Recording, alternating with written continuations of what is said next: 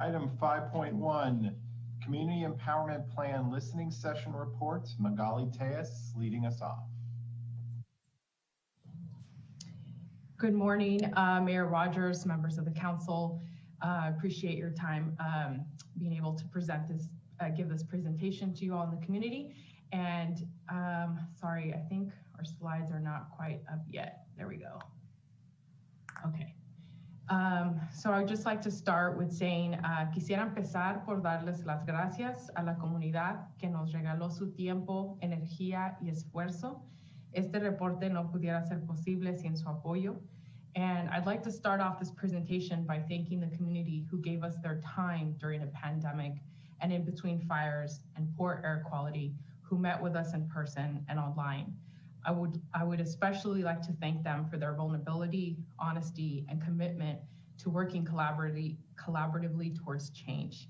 Thank you for speaking to us while you were juggling childcare challenges, learning how to use Zoom while experiencing what Dr. Blanca Gordo coined as digital destitution without proper broadband access, and working through the pain of racial and economic injustice. Thank you for your incredibly valuable contribution to this report.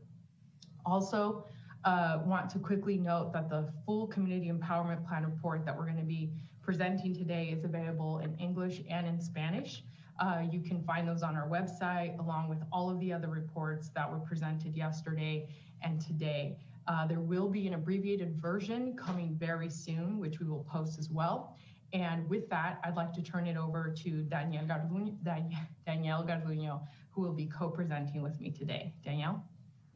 Thank you. Good morning, Mayor and members of the council. My name is Danielle Garduño. I am the Community Engagement Coordinator for the City of Santa Rosa and the staff liaison to our Community Advisory Board. I played an extensive role in these listening sessions, including attending all listening sessions, collecting data from those listening sessions, analyzing both quantitative and qualitative data, and developing of this report. So next slide, please.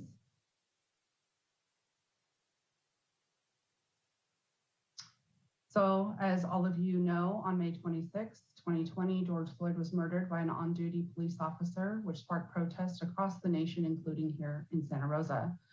These protests called for an overhaul of use of force policies, as well as increased law enforcement oversight and accountability. The city responded by developing the Community Empowerment Plan and holding a series of listening sessions with our Santa Rosa communities of color. Now, before I get into more about the Community Empowerment Plan and the listening sessions, we'd like to take a few moments to acknowledge this history of systemic and institutional racism in our country, both a deep part of the history of the United States. This history provides important context for why we continue to see mass protests and demonstrations both nationally and locally. Systemic racism and oppression of BIPOC can be traced back to the 1600s, when the kidnapping, enslavement, and transport of Africans and indigenous Central and South Americans began taking place at the hands of white Europeans. The United States of America was built on the backs of Africans and indigenous slaves, and the land was taken from indigenous tribes and Mexican landowners during the expansion of the United States throughout the 1700s and 1800s. Some of the earliest known policing groups in the United States were established in the early 1700s, with primary responsibility for controlling the movement of the slave population. Slaves were not allowed to leave their owner's property, nor make decisions for themselves, including who to marry, who they lived with, or who they communicated with outside of the property. Even when slavery was abolished in 1863, this did not eliminate systems of oppression, systemic racism, and racial violence towards our BIPOC communities throughout the country. Slavery was replaced by Jim Crow laws, and after the civil rights movement of the 1960s, the Johnson administration enacted a war on crime, targeting communities of color, particularly those living in poverty. White supremacist views of people of color, particularly Black Americans, as criminals led to the mass arrests and incarceration of many Black people during this time, often with little or no evidence of wrongdoing. The attitudes held by white supremacy culture is that people of color are dangerous and violent often which lead to the perception of guilt, even in a country where all of its citizens are innocent until proven guilty. This belief continues to drive excessive sentencing policies today. In the 1980s, the war on drugs furthered the mass incarceration of Black and Brown Americans, many arrested and incarcerated for minor offenses, but sentenced to long prison terms. The city of Santa Rosa is not exempt from historical and institutional racism. Like most cities in America, we are not immune to redlining and other historical city policies, plans, programming which have furthered segregation and disproportionate allocation of resources, which significantly impact our BIPOC communities today. We encourage City Council, city staff, and members of the public to view Dr. Sharon Washington's presentation called Tipping the Scale, Deconstructing Race and Racism seminar for more information on the historical context of institutional and systemic racism. This presentation can be found on our website, srcity.org, and then clicking the yellow button titled Community Empowerment. Next slide, please.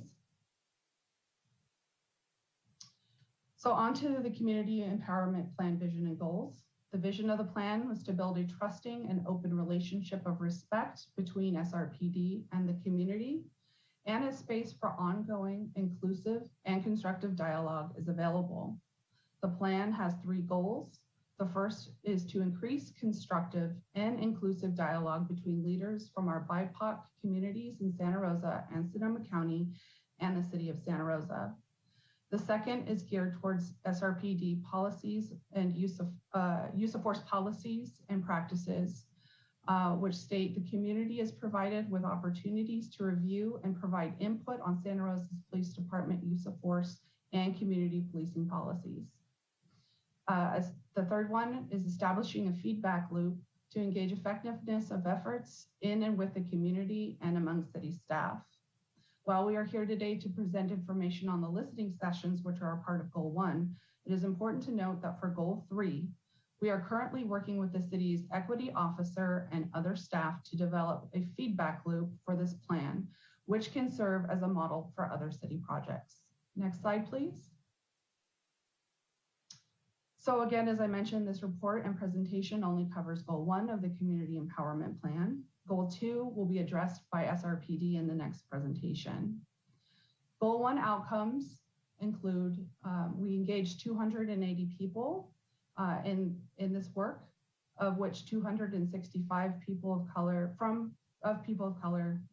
groups or communities. We held 18 listening sessions with 13 community groups. 5 of these listening sessions were follow-up sessions. We held 18 one-on-one conversations and 15 informal group conversations. Next slide, please. Now going into the listening session outcomes. First of all, the listening sessions were held between June and December of 2020. This included participation from our former Mayor, Tom Schwedhelm, Police Chief Ray Navarro, staff from our Office of Community Engagement, and also our Economic Development Director.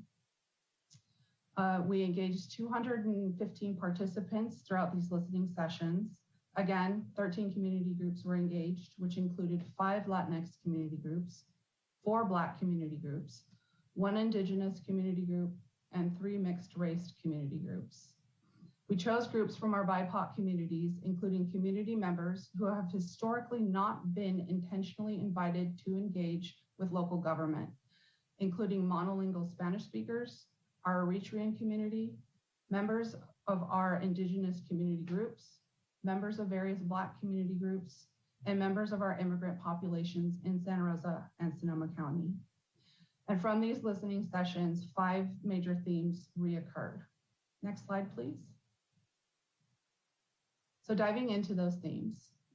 The first theme was build relationships between Santa Rosa Police Department and the community, including youth. And when we say build relationships, we're talking about positive relationships. Examples from this theme, most participants mentioned that they had some kind of negative interaction with law enforcement at some point in their lives. However, they still believe positive interactions with SRPD officers are possible and need to happen, even with children. Part of the reasoning includes ensuring that their children feel comfortable calling on public safety for help when the need arises, as well as creating an interest in public safety careers among young people. In addition, all participating groups agreed that SRPD needs to work on improving and strengthening their relationships with our BIPOC communities. How to do this varied from group to group. The Sonoma County Lowrider Council proposed building a lowrider patrol car for SRPD.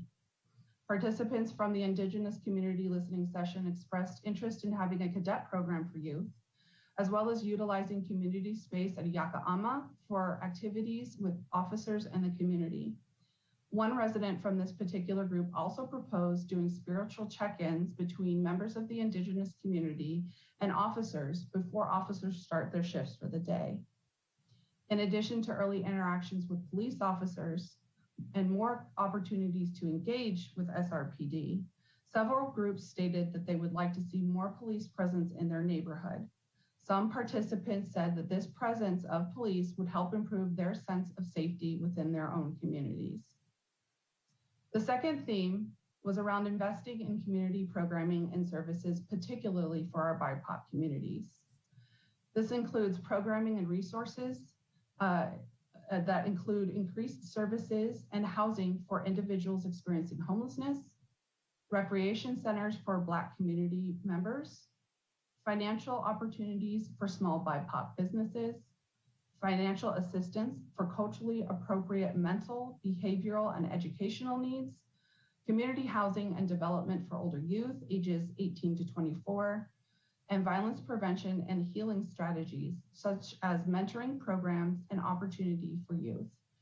Participants also stated that they want more economic opportunities for BIPOC. Theme number 3 centered around police accountability and oversight mechanisms. And this particular theme came up and was probably the most prevalent throughout these listening sessions. Throughout these listening sessions, staff heard stories from participants about their experiences with SRPD. While some mentioned positive experiences, including positive experiences with school resource officers, many shared negative encounters. These experiences including stories from mothers and children about their children who were targeted by police officers and labeled as gang members. Youth also shared their experiences with being racially profiled by police officers and witnessing family members' violent experiences with law enforcement, while a few others stated that they heard their peers describe situations with officers that include racist experiences, mistaken identities, and being labeled as looking suspicious. All participants want more accountability from SRPD. Participants also mentioned that officers must report their colleagues in cases of inappropriate behavior and actions that go against professional standards and policies, and not fear retaliation or discipline for speaking up. Participants agreed that until officers are held accountable for their actions, BIPOC will continue to be mistreated. Participants also mentioned that they would like to see follow-up on complaints against and investigations of SRPD officers and the need for that whole process to be improved. In addition, hiring processes were also mentioned. Participants suggested officers have to undergo certification and recertification every 2 years. In addition, having community review panels when officers are up for recertification and promotional opportunities. Another suggestion was to make tracking information related to officers who resign prior to disciplinary action or termination available to the public, as well as those who have been found to have multiple sustained complaints and or violations whose personnel records are closed or unavailable. This will allow other agencies access to their records for review when applying for other positions locally. Another suggestion was increased training for officers, including cultural competency, awareness, and sensitivity trainings, implicit bias trainings, power dynamics and power and privilege trainings, systemic racism and white supremacy culture awareness trainings, and emotional resiliency trainings.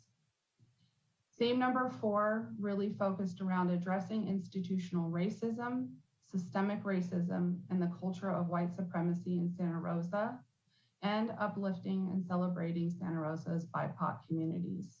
And this is for our entire organization and not just specific to SRPD. Nearly all participants mentioned that they often do not feel safe in their communities due to systemic. These listening sessions brought up the issue of respect towards BIPOC, but in particular, the dehumanizing treatment of Black individuals in Santa Rosa. One participant stated, "Growing up as a Black man in Santa Rosa is traumatic. I do not want to raise children here." Another issue that was brought up by participants around this theme is that they feel the city focuses all time, effort, and funding on the Latino community and does not spend sufficient time or funding that addresses the needs of other communities of color in Santa Rosa. This inequitable distribution of resources has a real impact on communities of color in Santa Rosa. And the city is encouraged to look at how to better distribute resources to all members of the community who need them. Finally, it was suggested that the city of Santa Rosa make a statement on diversity, inclusion, racial equity, and have trainings that were recommended for SRPD officers extend to all city staff, council members, and board, commission, and committee members. Finally, theme number 5 centered around addressing homelessness in our neighborhoods. The issue of homelessness came up multiple times throughout the listening sessions, particularly in the Roseland and South Park neighborhoods. Residents mentioned that there is a large population of individuals experience homelessness in their neighborhoods, and both neighborhoods have issues with loitering and trash. Many residents in both neighborhoods express feeling unsafe around those loitering and those who have mental health issues that have not been addressed. Some of these participants suggested the Cahoots model from Eugene, Oregon, which was brought up several times as a recommendation. With that, I'm going to turn it back over to Director Diaz, who will get into more specifics of the community recommendations. Thank you, Danielle. Next slide, please. Okay, the following slides contain recommendations made by the community members we spoke to. I want to highlight that the top bolded wording for the next slides will be the community recommendation, and the bottom bullet points are programs and or initiatives that have begun since starting the listening sessions or will soon be launched by the City of Santa Rosa. So starting with the community recommendation, to engage through an anti-racist lens, creating an organizational culture that values public engagement with all community members and increasing access to public engagement opportunities. The development of the community empowerment plan was a first step towards engaging through an anti-racist lens. The city will continue to make purposeful efforts to involve and engage our people of color communities, as well as other community members who have been, as Abigail Echo Hawk from the Pawnee tribe has stated, colonially and institutionally underserved. The Office of Community Engagement is currently working on tools and resources for city staff to utilize around best practices for community engagement. We are also working with the Community Advisory Board to develop a Citizens Guidebook and a Citizens Academy, both aimed at educating community members on how local government functions, how decisions are made, and how to get involved. We will also have a series of videos in English and in Spanish. The city is taking steps to ensure that our monolingual Spanish-speaking members, which comprise of 30% of our population, are able to participate in local government. This includes translation of city council agendas and city materials, as well as interpretation services available at city council meetings and many city-hosted community meetings. Translation in other languages can also be made available upon request. I want to talk about Let's Engage Santa Rosa. This engagement tool will assist us in gathering additional community input on a number of topics. This software will allow us to post surveys, polls, as well as other open-ended input. We hope to have a soft launch later this month with a full launch by next month. Some examples of projects will be the Social Justice Mapping Project, our collaboration with Sonoma County Loretta Council, the Mary Lou, and you'll be able to find polls and surveys on what the focus of the violence prevention program should be, and many others. Next slide, please. The community recommends that the City of Santa Rosa make a public statement on the importance of diversity, inclusion, and racial equity. The ask is that the City Council include diversity, inclusion, racial equity, and transparency as part of their mission statement. The city took initial steps towards this recommendation on June 28, 2020, when former Mayor Tom Schwoldham and City Manager Sean McGlynn released a letter to the community titled Actions for Change, a commitment from the Santa Rosa City Council and City Manager. More recently, Mayor Rogers and this City Council issued a resolution and a letter of support to our Asian American Pacific Islander communities, standing in solidarity and condemning racial violence. In addition to these letters, the city has taken further steps to increase inclusion, diversity, equity, transparency, and access over the last 10 months, adopting the Open Government Ordinance that increases transparency of and access to city government processes and decision-making, working with Seed Collaborative to create plans to increase inclusion, diversity and equity in hiring, staff retention, staff trainings, and engagement with the community, hiring an equity and public health planner who is responsible for ensuring city plans are inclusive, address community health disparities, and incorporate public health best practices, and the hiring of our diversity, inclusion, and equal opportunity officer whose employment began on March 30th, 2021. The Office of Community Engagement has also created the Multicultural Roots Project, Stories of Santa Rosa's Black, Indigenous people of color. The goal of the project is to create visibility of Santa Rosa's people of color community by highlighting the contributions of past and present local leaders that have helped to shape Santa Rosa and Sonoma County into who they are today. This program will also include LGBTQ+ community, as well as the voices of our younger residents who are actively working on making us a better community. This is a short list, and we're happy to provide more examples at the end, specifically that the Office of Community Engagement is directly working on. Next slide, please. Okay, the community recommends the council declare racism as a public health crisis for the city of Santa Rosa. Recently, the county of Sonoma joined 145 other cities and counties and 27 states, along with multiple organizations across California and the US, in declaring racism as a public health crisis. In addition, the California State Legislature introduced Senate Bill 17, also called the Office of Racial Equity, in December 2020. The proposed bill allows California to acknowledge the long-standing impacts of systemic racism and to declare racism as a public health crisis. It creates a state Office of Equity and a Racial Equity and Accountability Council. The bill also states that California will approach laws and regulations with an anti-racist, health and equity in all policies focus that seeks whether policies play a role in creating, maintaining, or dismantling racist systems and secure adequate resources to address the crisis. This new policy framework and leadership will also help California, local governments, and community-based agencies develop strategies for reducing mental health disparities in BIPOC communities that will become an estimated 62% of the state's population by 2030. While the state legislature has yet to vote on SB 17, the City Council could take a position of support on the bill and call for similar actions at the local level. Next slide, please. Mandatory trainings and educational sessions for all city staff, appointed and elected officials, and members of city boards and commissions. Specifically, the community is asking that one, public acknowledgement of how institutional racism impacts communities of color, including those here in Santa Rosa. Two, development of self-trainings. This would consist of staff members examining their own humanity and the humanity of those they serve and their role as public servants in the community. Three, ethnic study sessions with an emphasis on history of policing in the US. The ask is for staff to receive ethnic studies education through sessions with a qualified facilitator. Integrate education on the history of policing in the United States and impacts of the system of communities of color.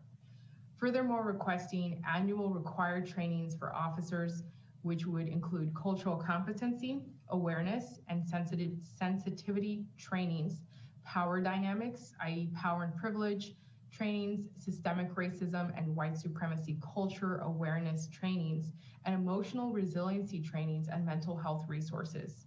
Additionally, community members suggested mental health screenings for officers. These educational sessions are an important step that would lead us closer towards a healing relationship with the community, particularly with people of color. The following trainings are currently being administered or are upcoming, and Chief Navarro will address them further in his presentation. So it'd be skills for success training, harassment in the workplace, crisis intervention and implicit bias trainings, community policing, cultural awareness, and implicit bias trainings through community matters. Next slide, please.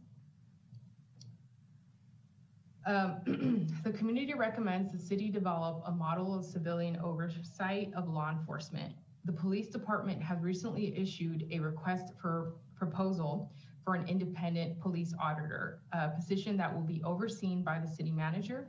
The RFP scope of work includes feedback received from listening session participants as outlined in the Community Empowerment Plan Goal 2.3. And Chief Navarro will speak more on this in his presentation as well. Next slide, please. Recommendation number 6 is restorative community justice circles with the community.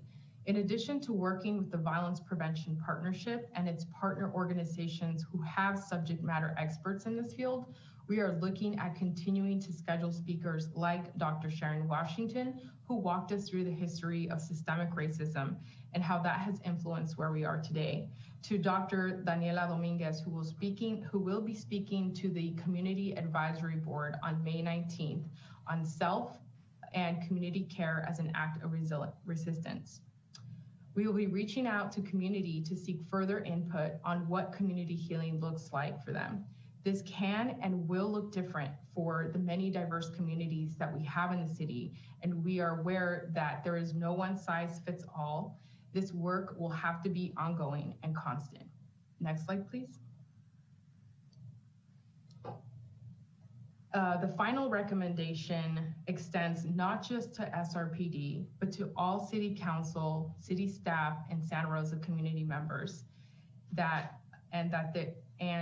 is to continue to explore best practice responses to protests and demonstrations. We borrowed the following bullet point suggestions from the League of California Cities Trauma-Informed Responses to Protest webinar, and here are the sub-recommendations. 1, get to know the community you are serving and what issues are important to them. 2, recognize the humanity of why protests happen. 3, recognize generational trauma and its impact on community.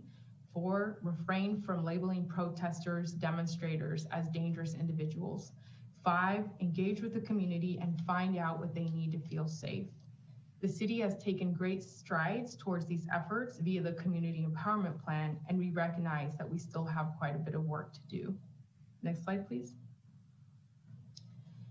The following are items that were born from the Community Empowerment Plan goals and through listening to community needs. Chief Navarro will be expanding on these items in his presentation, so I will give a very light description of each. The Public Safety Subcommittee was created as a forum to address SRPD use of force policies and also initially addressed other law enforcement related issues and concerns. This subcommittee is a forum where community members may attend and participate in these meetings, providing feedback as the city continues to address police reform and public safety. The Santa Rosa Police Department, with consultation from Whitebird Clinic, which implements the CAHOOTS program in Eugene, Oregon, and in collaboration with other city departments, is working on developing a program similar to CAHOOTS that can be implemented in Santa Rosa.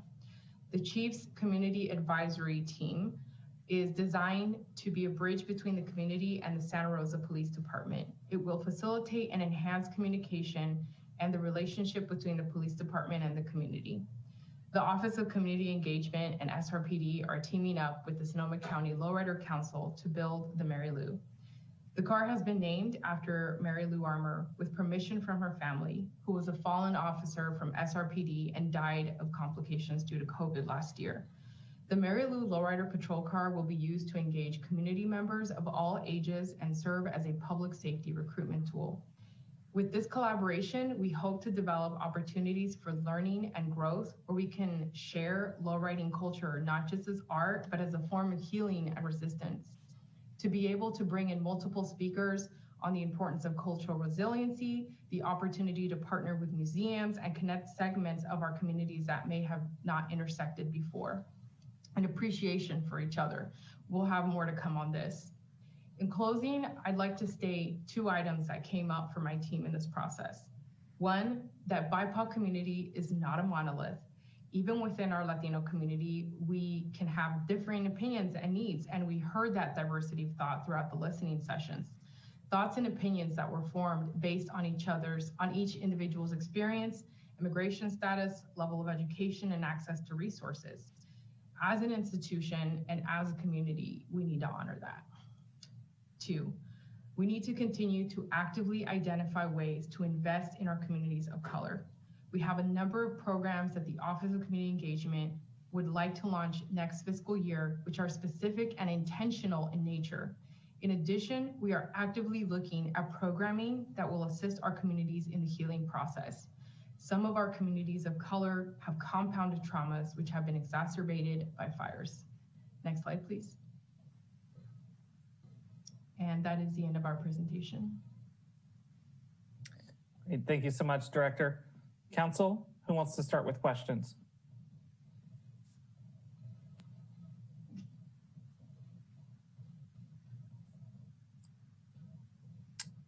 Madam Vice Mayor. Thank you guys so much for that presentation. It was great. I did want to say or ask that the Let's Engage Santa Rosa, that if you had maybe a group of council members, people that are active on Facebook, CAB members, that initially to get that started, if you could give us some posts that we can repost in order to engage our community members that follow us on social media, that would be great to get everyone involved. All right, Councilmember Spudhelm. Thank you, Mr. Mayor. Not sure who this would be for, but on slide 3, they talked about the community empowerment plan vision and goals, which I'm very appreciative of. And number 3 talked about establishing a feedback loop to gauge effectiveness of efforts with and in the community among city staff. I know in previous council goal setting, we have what we call the SMART goals, where we have some timelines. And I think, Magali, you had mentioned that we're starting to engage with the EO officer position. I'm interested in hearing a little bit more and some more specific details. So when we could, what role would council play with that? What resources can we do to initiate that effort? Can you tell us a little bit more about what the plans would be for that, other than continuing the dialogue, which I know you're doing? Sure, and thank you so much for that question. And also thank you for being part of those listening sessions this last summer. So what we want to do is we want to come up with a more collaborative approach with other, city staff, because some of what we heard is also infrastructure based. It's not, there were some issues with policing, but a lot of it had to do with city infrastructure and resources. So we do want to bring in, planning, our equity health officer, our equity officer as well. And sort of come up with a model, a program, and then we want to vet that through a couple of different groups and see, how that feels, for our process and definitely for community.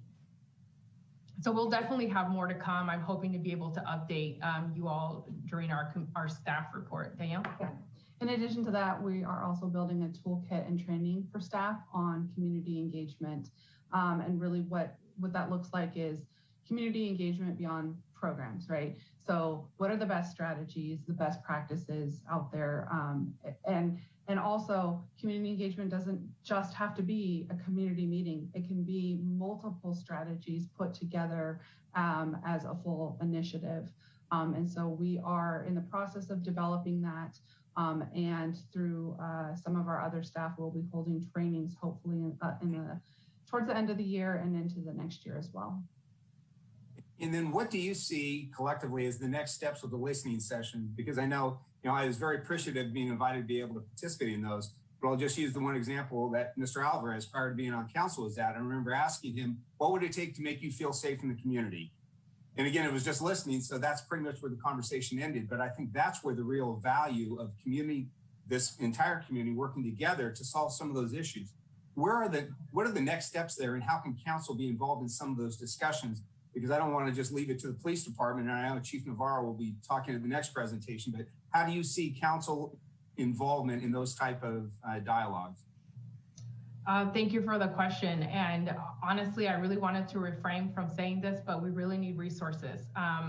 That's really what it's going to take. There are an incredible group of young people, Latino service providers, Jesus Promotores, who have been asking to get into a mentorship program with the city of Santa Rosa. It's something that we'd love to do. And to be really honest, and I apologize ahead of time if this is inappropriate, but community engagement as a team is Danielle, myself, and half of Gustavo Mendoza's time. So if there were an opportunity for us to borrow capacity from other, especially nonprofit partners, or other staff. I know we're in a crunch, this year, and we've gone through a lot. But the reality is that, we'd love the opportunity to expand our reach and to dive deeper into some of these programs. I mean, just simply with the lowrider patrol car, it's not about the car, it's about the people that we want to bring to the table. It's about their stories, it's about their experience, it's about their resistance. It's, it's about putting together those programs and events that are going to have different people coming to the table and having a conversation. It's about us educating and acknowledging that there has been systemic racism, and this is how we will move forward. But we can't always dictate how we move forward. The community has to help us with that, right? So everything's going to be centered around deep community input. We would appreciate, some of those recommendations, like declaring racism as a health issue. I feel like there's a lot of low-hanging fruit of things that we could do. Danielle, did I miss anything? No, I think that, we would love to expand these listening sessions into all of the different districts and expand them to more than just our BIPOC community groups, right? We want to be inclusive of all of our community members and their experiences. But as Director Tejas mentioned, it's just the two of us and half of one other person. And so how do we do that? We're going to have to get creative. And we are going to have to work with each member on council to get to your different districts and get those folks at the table. So we appreciate the collaboration and the opportunity and are open to suggestions. And I really appreciate that. And I guess for Mr. City Manager, I would just ask that council is presented with options with funding, just because this is new territory for the city of Santa Rosa. We've never had the EEO officer. I'm interested in hearing what she asked, what her thoughts are in regarding, we all know we're sitting on some one-time money, and I'm guessing that might be an appropriate use. So I would just ask that some of those options be presented there, because having attended Dr. Washington's training, it takes time, energy, and we all have to focus, in my opinion, on ourselves first. And how can we be an ally to prevent the systemic racism that is in this community? And it's going to take us all. And that is, like what you said, Magali, that will take resources. So I would just ask Mr. McGlynn, when we come up to these budget hearings right around the corner, that we are given options. Well, you will see options in the budget. Some of them have been placed directly in the city council's budget. There will be obviously additional opportunities. I think Ms. Shields is doing her analysis, and so is Seed Collaborative. But there is one thing that council really needs to be conscious of, is that it's not just a investment in terms of money, it's an investment in time. And so, and that requires staff time across the organization. And you are going to be considering the work plan that Seed is working on, that they need staff commitment and time, which means other things will have to be deferred if you're going to approach that. So I think those are really important conversations, but it's not just dollars, it's actually finding, as you heard Ms. Tejas state, it's about getting access to staff, right? And staff has to understand that that's an important step and that you're going to carve out that space. There's a lot on the docket. And so when the next city manager sits down, that's going to be one of the things you're going to have a conversation with them about creating that space to allow staff to engage. Thank you. Thank you, Magali, too, and Danielle. Wonderful presentation. I really appreciate your connection with the community and all those different listening sessions I participated on. There's very valuable information shared. So thank you for all your efforts. All right, thank you, council member. And I do, before I go on to other council members, I do just want to also point out for council that this is a study session. So there are a number of questions that are embedded in this about our next steps that council members, after we do public comment, can help direct. You specifically the resource question with some of our one-time funding. We'll obviously talk about that in the budget. I have heard the resolution declaring racism as a public health crisis. I've heard support for SB 17. And then obviously we'll also have our discussions with the chief on some of the other suggestions or recommendations that were made as well. So I did want to just make sure that I pointed out that this meeting is structured so that these next two components are study sessions so that council can give that direction back to staff once we have these discussions. So Councilmember Sawyer. Thank you, Mayor, and thank you for mentioning the future conversations today about funding and resources, et cetera, because I agree with Councilmember Schwedhelm. Everything here is important, and but it will take me those resources that are all important. And thank you, Magali and Danielle, for a great presentation. Two of the items that resonated to me, one of which is shown clearly in your recommendation number 1, which is the guidebook.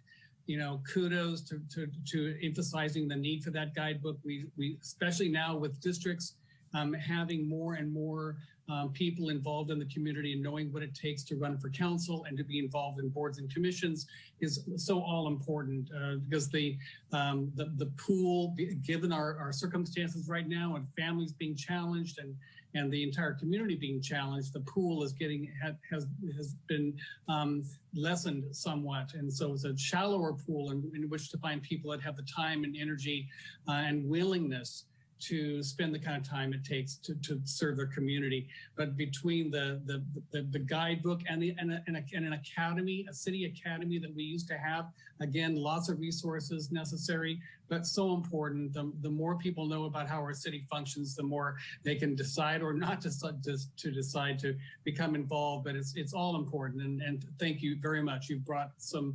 really vital issues to the fore, and I very much appreciate it. Thank you. Councilmember Tibbetts. Thank you, Mayor.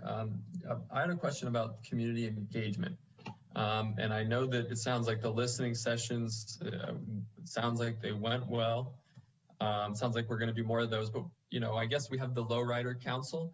Were there other suggestions, concrete suggestions from the community about how we can better engage and also, you know, kind of do lasting engagement? And kind of one of the things that comes up on my mind is listening sessions are good. And I think that when we're trying to build trust where trust doesn't exist, conversations are certainly a prerequisite to that. But how are we going beyond that, I guess is what I'm saying. You know, I speaking for myself, one of the accusations I hear is that City Hall comes in and listens, holds community sessions, does the democracy dots, yet potholes aren't getting filled on the west side of town. So I guess what I'm trying to drive at is, are there other methods that you've heard that we can be involved in that really kind of create that ongoing contact, that ongoing relationships? Sports, for example, I think team-based experiences are really great at building lasting relationships, lasting friendships. Similarly, shared learning experiences. I think the Lowrider Council and the Mary Lou Lowrider is cool because I see that as kind of like a shared learning experience. But how do we go bigger is my question. Thank you for asking that. And I'm going to take it 3 steps back. We met with community members who have no idea who the mayor is. They don't know about districts. They don't know how to get a hold of somebody at City Hall. They don't even know how to get a hold of me. So we are faced with that challenge as well of we need to go into community. Like you know, especially with the challenge we mentioned with Zoom, there were pockets where folks didn't have adequate broadband. We have to go out there and meet them. We have to speak Spanish, right? And we have to take it a step further. There is a very rich indigenous community who Spanish is their second language, right? And so how do we access and connect with those resources so we can properly engage with folks who have not been invited? We need to do intentional invitations, right? So that takes a lot of effort, that takes a lot of planning.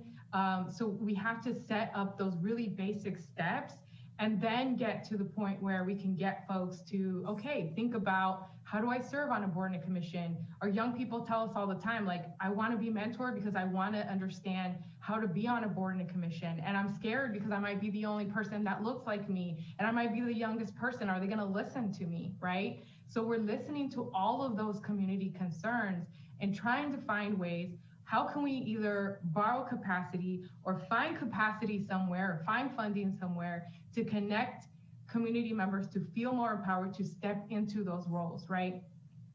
I think a lot of it has been, you know, difficult because we can't be in community, right? Like, we want to be mindful of where we've been at with this pandemic, but we are thinking about those things. It's super multi-pronged and it's catered to each community. And to Danielle's points in the report, you know, we do have a community of African Americans that feel totally left out of the conversation. And I feel very mindful and very responsible for doing something different, right? For setting the stage and being the example for Sonoma County, in that we have to have adequate attention to all of our groups. Like, don't get me wrong, I love Latin people, right? I'm probably one of the most proud Latin people you'll meet, but we really need to be equitable across the board, right? And thinking about our Eritrean community, right? Like, they're very active in our community and they participate in ways that we may have not historically given value to. And we need to honor that and meet them. Danielle. Another important reminder for council is the Community Advisory Board has their Community Improvement Grant Program. And that is an opportunity to use funds that council has given the CAB to put community engagement, things that we have heard in these sessions, into action. So community groups, neighborhood groups, nonprofits, schools, et cetera, can apply for these mini grants to do community building type projects throughout the city. So community garden creation, public art, you know, like murals or street painting type projects. You know, there's so many different things that the community can do with these grants.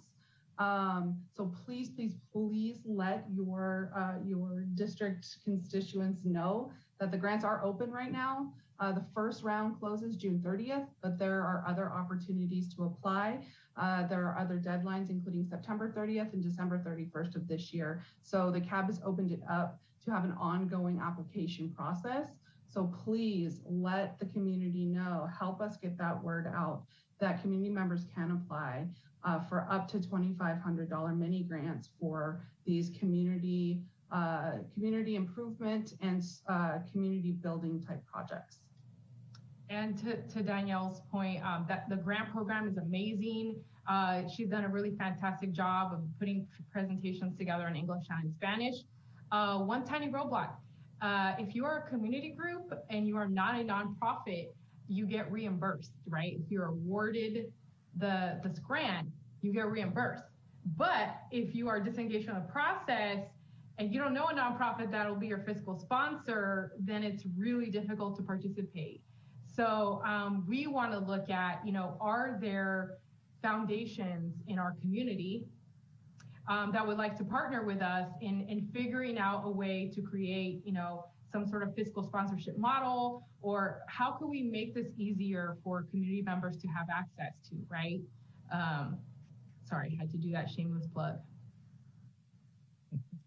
Good follow-up question. So, you know, what I'd like to see from your department is to kind of maybe come back to us at some point with recommendations on, I mean, I don't know if it's a legal reason why we have to do reimbursement and fiscal sponsorship, but Can we help remove that barrier, that financial barrier for folks, and just give them the money in good faith, and maybe do some follow-up later? Similarly, how I'm wondering too, thinking about the budget and what's coming up, Measure O funds. I know that we've made a lot of investments already using our Measure O funds, but can we do more? Or can we realign some of the funding with a real focus over the next few years over making these investments in our, communities of color? So those are just some thoughts that I have, and I'd love to see follow up. Speaking for myself. Sure, thank you. Yeah, and a quick shout out to the chairwoman of the Community Advisory Board, who I see is also on the meeting today. I do remember from my time on CAB that one of the concerns and why they've moved to the reimbursement policy, it's not to say that we can't change it, but there were instances of individuals utilizing the funds for an ineligible component. So I'm sure there's a better way for us to get around that barrier. Councilmember Fleming? Thank you. And I want to thank the community engagement team for a great presentation. And I do hear, all of these wonderful things, and my questions and concerns come out of a fear here that we're focusing very much on, beautifying the system that exists, not getting into the deep change that we need to make. And so, I'm curious to know how you see your office effectuating policy change, how you imagine your role, and as it relates to the Public Safety Subcommittee, which is a vehicle potentially to make some changes. The Community Advisory Board is a wonderful outlet for the kinds of things that you're doing, but it's not specifically a policy. It's not a policy board. And then additionally, how you plan to work with other agencies throughout the community, how you plan to use the equity officer, the police department, how you plan to engage these groups to effectuate policy change, to realize the goals that were identified in the listening sessions. Thank you for that question. And I just want to start out with, I hope the report is able to convey that government doesn't work for everybody the way we do government, right? And so my hope is that for us as a division to be incredibly community input driven, to take those steps to get the information first, and then show community how do policies change and happen? I mean, on the most basic level, like what does that look like? Because I think a lot of community members are not aware, and yes, they should expect change and they should expect things to happen. But how do we make that? How do we move the needle with community, right? So it doesn't feel like this is another performative thing that we're doing, or that it's not authentic, or that it's not sustainable. So we are in that sort of process. It has taken us some time to get here, but we are in that process of, what could this look like with partnering with the Public Safety Subcommittee, partnering with nonprofits. And that is another conversation that I think we do need to have. And I want to have more clear answers for you. But unfortunately, I don't think I have enough of those things defined to be able to present them. Danielle, I don't know if there's anything that you can add. But it is something that we are definitely looking at. Now that we are here, we presented the information, we want to take those next steps. Thank you so much. Councilmember Alvarez? Thank you, Mayor. Councilmember Swellham made a great point. For myself, it was the most impressionable moment with a couple chairs sitting under the shade of City Hall and having the question posed. No amount of funding, no amount of money could have ever equaled that.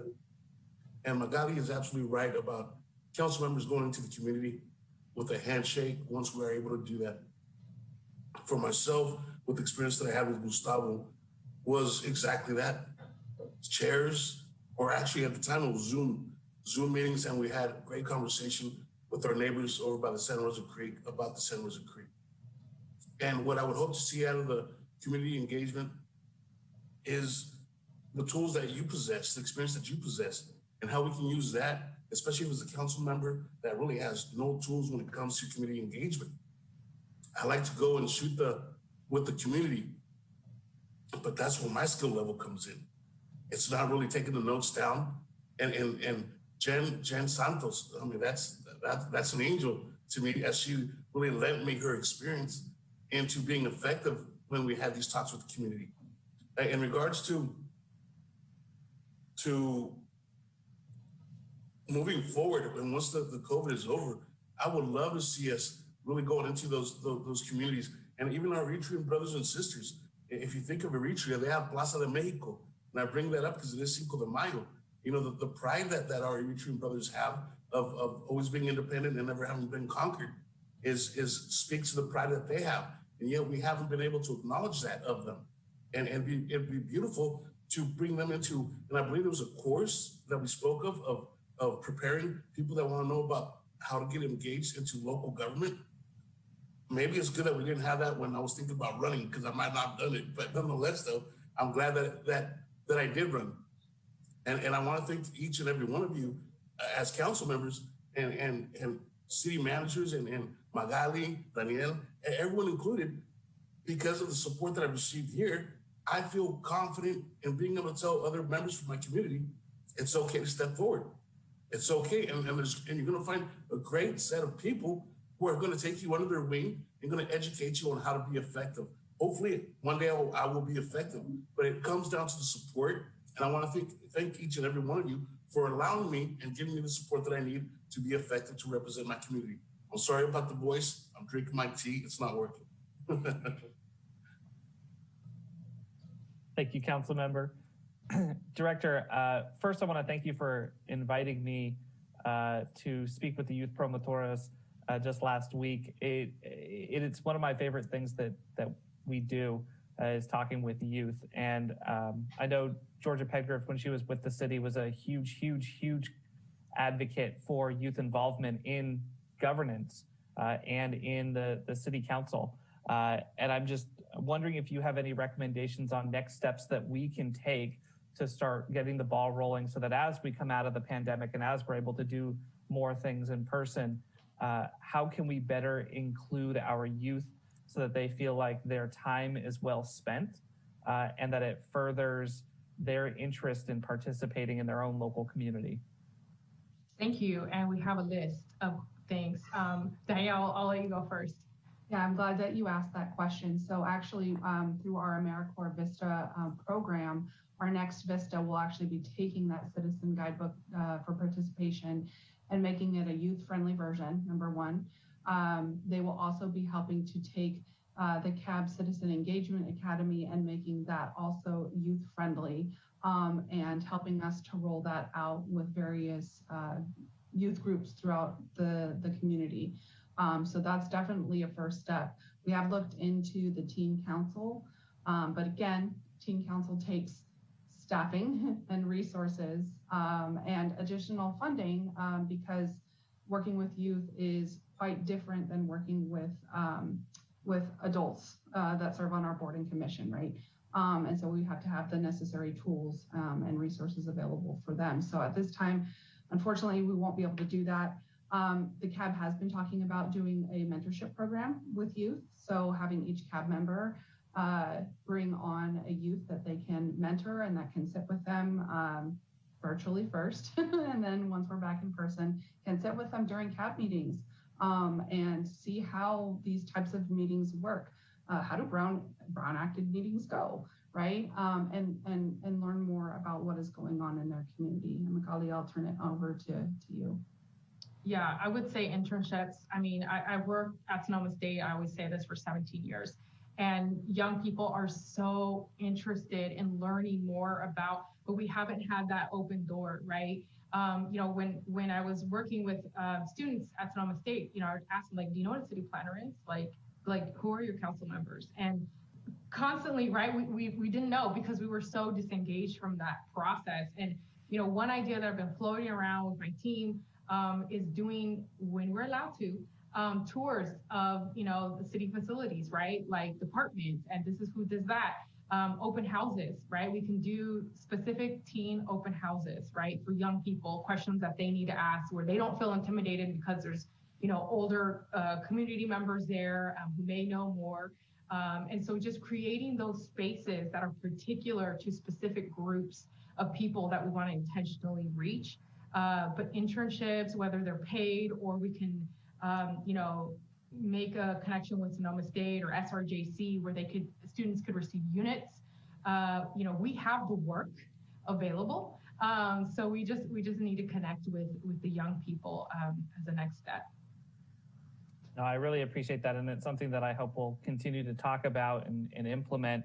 And one of the things that I was particularly struck by in that conversation as well was this idea that they didn't want to, with their limited time, with everything else going on, they didn't want to feel like their time was wasted. They wanted to feel like they actually had a say, that their input was actually mattered to us. And I've been a big proponent for a long time of community budgeting, participatory budgeting. And I know we have sort of a hybrid model in how we do that with our community improvement grants through CAB. Are there any recommendations or are there any types of ways with potentially with some of our one-time funding that we could stand up community empowerment participatory budgeting programs throughout our community? Yeah, before I get into that, I actually want to go back to the internship thing really quick. One of the suggestions that we've heard from other staff, as well as some of our younger people, is around the internship policy that we have here at the city. Currently, we are only allowed to hire interns who are currently actively enrolled in courses in college, right? So JC, SSU, other universities. Policy change could be allowing those internship opportunities to be available to recent graduates of those institutions, right? They need some real world experience. They may not have gotten that. They may not have had an internship opportunity while they were enrolled. That would be a fantastic opportunity for them once they have graduated to get them some more of that real world experience. If I can jump in really fast there as well, I would think that an internship is also particularly valuable for individuals who are not going to higher institutions that are trying to find their path to see whether this is someplace that they would want to come and work eventually. And so I'm not sure quite why that requirement is in place, but I'd be interested in evaluating interns based on their merit and interests, not based on what path they find themselves on. So just for technical reasons, that's a federal law that it's a pay versus educational experience. So departments do have the opportunity to hire interns that are outside of that space, but it's a hiring practice. The other practice is a federal regulation that you can only not pay an intern if they're having the appropriate college credit. That's the differentiation there. Okay. All right. I appreciate that clarification.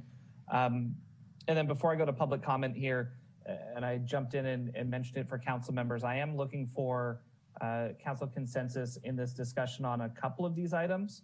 And in particular, I'd like to hear direction from the council and from the community on the preparation of that resolution declaring racism as a public health crisis, to be able to, to have the authority to bring that forward to council, as well as if there's an interest in either through the Santa Rosa City Council, or I also chair the mayors and council members legislative committee, taking up the question about SB 17, which is working its way through state legislation.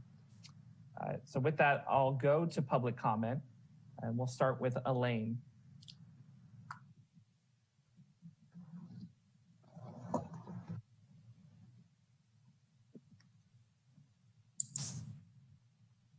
Mayor Rogers, I did want to make the announcement that due to a recent Zoom update, the audio dinger for the Your Time's Up notice is not functioning today, as it was not functioning last night.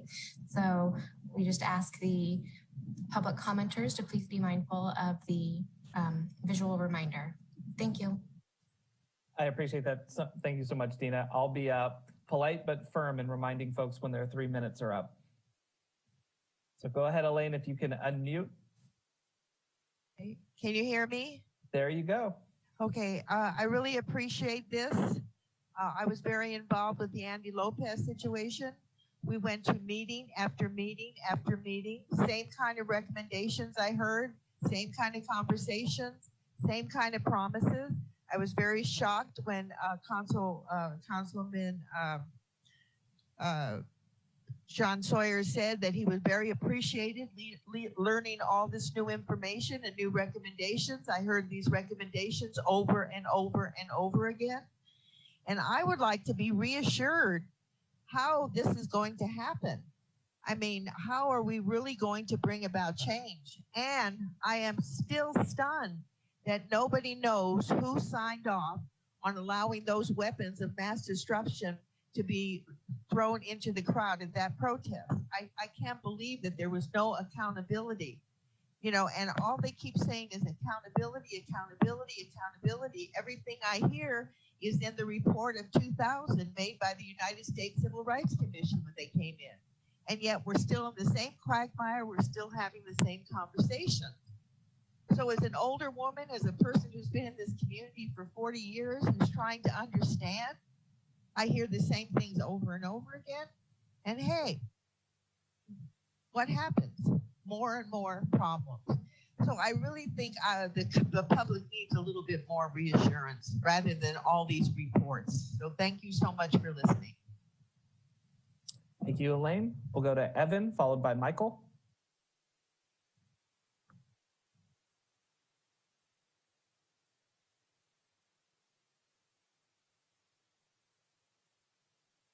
Evan, you there? Are you able to hear me? There you go. Okay. Good afternoon or morning, I guess still. My name is Evan Phillips. I know many of you personally and professionally. I'm born and raised in Santa Rosa, for those who don't know, and I have a lot of stake and investment in the longstanding wellness of this community. And first off, I very much appreciate the amount of effort, energy, the sincerity, the earnest participation from the community engagement staff, you know, which was identified as basically just here Magali and Danielle.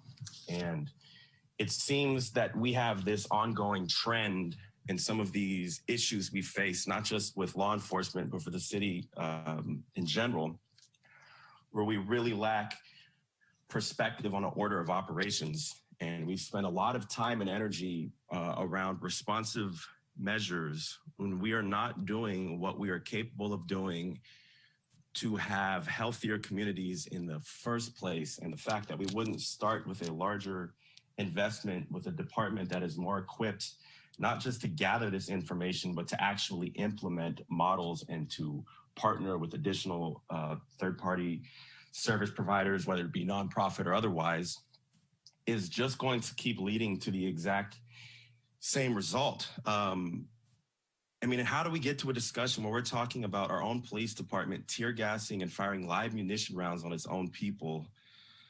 And then we're broadly categorizing these events as a necessary response to rioting and looting, which is an incredibly reckless distortion of the bigger picture. The issue here, which has been reflected now, you know, you just heard a lot of it in the community engagement report back. There is a glaring lack of cultural competence from the city and particularly the police department to understand the dynamic at hand. It's now factually dangerous. I mean, such a poor read of the landscape with such little grasp of the nuances of our own community led to both the civilian public and the police department being at unnecessary risk. It was very reckless escalation to use riot-geared, military-equipped officers, and it should have been abundantly obvious to Santa Rosa Police Department leadership that such a strong show of that force would have only led to a heightened possibility of hostility and more need for policing. So their own presence was justifying the future need of presence. It's an incredible lack of competence from my perspective. And for them to not even understand the nuance of what a sideshow is and to understand that use of fireworks is not a use of weaponry shows like, where do these people live? What are they even aware of? What is their worldview? And now I hear arguments being made that the way that we need to protect this or prevent this is you need more funding and more resources for police officers and more chain of authority, when you're not actually addressing the core issues of how we arrive to these things. And we cannot forget. Evan, I need you to please wrap up your comments. That's okay. I'll leave it there. All right, I appreciate it. Next, we have Michael, followed by Kelsey.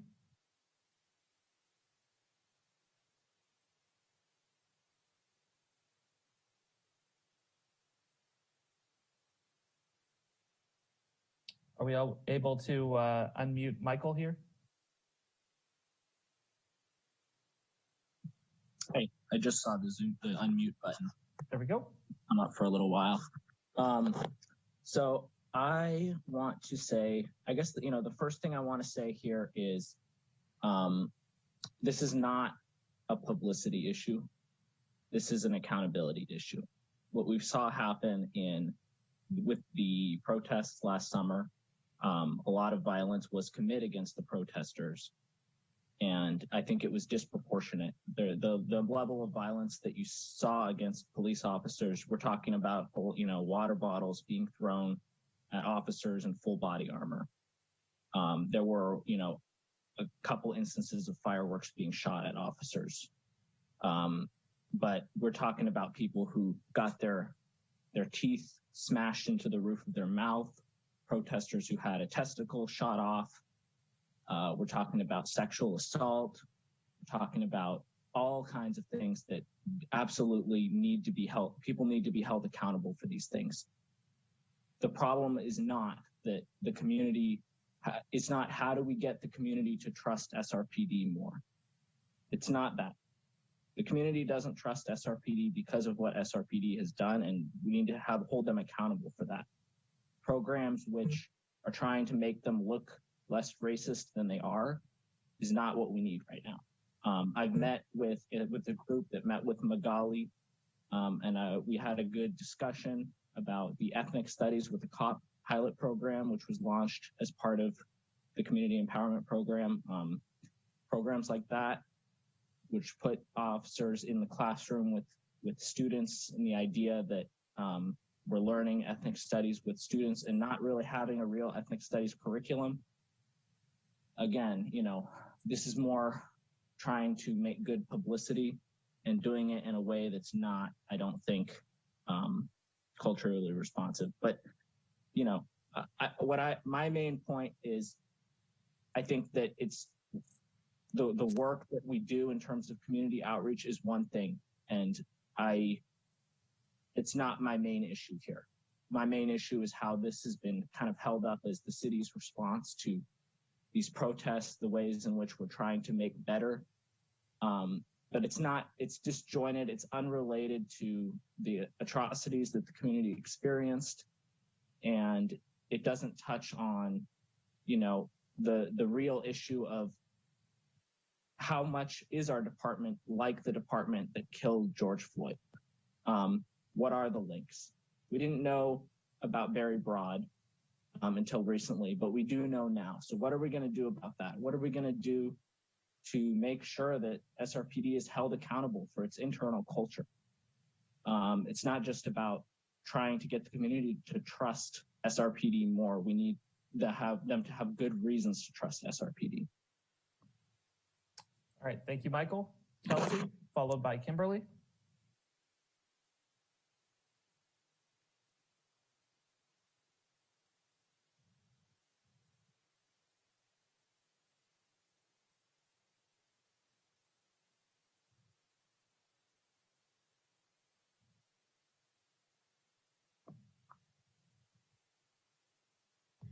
Hi, can you hear me? Yep, there you go. Okay. So yeah, I want to echo what has already been said about how a lot of this sounds like we're coming at it from a PR standpoint, and how the actual day-to-day actions of our police force and our sheriff's department is what's at issue here. The community is trying to draw attention to the abuses that they have suffered. And we just keep talking about how to build trust without talking about how to stop the harm. Stopping the harm, that's the point. We need people to be safe walking home, walking down the street, protesting, all of the above. I definitely want to hear more discussion of civilian oversight of the police department. It's sort of a gap in what we have going on, and it should be central to any discussion moving forward. And I just also want to bring attention to representation in decision making. So listening circles are great, but who's making the decisions and who sits there and have they had the lived experience to make decisions about their own communities rather than people discussing what needs to happen for them. We want to see change in a substantive, systemic way. And I want to hear discussion of over-policing in the day-to-day. If you can think of it in terms of our budget, representing our values, what you can see is that when we're spending money in the form of police budgets and police salaries and all of the above, then we are spending that money to do harm. We're spending it to incarcerate people, spending it on taking people away, spending it on abuses and beatings and arrests and all of the above, and then saying that there is no money to help those communities. Just give the money to the people, and many of the problems that they face will go away on their own. They just need the investment, they need the opportunities, and they need to be safe from the state. And so I'll yield the rest of my time. All right, thank you, Kelsey. Kimberly, followed by Alexis.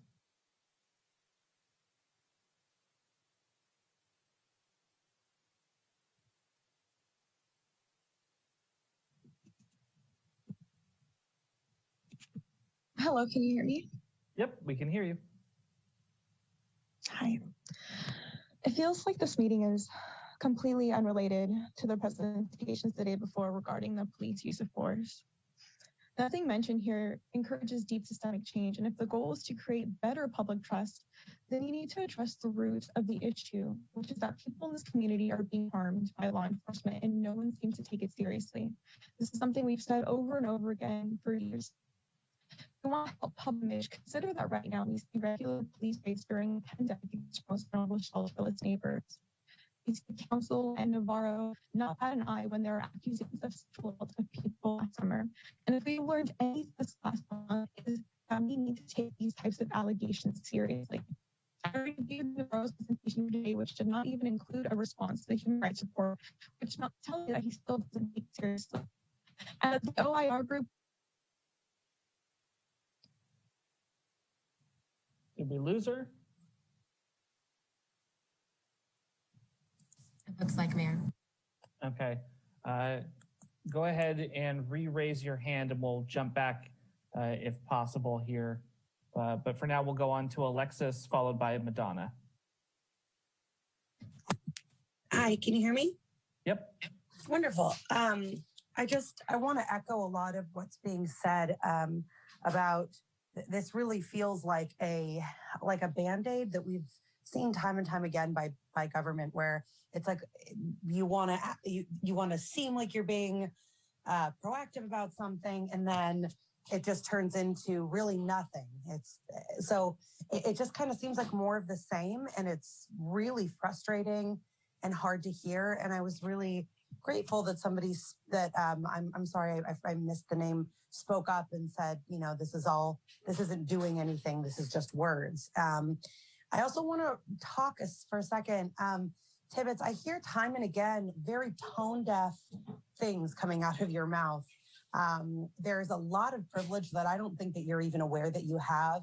And I know in the past you suggested something like kids playing soccer, kids who are afraid of the cops who just shot their friend, playing soccer with the kids of the community. And today I hear you talking about sports teams and things like that, and not talking about real investment in your community. How is that going to build real change? And I understand that community activities are wonderful, and I'm not saying anything negative about that, but I think that you really need to get more in touch with your community, because I don't think you have any idea what the people of this community really want or need. I think that you need to step outside your privilege and step outside who you are and look at what your actual community is asking of you. I yield the rest of my time.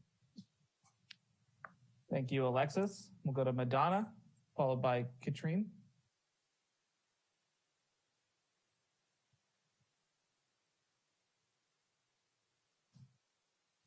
Hi, can you hear me? Yep. Thank you. I want to first acknowledge I'm currently on Pomo land. I am Lakota and Pomo. I am a long-term Santa Rosa resident. I'd like to challenge the city council. I recommend that you go to Susquehanna Intertribal Council, and I want to thank Councilmember Alvarez for taking that challenge and enrolling and registering in the Historical Trauma Workshop Series that was first originally created for the Napa Mental Health Department. I want to see you guys in that series. It is on Zoom. It's an hour once a month. I'm sure you could make time. I don't approve of a raise or any money given to SRPD. Yesterday's report, that was just really embarrassing for me. And you need to get in other communities. I mean, the white privilege is just, it's ridiculous. And I mean, I've had SRPD, put a gun to my face. I'm not a big, scary person. The only time, I'm not pulled over is when I dye my hair blonde. And that really sucks. The streets are not safe for my child to walk in. Last year, the youth that was shot, I mean, that you guys, the police traumatized our youth, and their house is so dirty. I mean, I don't know even what to suggest to Navarro. I mean, I'm so angry. The youth that were hurt, and my relative who was shot in the face, that's not even enough money. That's not enough. I'm not okay with that. I yield my time. Thank you, Madonna. Katrine, followed by Leslie.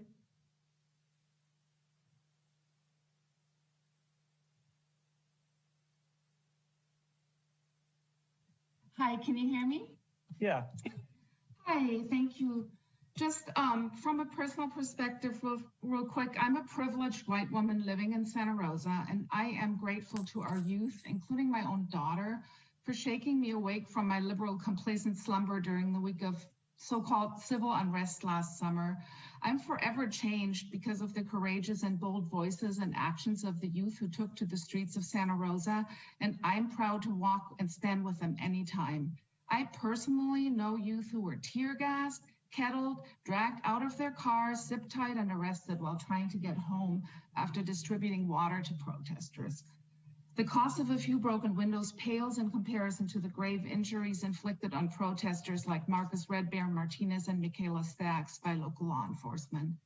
So listening to the special session yesterday, I was deeply disappointed with how quickly the City Council breezed through their Human Rights Commission report with no questions and instead focused on the pandering presentations by OIR and Hillard Heinze. This flies in the face of the gravity of the human rights violations committed by SRPD and Chief Navarro that Chief Navarro continues to refuse to acknowledge. So, and while the efforts of the Community Engagement Initiative are well-intentioned, and I want to say I really appreciate the work of Magali and Danielle, their sincerity, and I acknowledge the importance of community outreach. I completely agree with the previous callers. And I have to say, forgive me, it feels a little bit like putting lipstick on a pig. We don't need pretty band-aids to placate the community in the context of the atrocities that have been committed. We need radical change. We need true civilian oversight for all law enforcement in Sonoma County, including SRPD. We need to ban the use of tear gas and rubber bullets. We need to follow the recommendations of the Sonoma County Human Rights Commission. We need accountability from Chief Navarro and SRPD for the violations that occurred. And finally, we need to defund the police and invest our tax dollars in actual public safety measures like mental health support, housing, education, and racial justice. Enough is enough. Thank you. I yield my time. Thank you. We'll go to Leslie, followed by Lori. Good morning. My name is Leslie Graves. I'm the chair of the Community Advisory Board, although I'm appearing here this morning as a private citizen of Santa Rosa. I want to thank you again for having this study session. I don't want to reiterate the calls for action, but I believe that those calls for action that you've been hearing this morning and the urgency around them are important. What I do want to bring attention to, and I want to thank Council Member Victoria Fleming for asking about policy and systemic change. I want to respond to that by saying that we need to remove the barriers of community members that are now being faced for participation in policy matters.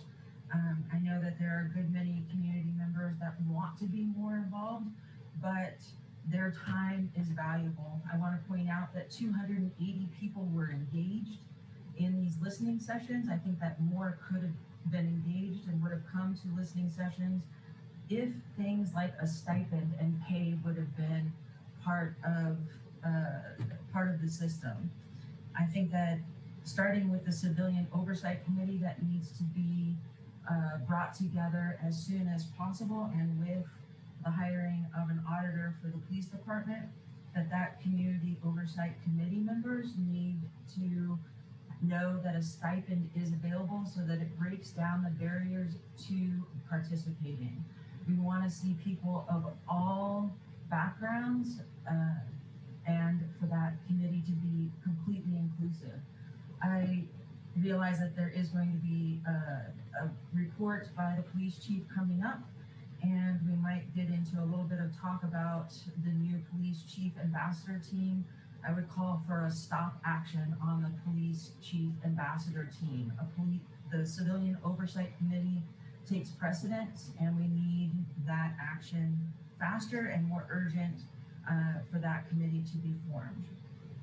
I will go ahead and give my time to others, but please do hear from the community that action is really important. I really want to see some action coming out of these study sessions as far as bringing it back to staff to bring them to a council meeting very soon, as to see things like the ban on gas and munitions, an auditor being hired, and a Civilian Oversight Committee. Thank you so much. Thank you, Madam Chair. Lori, followed by Allegra.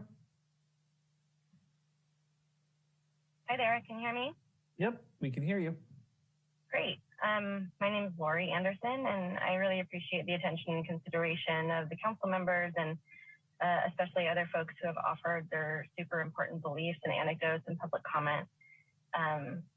Most of my comments are going to center around yesterday's reports. While I find the community engagement work, I really appreciate the sincere efforts there, but find it less important than the reports that I was able to tune into yesterday.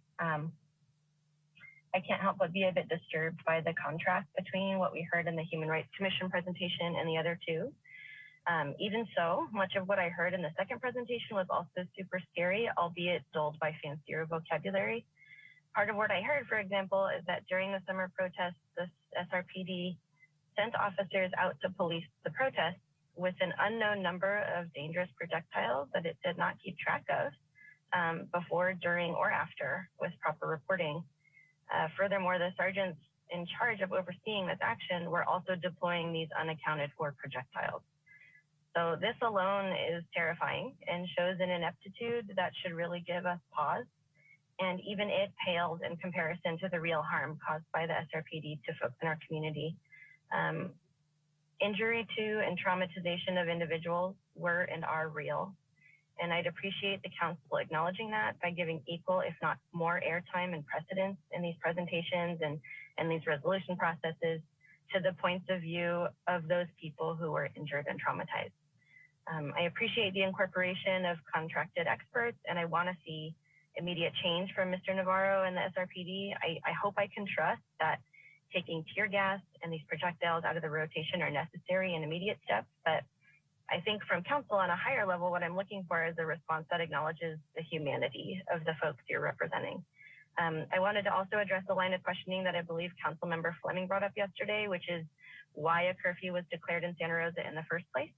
If we are, and I hope we are at a place where we can acknowledge that the murder of George Floyd was and is unjust and unacceptable, therefore warranting outrage, especially on the part of folks who are victims of systemic oppression and law enforcement and other aspects of society. If we have that common understanding, why weren't these protesters supported and kept safe for as long as they saw fit to demonstrate peacefully? So to make a big show of force of that opportunity by declaring the curfew, sorry, hold on one second. By declaring the curfew and by enforcing it with tear gas projectiles and then arrests with inadequate safety during a pandemic, it's upsetting to say the least. So frankly, it's hard to come up with any other reason for it aside from purposefully intimidating people who were and are rightfully upset about the injustices perpetrated and glossed over by institutions by the police. So I appreciate you, the council, for taking time and care with these issues. And I trust you to take definitive action in both the short and long term. And with that, I will be done. Thanks. Thank you, Lori. Colin, followed by Noah. Hi, can you hear me? Yep. Hi, my name is Colin. I'm a Santa Rosa resident. So, I mean, I echo the things that everyone else has said as well. But I specifically kind of wanted to ask about a particular section. I've been going to these encampment clearings in Santa Rosa and abroad pretty much every week now for the last few months. And it's exhausting. It's terrifying.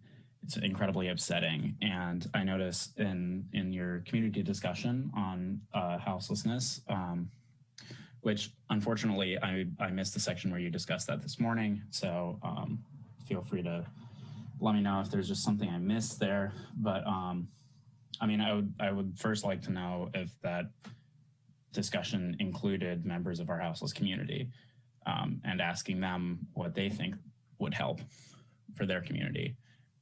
But I also noticed like there's discussion in there about cahoots, which is great. I'm really looking forward to seeing the implementation of that program in Santa Rosa.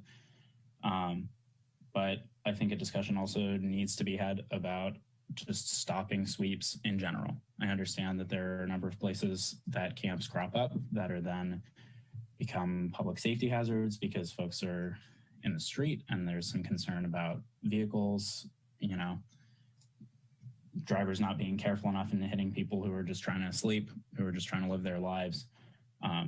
But I think that is something that seems to be missing from the published report, at least that I read, that indicates that suggested action is to work more with HEAP and with cahoots on these issues.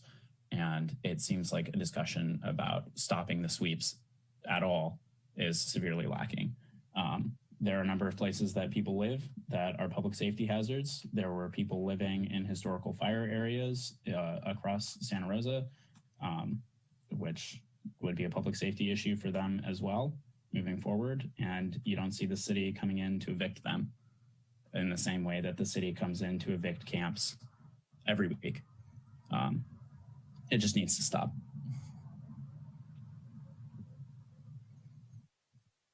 Okay, thank you, Colin. We'll go to Noah, followed by Sarah.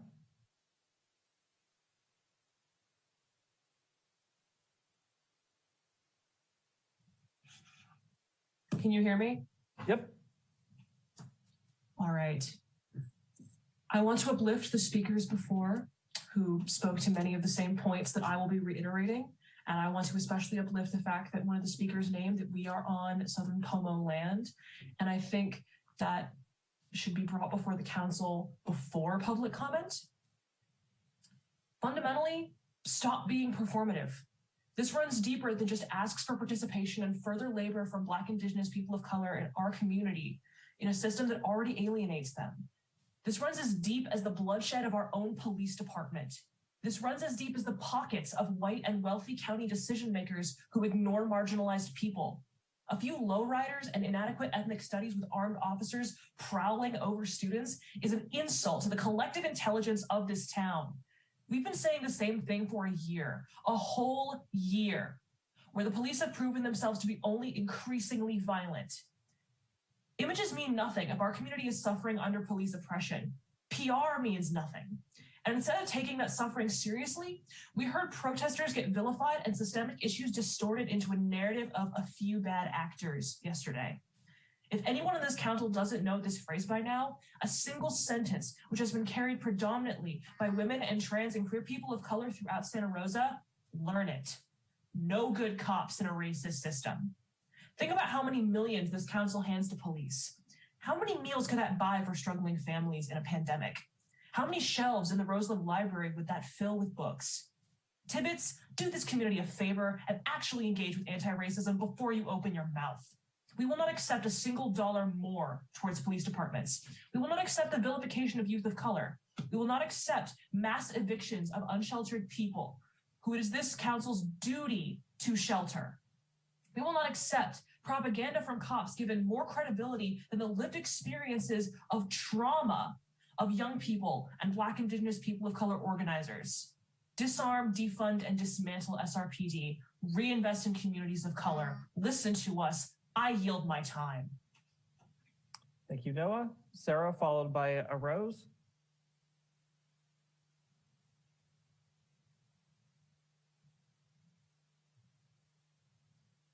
Yes. Okay. So it seems like y'all are really set on not listening to people, and I'm really tired of repeating the same thing. So I'm just gonna let Stevie address this issue for y'all.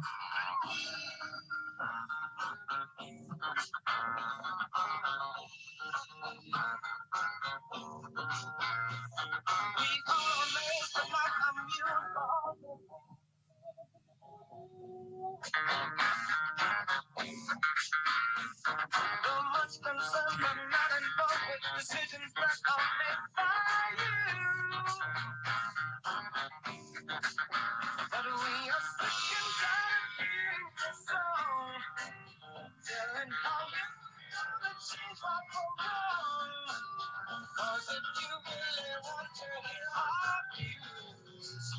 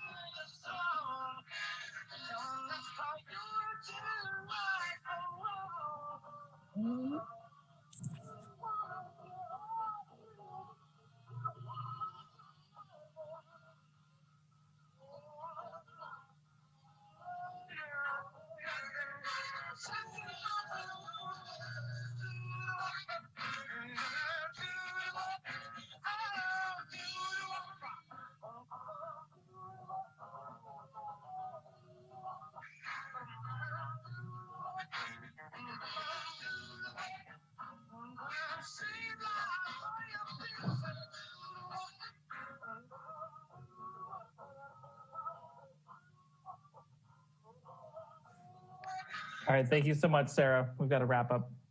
We'll go to A Rose, followed by Pamela. Hi, can you hear me? Yep. Hi, my name's Alyssa. After 7 hours of listening in the last 24 hours, I echo what I've heard from the majority of our community members who have been listening. We are tired of platitudes and Band-Aids. We don't need soccer games. We need to ban tear gas, rubber bullets. we need to defund the SRPD. And at the very least, we need a change in leadership and the removal of Navarro and Essick, who have proven that they cannot effectively protect our community. We need to defund our police, not add additional funds for higher up officers. I'm shocked, but not surprised at how you breezed over the Human Rights Commission report yesterday. And while I appreciate seeing more engagement this morning with Danielle and Migali, thank you so much for both of your time. I want to hear from each of you on the council about that human rights report. Now that you've had time to sit overnight with your missteps and how you dealt with it yesterday, we want to hear from you. And Jack Tibbetts, every comment that I've heard from you in the last 2 days has been so far out of touch with what is actually going on that you are clearly, blatantly ignoring and glossing over our community trauma and pandering to your privileged white constituents. I yield the rest of my time. Thank you, Alyssa. Pamela, followed by Alan.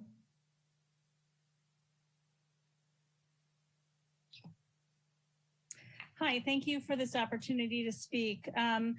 I am a 50-year-old white woman from Santa Rosa who has a house that I own. So I have a lot of privilege here. I'm educated, but I want to be an ally for those folks who are out on the street, and I join them and I walk side by side with them. And I was even almost hit by a white SUV with my daughters at one of those protests last summer.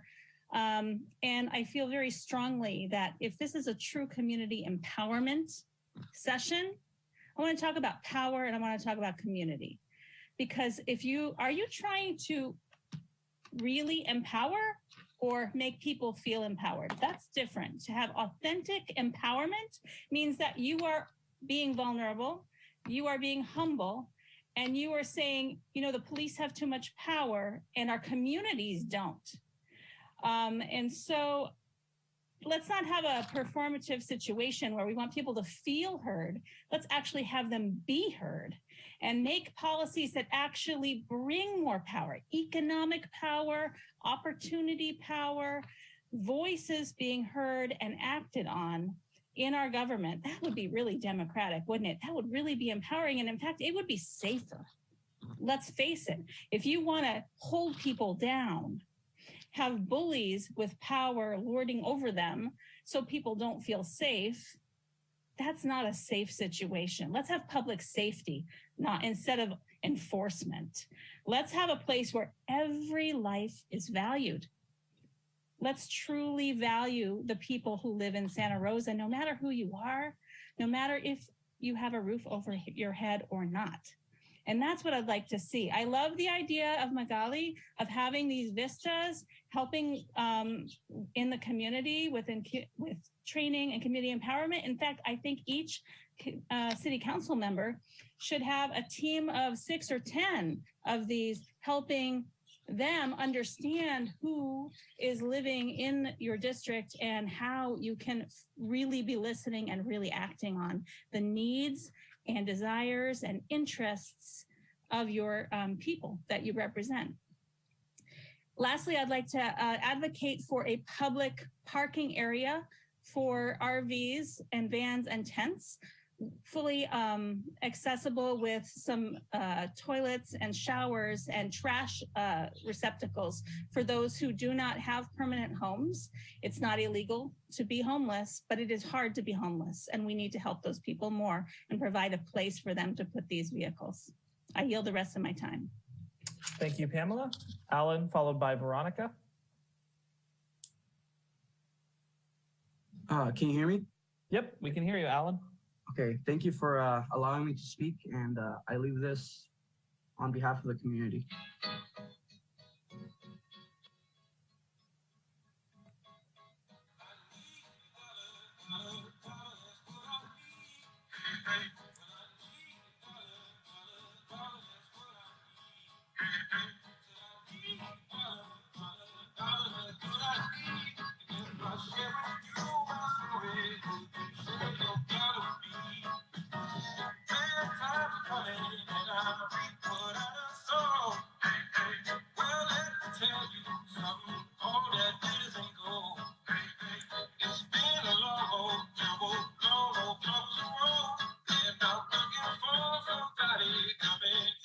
care to go.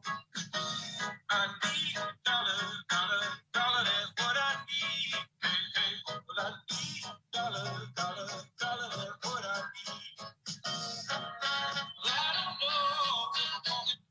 Thank you for listening. I don't want to take a lot of time, but I yield the rest of the time. Thank you. Appreciate it, Alan. Veronica, followed by Concerned Citizen.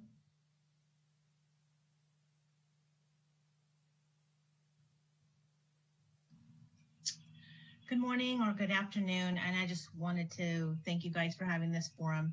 I'm a 16-year-old this year, Latina. I've spent 40 years in Santa Rosa. I'm a homeowner. I'm a 32-year civil servant, and I spent 3.5 years on CAB, and I was very proud of the work we did. And I have to give a big shout out to Danielle and to Magali for doing such a big job with no resources. You guys lean on volunteers to do community engagement, and we're volunteers. We give hours on top of hours to send out messages and to go do things and do this, do that. And it's like, if you really value community engagement, you're going to put your money where your mouth is and give the Magali in this division some resources and some money and a bigger budget. Because if you want to hear the community and you really value community engagement, you got to fund this department. You can't expect two people to do this huge job. If you really value community engagement, you're going to fund this department in a bigger way. That was my biggest frustration with being on CAP. It's like we were expected to do so much, and you guys rely on the work and you appreciate it. You talk about how you really want this and you really want that. And we hear from all these departments, and we're a sounding board. And which I enjoyed that time, but it was a lot of work. So anyway, that's one point. And as far as community engagement is like, who is the equity officer? I searched the whole Santa Rosa City website this morning. I could not find a name for that person. The person was hired in March. Who is that person? Who's on CCAT? We talk about CCAT. I applied for that. I was told I was not going to be on it, but I don't know who is on it. Who's on it? Is it anywhere listed somewhere on the website? I'm like, if community engagement and educating the public on how city government works, you guys got to put it out there. I hear about it on this forum, but it's like, I can't find it on the website, and I'm pretty resourceful. I can find quite a bit of stuff. I just want to thank Danielle and Magali for the enormous amount of work that they do with one hand tied behind their back. So support them, give them a bigger budget, give them some money to actually have real staff working to do some of these things that you guys say that you value as a city council. Thank you. Thank you, Veronica. We'll go to Concerned Citizen, followed by Elias. Hi. Okay, I don't have much time, but I just wanted to say that I felt like these last 3 days, you guys completely defeated the purpose of this meeting. I didn't hear much talk about the brutality to the protesters. It was more about the personal property. And, it's been 3 days. People have lives and stuff, and I don't feel like we accomplished anything here, except for, once again, we're back to beg you guys. I'm tired of begging. I'm a person, I'm a citizen, and I'm a county member. I don't understand how Tibbetts is still here when he constantly comes to the meetings and makes a mockery of him. He leaves and comes as he wants. And then yesterday to Navarro saying that he had enough money to test the rape kits, he publicly went and said that he didn't have it over the summer, so I hope he fixed that and he's not just saying anything to cover his ass. I'm personally sick of this. I'm sick. We are not being treated like human, and all y'all doing is wasting our time and making a mockery while you sit on your white privilege ass and get paid. But thank you. I yield my time. Thank you for your comments. Elias, followed by Elizabeth. Yeah, can you hear me? Yep. Yeah, so following up on my sister Jelly, I appreciate the work that went into this presentation, but in all honesty, we're here for accountability. And, a possible solution, maybe some of the police department can funnel some of their money to this Office of Community Engagement or to the Office of Equity, or more importantly, what I would favor is funds being diverted to the affinity groups and the neighborhoods associated with the victims of these past attacks from these protests to repair the relationship that is currently broken. And we understand the chief has a hard road of making examples out of these officers that have blown people's body parts. Damn near off. And that's the type of healing we're looking for. For example, some of the solutions that were spoken about with the restorative justice thing, healing requires action and accountability. And you know what? Someone needs to get fired. Someone needs to lose a pension, because that's what accountability looks like. And that's what people are looking for. The people must be assured that if something was to happen to them or a loved one, someone's going to be held accountable, and the type of accountability must be serious, because that's how you create a culture of accountability and respect. And to the chief, we understand you are up against powerful unions, state and federal bodies that may honestly lead to them not supporting you in the future, but you have an obligation to the people that supported you and are looking up to you to make an example out of these officers that shot people's body parts off. And I use that word to really understand that's what we're dealing with. And the things that were discussed yesterday about, I had never seen the word unintentional typed up in a presentation so many times. These things were not unintentional. These were targets shot in certain people's body parts, people's groins, people's heads. That's a small area people got to target. So we're not dumb, and we expect accountability. I yield the rest of my time. Thank you, Elias. Elizabeth, followed by Zaira. Good afternoon, City Council.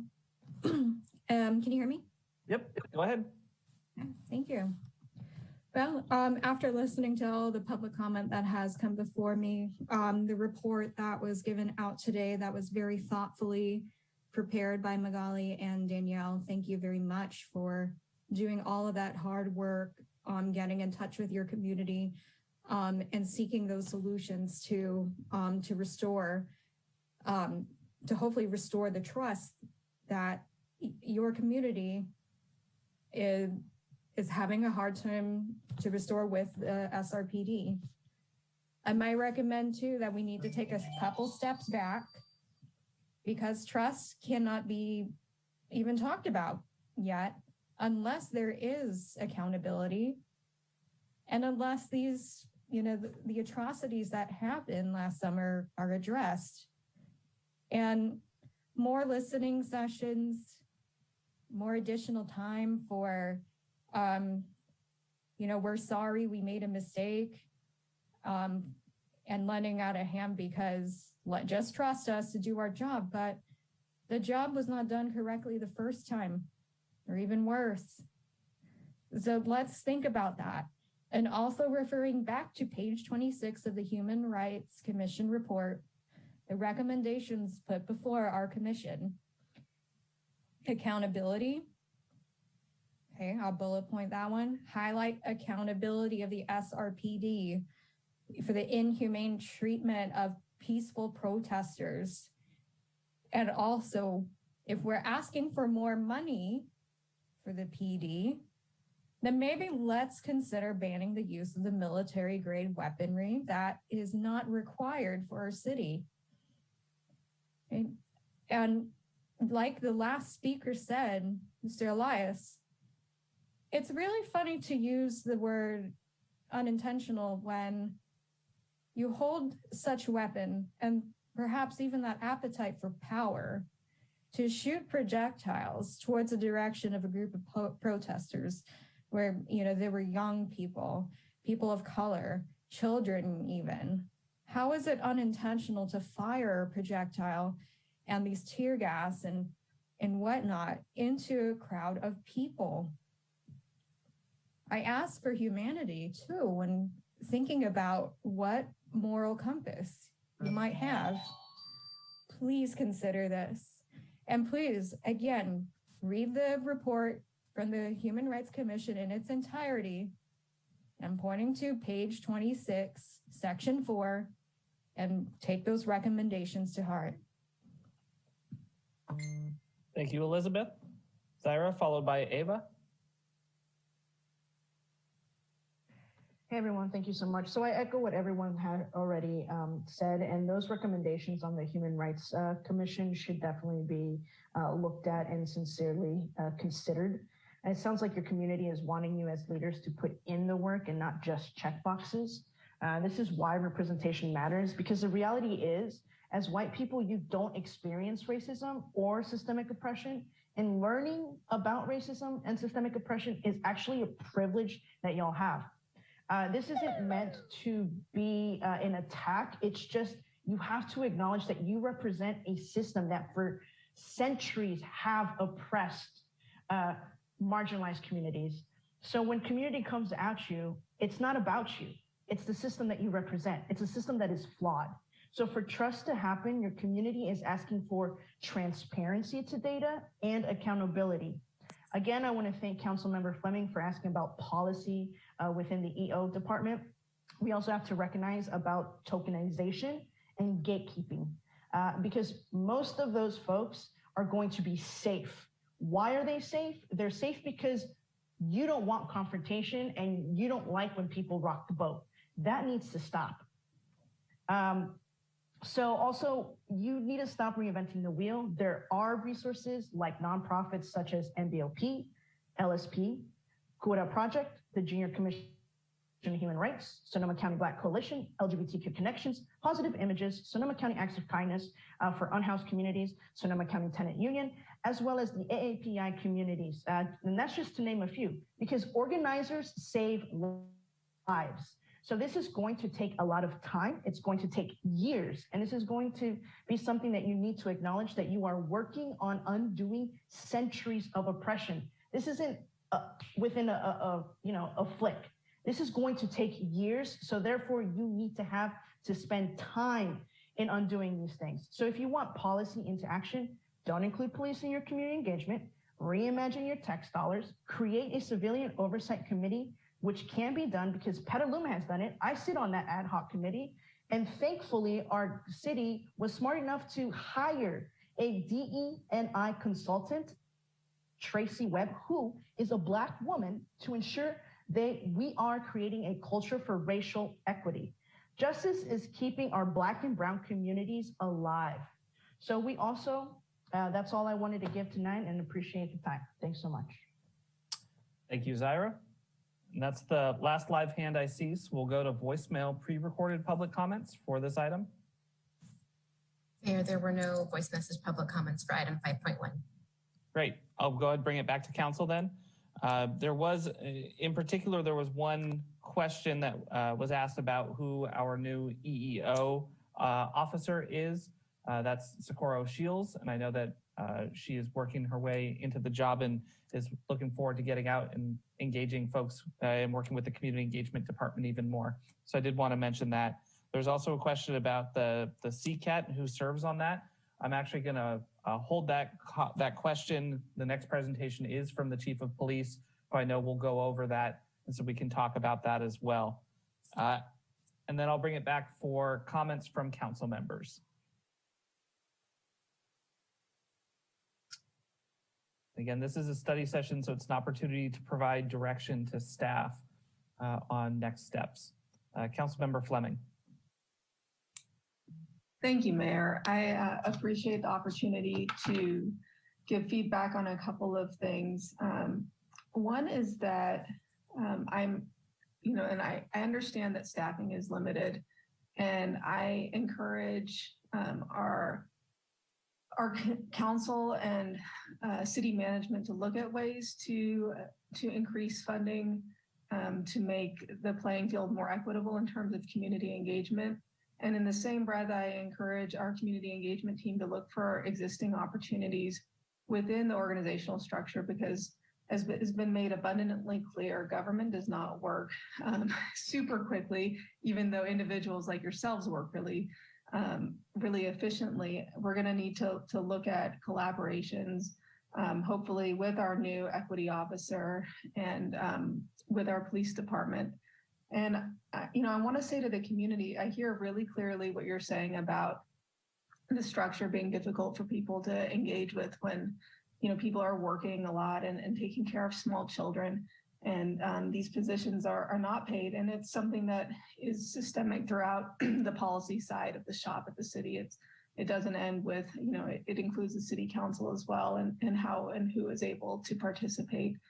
And so, the overwhelming thing I heard from the community today is that policy is the next step for us. And so to that end, I'm really hopeful and excited to work with our community and our community engagement team on determining next steps. And I implore you to use the public safety subcommittee to help us revision what public safety means and how to best accommodate and engage our community in a way that public safety can take on a meaning that goes beyond policing and goes to assuring that safe participation in daily living is assured for all who reside, visit, and work in the city of Santa Rosa. So again, I really appreciate not just the work of the community engagement team, but everybody in the community shows up to do this work.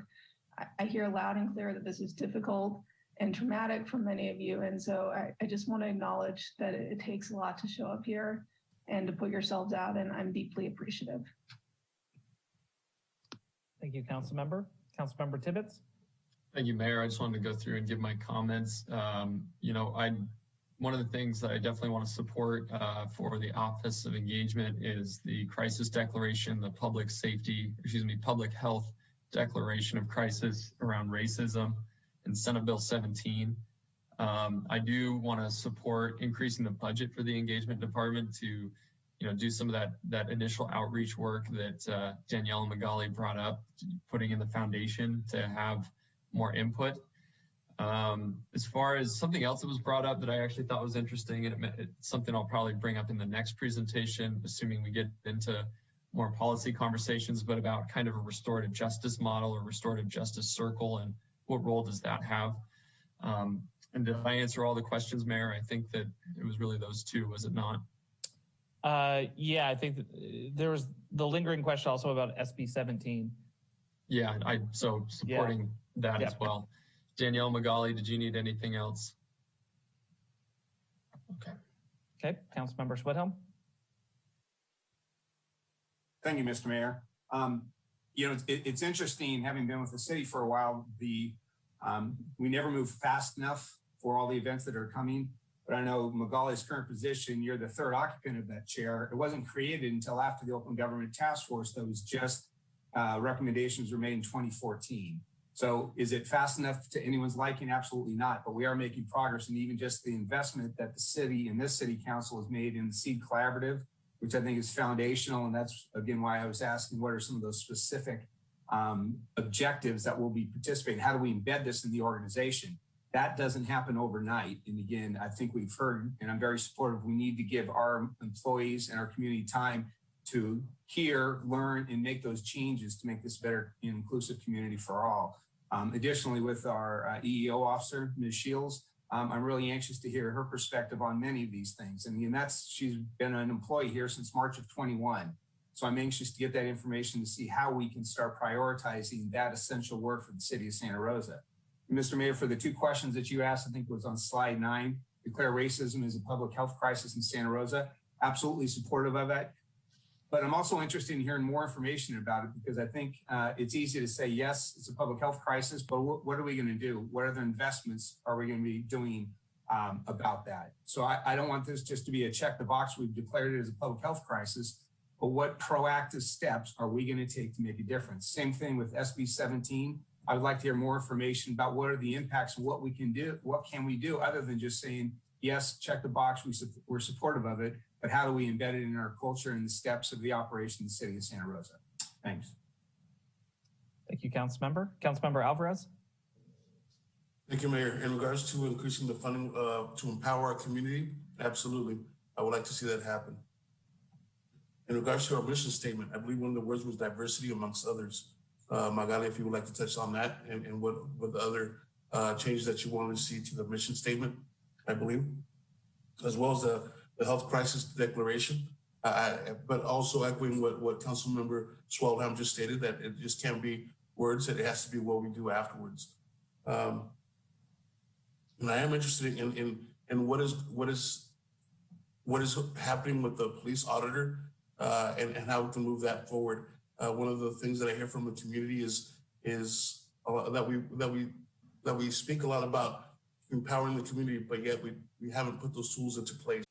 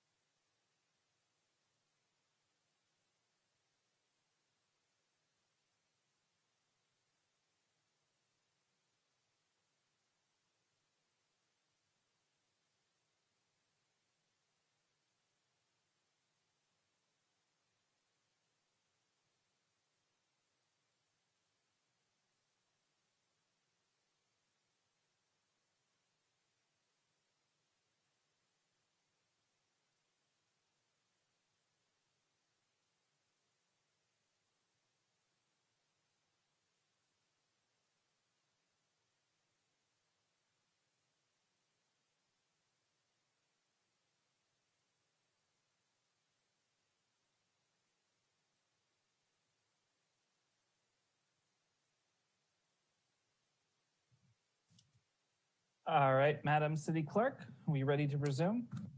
Yes, we are. All right, let's go ahead and call the roll. Councilmember Tibbetts. Here. Councilmember Schweidhelm. Here. Councilmember Sawyer. Here. Councilmember Fleming. Here. Councilmember Alvarez. Present. Vice Mayor Rogers. Present. Mayor Rogers. Here. Let the record show that all council members are present. Great, thank you so much. We'll go on to item 5.2.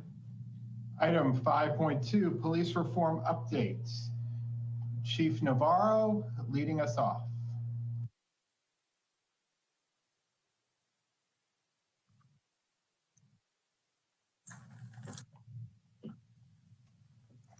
Good morning, Mayor Rogers and members of the City Council.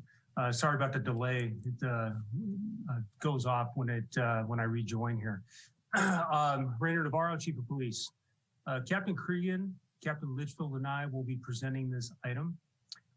Before we start, I feel it's important to, again, go through some comments. I know some of this may be a little repetitive from yesterday, but I'm not sure who wasn't watching yesterday. And I feel it's really important to make sure that we're setting the stage. But today we will be addressing the recommendations found in the independent reports related to last summer's protest and provide an update on the actionable steps the police department has taken in regard to each of the recommendations. I'll also outline the actions of the police department which we have taken or will be working toward related to reform measures in building community trust. The violent protests last summer were an extraordinary and prolonged event for our community, and at times very overwhelming for our officers. Many communities throughout our nation, including ours, had never experienced this level of unlawful acts as the peaceful protests turned violent during the evening hours. We did promise to conduct a comprehensive review and provide a detailed report into the protest. And although it's been almost a year, we did take immediate action to begin evaluating our process and response, and we didn't wait for the official reports to come out. Again, I want to reiterate that both consultants had our full cooperation. Both Hillard Hines and the OIR group were provided unfettered access to the police department staff, our reports, policies, hundreds of hours of body-worn camera footage. Our officers, as noted in both the after action and the use of force reports, experienced unlawful activity and assaults as the nights wore on, not only to themselves, but also to the businesses which were looted and vandalized, and our community members, both demonstrators and bystanders who were assaulted. Our use of force was in response to the assaultive behavior within the crowds after the initial demonstrators left. We had inadequate staffing, which led to spanner control issues and officers being on the line for extended periods of time without a break. Although most of our officers although most of our use of force and the actions were within policy and professional, there were several incidents in which we made serious errors. We are here to discuss those concerns and how we move forward and get better. There was not enough staff. We failed to control unauthorized munitions from getting in the field, which was ultimately deployed, and there was significant injury which could have been prevented. I was part of several of the listening sessions that occurred over this last year, and I heard the distrust and the concern over law enforcement and the need for reforms. I also heard the desire to work with us to overcome these concerns and the request for more officers in some neighborhoods and more opportunities to engage with officers in a positive setting. I am fully committed to making sure that our mistakes noted in these reports will not be repeated, and that the best practices we employ to limit issues and will continue and are going to be expanded into the future. This afternoon, we will walk through each of the recommendations by the consultant and the work we are doing in response to the community empowerment plan and the listening sessions. As we do, I'm sure there's going to be a lot of questions. We've separated this in different segments. Captain Cregan will provide a response to the OIR report, which will be followed by Captain Litchfield and our response to the after action report. and there may be specific questions related to those. But then after that, I'll come back and I'll talk about our community, some of the things going on from our community empowerment strategy, and summarize what you've heard. And then we will have an opportunity to ask questions after that. So with that, I will turn it over to Captain Cregan. Thank you. Thank you. Good afternoon, Mayor and Council, and especially members of our community who have joined us today. So if we can go to the next slide, I'm going to go over the OIR group report, and I'm the captain who manages our Special Services Division. So the Special Services Division incorporates our Investigations Bureau, our hiring and recruitment, and an important part of this presentation, which is our Professional Standards team, which investigates all citizen complaints and officer misconduct cases. And this team worked very closely with Steve Connolly and Mike Giannacco from OIR Group. We provided hundreds of hours of body-worn camera footage to OIR Group, all police reports. They set in on our administrative investigations revolving these officers. They directly asked officers questions. They met week after week with myself and other members of our command staff team as we received feedback from them. They were part of our decisions on the discipline on these cases, and we came to agreement on all the discipline and of our findings on these administrative investigations. But out of their report, as we heard yesterday, they delivered 7 key recommendations, and we've been going over those recommendations, and I'm going to share with you some of our first steps toward making some reforms based on those recommendations, and then talk about the pathways we continue to seek community and city leadership correspondence and work with this as we develop on this to develop this even further. So we can go to the first slide for the first recommendation. So the first recommendation that we had in the OIR group report is right here in the top, and it's talking about the department's planning and messaging to personnel and our supervisory follow-up. And the key part of this is improving our methods for appropriately and timely documenting and reviewing all uses of force. And to be very clear for council, we have an extensive policy already in place for investigating and reporting uses of force. So our policy now is, as soon as an officer can safely contact the supervisor after force is used, they have to immediately contact the supervisor and advise them that force has been used.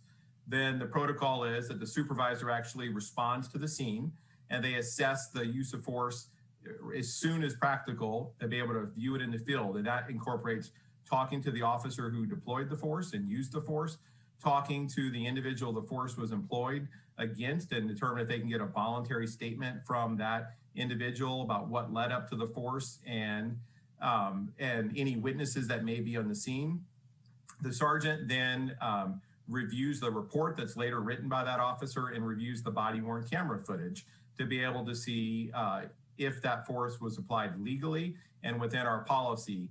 That sergeant then completes a use of force review form that we have that goes through a series of steps that the sergeant needs to determine, again, if this was within policy and within the law, and if there are any training methods that need to be incorporated to assist that officer or other members of our organization.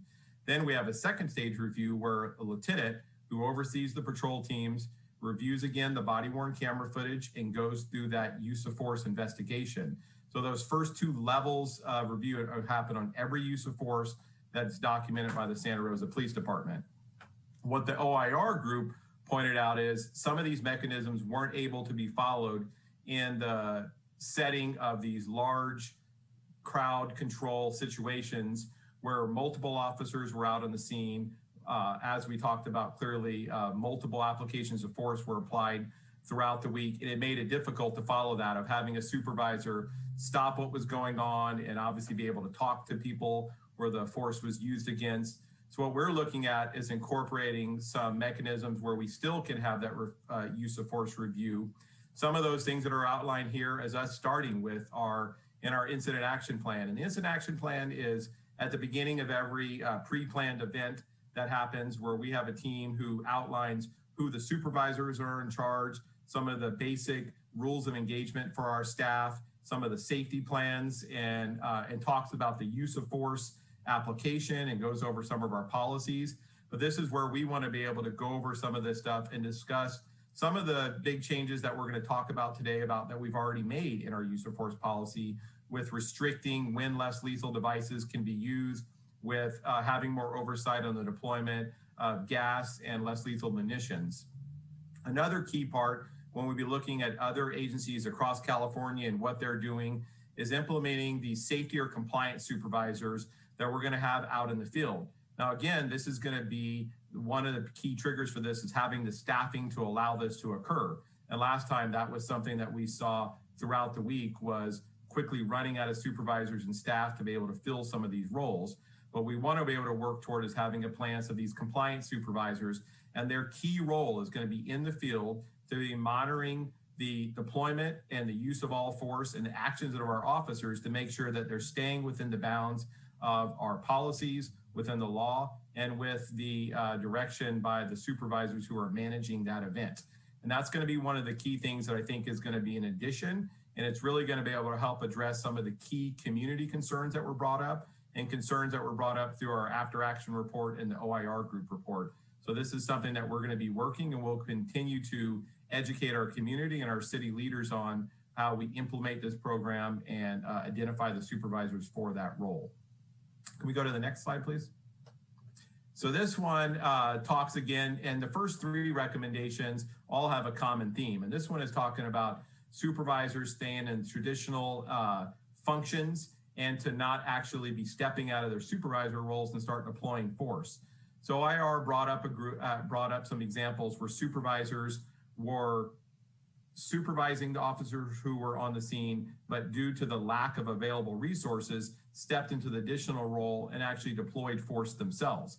And supervisors are, of course, all trained to deploy force and are authorized to use force. But what our hope is that they're able to stay in their role of supervising the event and monitoring what the force is being used and making sure that we're having discretion and applying some of our core de-escalation techniques that are a core part of our training and part of our protocols here at the police department. This again comes down to having the staff to be able to properly fill each one of the roles that we have for these overwhelming events, such as large-scale protests that were spread out among different geographical areas in the city. Some of the other things is us incorporating into our incident action plan, into our briefings about ensuring that the lieutenants and sergeants who are out in the field, when they see supervisors stepping out of that role, to take action. And we've talked about in our policies about a duty to intervene when we see uses of force. And we actually have that incorporated currently in 2 of our policies, both in our code of conduct and in our use of force policy, about ensuring that not only supervisors, but every officer in our organization has that duty to intercede when they see other officers who aren't following policies or are stepping out of our guidelines that we train our officers for. Can we go to the next slide, please? This one is talking about, and this came back to, and OIR provided us some critical feedback on having our training supervisors and our professional standards staff who were out in the field and in some cases deployed force, but then in the professional standards team and the training sergeants, they're part of our internal review process. And that brought up a clear conflict for the OIR group of saying you can't have people who are using force in the field who are then part of the process overall of reviewing the use of force. And we agree with that. So we're taking steps to be able to make sure that doesn't occur. And we built in follow-up protocols within the use of force here, where we have the professional standards lieutenant was going over those, and the professional standards lieutenant was not using force in the field and was able to review all of the uses of force, including those employed by the supervisors. But this is where we feel like a key role for that professional standard sergeant and the training sergeant is to be able to step in as those compliance officers. They have the training and the expertise, and it's in their purview of their current work to be able to step into that role and to be able to ensure that we're able to report at the end of these events that we're complying with the needs of our community, complying with the needs of our policies and the law, and be able to report back some of the, at the end of the day, which I believe will be a market difference in our response to protests going forward. Can we go to recommendation number 4? The next slide. So this is a key one, and we started laying some of this groundwork today with the Office of Community Engagement and the things that can be done. And our group gave the recommendation of us working with our community and having honest and open conversations about when and whether we should deploy less lethal munitions in crowd control situations. And this is something that we've begun some of this work, but it's clear that there's still work to be done. And we heard feedback over the last year, and especially yesterday and today, and these community listening sessions here and with our city council, and the frustrations and the anger from our community were palpable. We heard those, and we're sitting here listening as command staff, understanding that changes need to be made, and we can give you a firm commitment that the Santa Rosa Police Department is committed to making some of those changes. Now, the pathway to getting there is continuing to work with our Office of Community Engagement and Magali Tellis and the rest of her team to be able to work with some of our community, grassroots organizations, members of our BIPOC community, some of the faith-based organizations and other in our community. So we're able to get what is the expectations of our community, but also we're going to work with some of our business owners and talk to our small business owners in downtown Santa Rosa who were affected by this and get their feedback on this process. And we're going to talk to city staff members who were out in this process and how they were involved in this. And I think it's important for us to holistically bring all these groups together and have genuine and honest conversations so we can talk about where do we want to see going forward with our use of less lethal munitions and how can we do it to be able to protect all in our community. Another key factor would be on that, and we talked about this a little bit in the earlier presentation, but is our work with Seed Collaborative. And we've begun our meetings with Seed Collaborative where we're looking at creating an equitable policing plan for the police department and for our city. And that's going to incorporate of us getting additional feedback from our community. I'm our police department liaison for that team. And we set up a core group of stakeholders within the department that are representing our hiring and our recruitment and our training and our community engagement. We've met twice already with Socorro Shills, our new equity officer, to be able to involve her with the process and look how we can get input on our hiring and our training and our recruitment and our policies going forward. So I'm excited to see what we can get out of the Seed Collaborative effort and be able to bring a substantive plan back to our city council and to our community and be able to incorporate some of that feedback.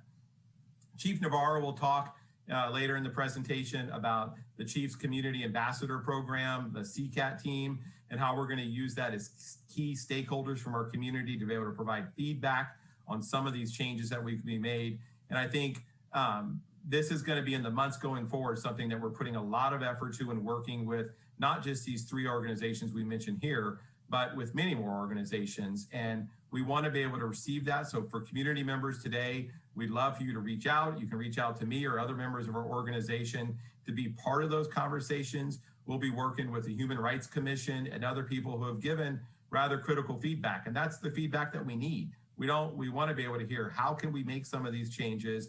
And what I can assure you right now is that we're hearing this and we're going to see changes going forward, including the ones that have already been made as of today. We'll, of course, be working with the City Council Public Safety Subcommittee and frequently providing public feedback and presentations on the progress that we've made and continuing to seek feedback both from the community and from our city leaders on how we can look at policy changes, organizational changes as we go forward. Next slide, please.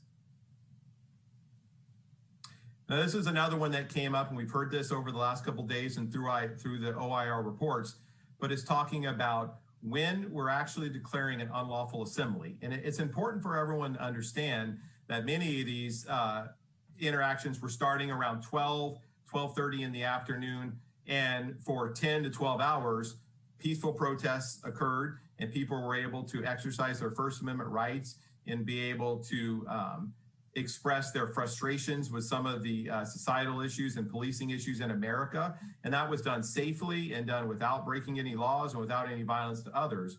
But then there's a clear distinction that later in the night, and this was most nights around 11:30 to past midnight at night, where then that's when you started to see some of the violent behavior and some of the actions that took place. And that's when an unlawful assembly was declared, which the law allows us to do. And then in that case is when we started doing the announcements and using this enhanced loudspeaking device But what we heard from some of the feedback from OIR group and from some of our community, that the devices we had weren't loud enough to be able to provide clear direction. And so what we did was invested in this device that is used by agencies across the nation, which greatly enhances our ability to be able to communicate with the crowd. And what we want to do is make sure they understand that there's a lawful order at that time to disperse, that they clearly understand why the lawful order is based on, and that they have a clear direction that they can safely exit and be able to leave the area before there's any type of arrest made or before there's any type of force used and all those things. So it allows us to pre-record messages in English and Spanish that we can provide to our community. And then it also allows the tactical commander on that scene that day to be able to continue to provide updates and provide specific instructions depending upon the intersection or location that there are. That device we're going to talk about, and we've already developed a policy on. There were some community members who expressed some concern about using that device and some of the alert and warning tones that could be used on that. We have a policy that we've already addressed that restricts the use of that device in those manners. Is going to be focused on just be able to give clear and loud direction to our community so they understand where to go and what the instructions are. So that's a key step that we've made going forward in this, and I think it's going to be able to help us that everyone on the street and in that crowd understands. And this is only going to be used on those rare cases that it is declared an unlawful assembly, and that's something that we're really going to take a lot of restraint in being able to declare those, but at times and places it may result in that we have to do that. We can go to the next slide, please. This is another one that talks about just the critical importance of getting our community feedback. So the last one talked about with the engagement of our less lethal munitions, which was our 40 millimeter less lethal launchers that we used during the crowd control situations. The second one is talking about here with the tear gas deployment. And that again is going to be a key part of us working with our Office of Community Engagement, SEED Collaborative, our CCAT team, the Human Rights Commission, and other local nonprofits and community-based organizations to get their feedback upon when that should be used and when it shouldn't be used. And to make it clear that there's going to be restrictions on that, and the clear community feedback we heard about the restraint that should be used in the use of those devices in our community. Again, we'll be reporting back to our City Council safety subcommittee and be able to give them clear and public direction on the policy changes that have been made and continuing to get that feedback from our community as we develop these policies. If we go to our next recommendation, on next slide. So this was a critical one, and this is some of the most stinging criticism that we received throughout this process. And this was in truly the inexcusable actions of barricade rounds being introduced in a crowd control situation. To give a little bit of clarity in that, the barricade round is used for when someone may be quote unquote barricaded in a room and may have a hostage in a house or be held in there, and it is designed to go through windows or hollow core doors, and it introduces a CS gas into that environment. They are not designed and absolutely should not be used in a crowd control situation and are not designed as a direct impact weapon on an individual. The unfortunate circumstance is that some of these munitions were mixed in with the less lethal rounds. They look strikingly similar, especially at night, but we've taken substantial steps to make sure this never occurs in our community again. First of all is identifying there was only a very limited amount of these barricade rounds that we had in possession. They've all been located, identified, and removed from the less lethal munition storage area, so there's no possibility they could ever be mixed in with those again. We've done extensive department training to understand that our staff at all levels understands and recognizes what these barricade rounds are and understanding that they aren't used in a crowd control setting. We've worked with our mobile field force and our SWAT team members on the importance of each one of these members understanding munition identification, and each one of these individuals has a responsibility to be aware and know what is in the launcher that they're using and to not deploy that if there's any doubt on the round. And we've taken steps to be able to make sure that happens. And then we've taken administrative steps to create a new munitions inventory document. And this dives into some of the earlier recommendations of having a better accountability with the rounds that are deployed and the rounds that are used in the field. And at the end of the event, to be able to count those rounds and to be able to have an accurate reflection of the rounds that were deployed. And that's something that as management that we recognized more needed to be done. There wasn't enough training and communication about these barricade rounds. And it was clear that the officers who used those rounds had no idea that what they were firing. And that's something that we take upon management that was a failure and steps that we've taken to ensure that it never happens again. And this munitions inventory process, I believe, is really going to bring some clarity to that and make sure that there's tracking and clear accountability of the rounds that are deployed in the field. So this is a brief overview of the 7 recommendations that we received from the OIR group. We're going to continue to work as our police command staff team to continue to hear this community feedback and to see more changes that come from this. But already, and the next presentation is going to dive a little deeper with Captain Litchfield talking more detail about the policy changes that were made with our less lethal munitions deployment and with our use of force policy and some of the other changes. So that'll get a little bit deeper into the details. This was more just a broad overview about some of the feedback received and what our pathway is to making some of these substantive changes. So if you have any questions directly related to the OIR group report, I'll be able to answer that. If not, I believe some more of the clarity is going to be provided in Captain Litchfield's presentation, which is coming up next. All right, thank you, Captain. And I'll bring it back to council for questions. And I know if other council members are like me, they have questions that they're not quite sure if they fit better in the OIR portion or in Captain Litchfield's portion. And so just bear with us a little bit if there's some overlap here. I'll start with Councilmember Tibbetts. Thanks, Mayor, and thank you, Captain Cregan. I had questions particularly about the barricade rounds. Obviously, that was our biggest failure that night, or one of them. My question specifically is, it sounds like 2 of the same canisters can launch from the same gun, if you will. Is there, I don't want to necessarily dive into right now, the efficacy of the barricade round and the role it has within our arsenal, so to speak. That's probably something I would like to lean on the chief and the public safety committee to talk about first.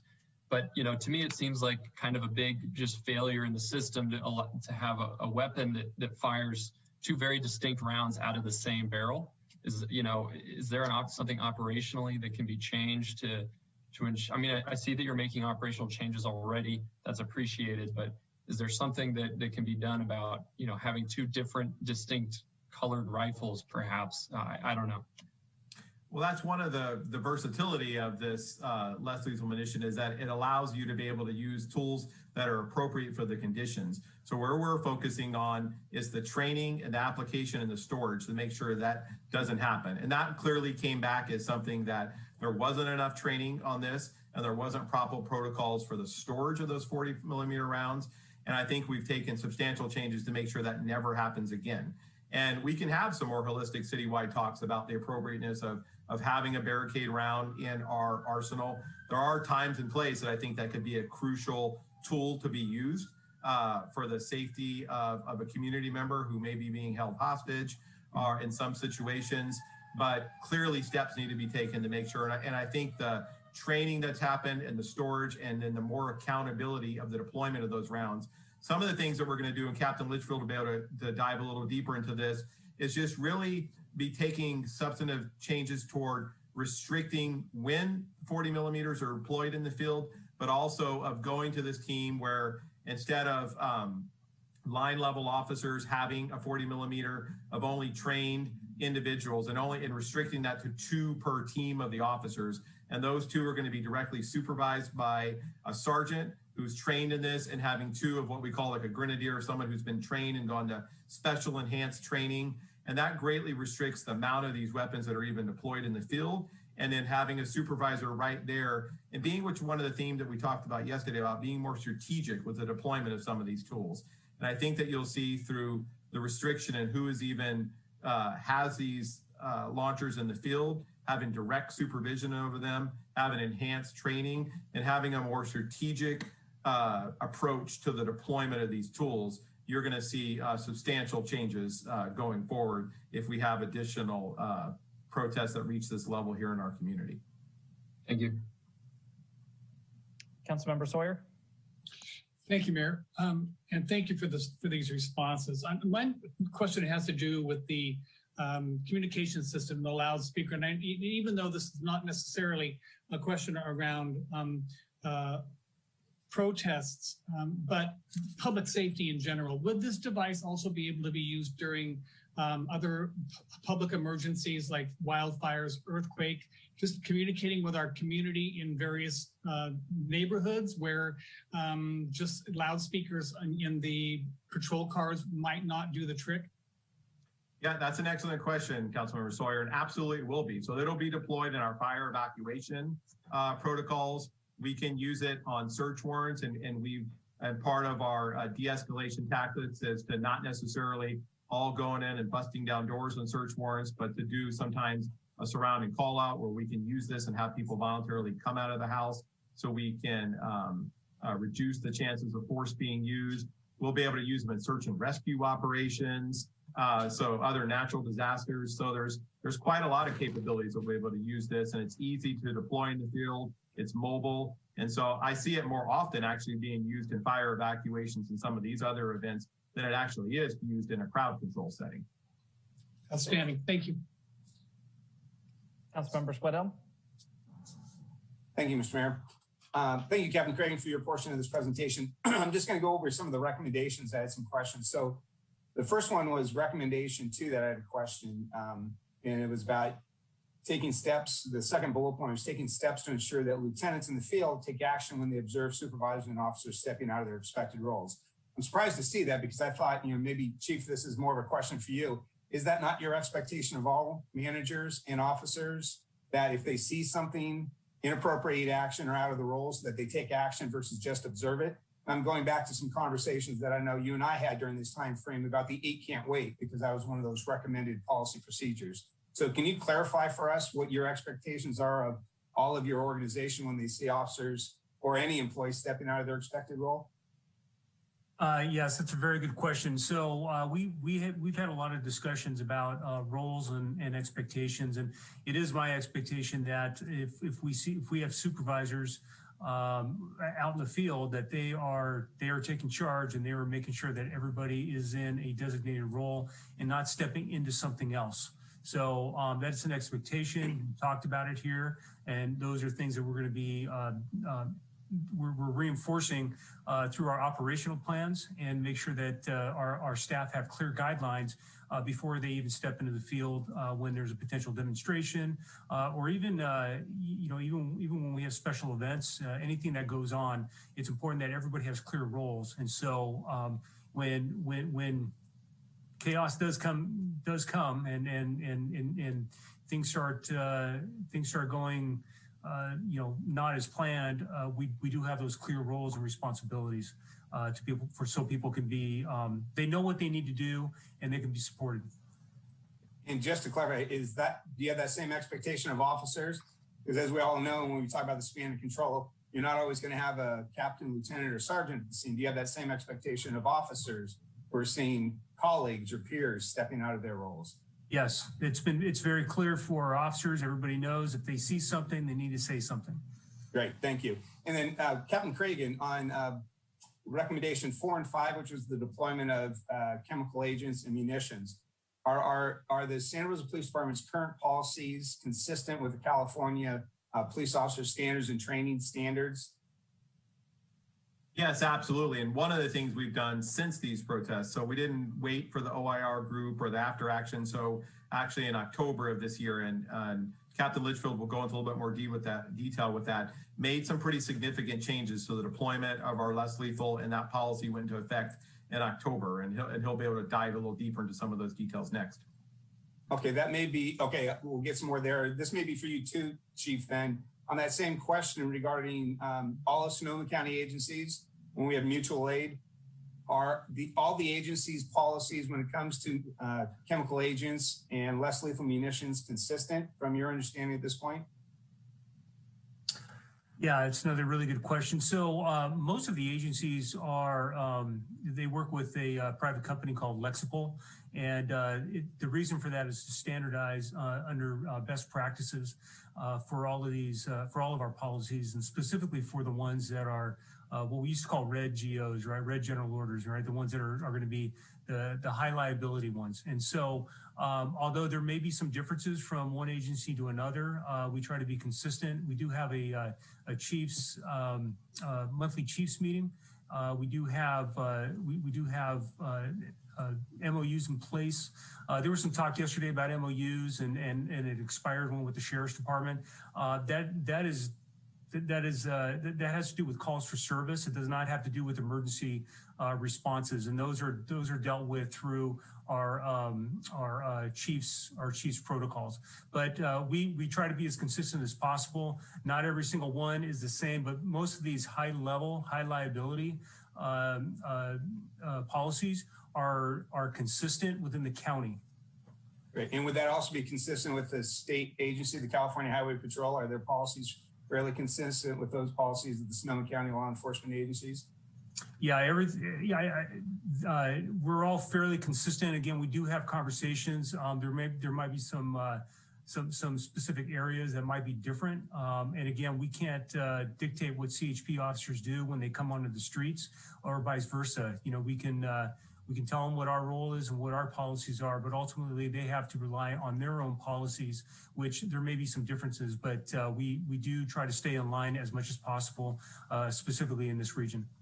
And is the local CHP captain still part of the Chiefs Association? So at least he or she is hearing the same policy conversations? Yes. Great, thank you.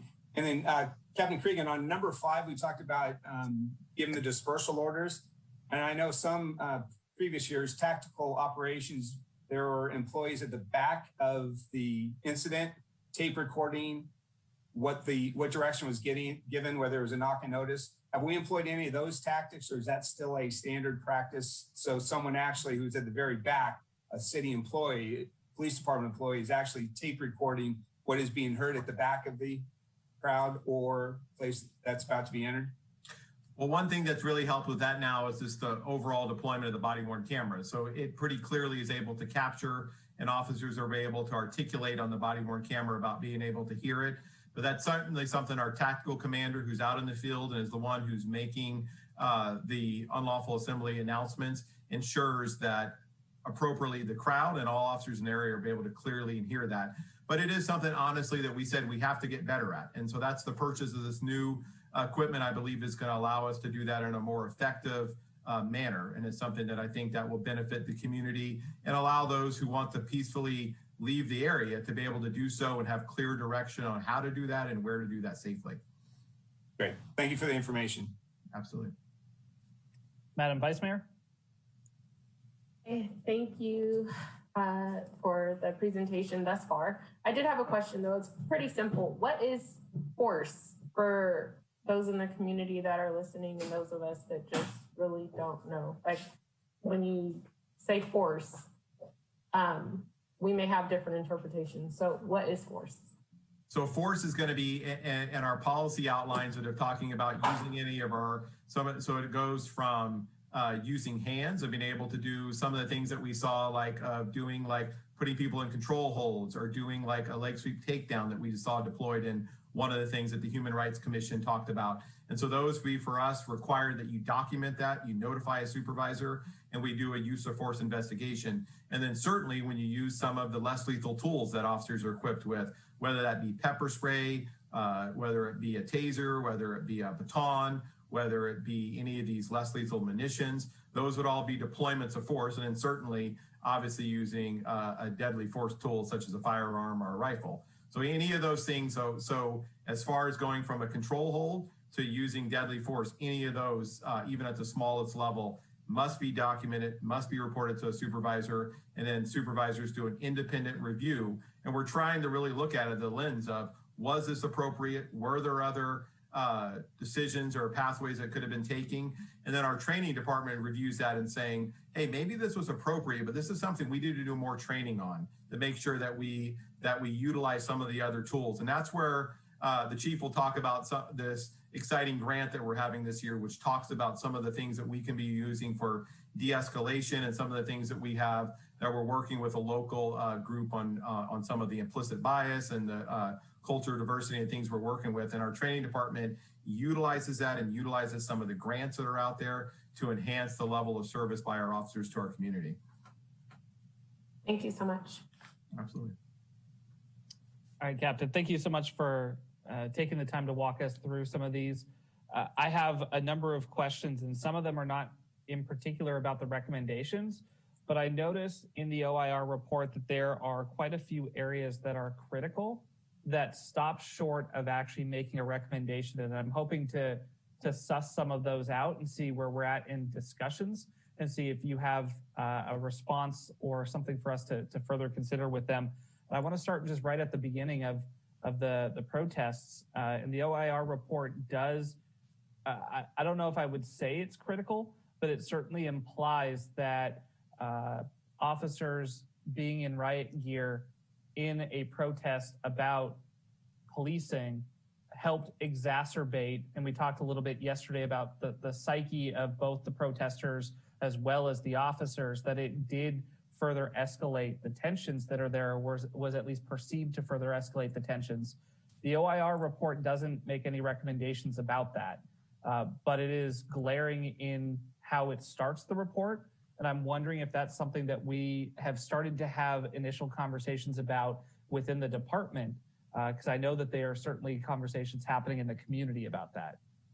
Absolutely, that's an important point, and it's one of the things that, and I think when we critically look at this, you saw some of that being that these protests were starting at 12 in the afternoon, and there was not a police officer in sight, and that we chose to be able to hold police officers back, to not be able to escalate some of the tensions that were out there. And that's a fair point, that when officers coming out there, that it could lead, and we heard some of the talk about contagions yesterday and how that can lead by the crowd getting amped up and officers getting up, and that doesn't benefit anyone. So that's something that we incorporate with our troops and with our mobile field force, to be able to say, let's not be visible and let's not be out there until some of this unlawful behavior starts. And that's something that we're going to continue to work on internally, about what kind of restraint can be done. And that's some of the things that we have to have honest conversations with our city council and with our community about what is the level of property crimes that we say are acceptable in our community. And that's a tough decision.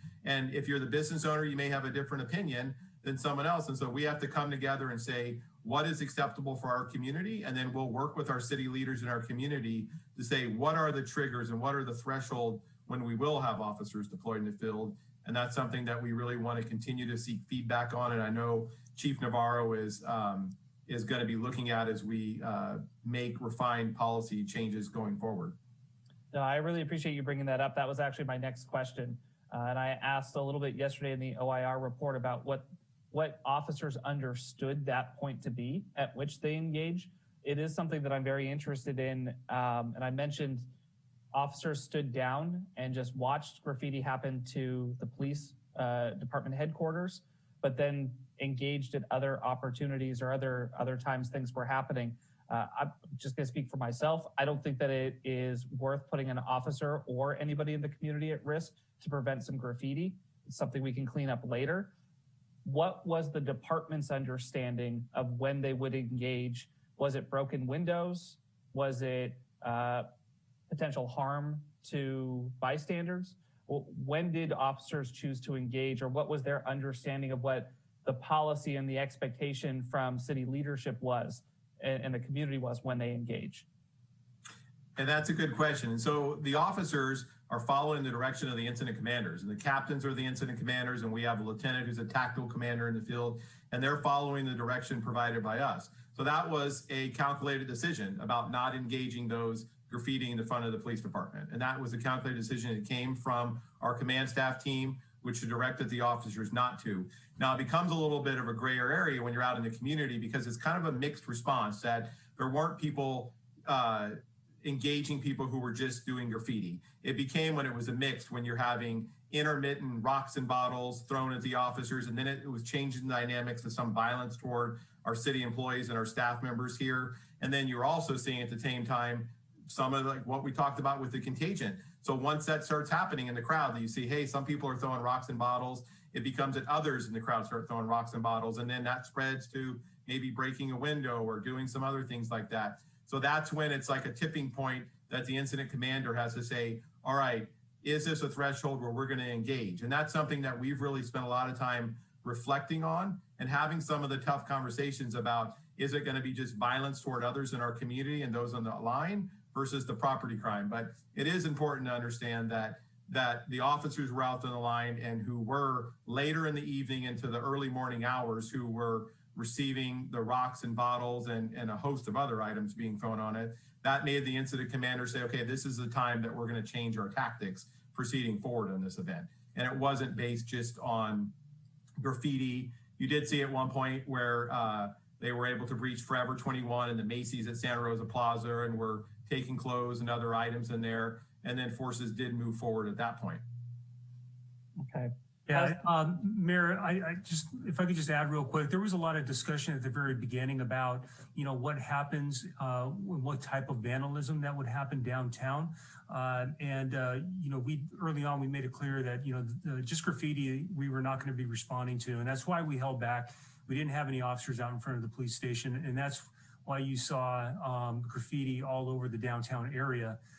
But one of the conversations that we had, because we did have fire within our DOC, was what is the potential of fire risk if businesses are looted and fires start or are ignited within the business. And so, you know, if that happens, there's a lot of old buildings down there, and it could go up very quickly. So it wasn't just the fact that, is it going to be a broken window or not? There was a lot of other conversations going on about, what is the ultimate safety of the entire community? And if the violence continued, as I believe it was Hillard Hines who'd mentioned that there were other communities similar to ours that saw burned down banks.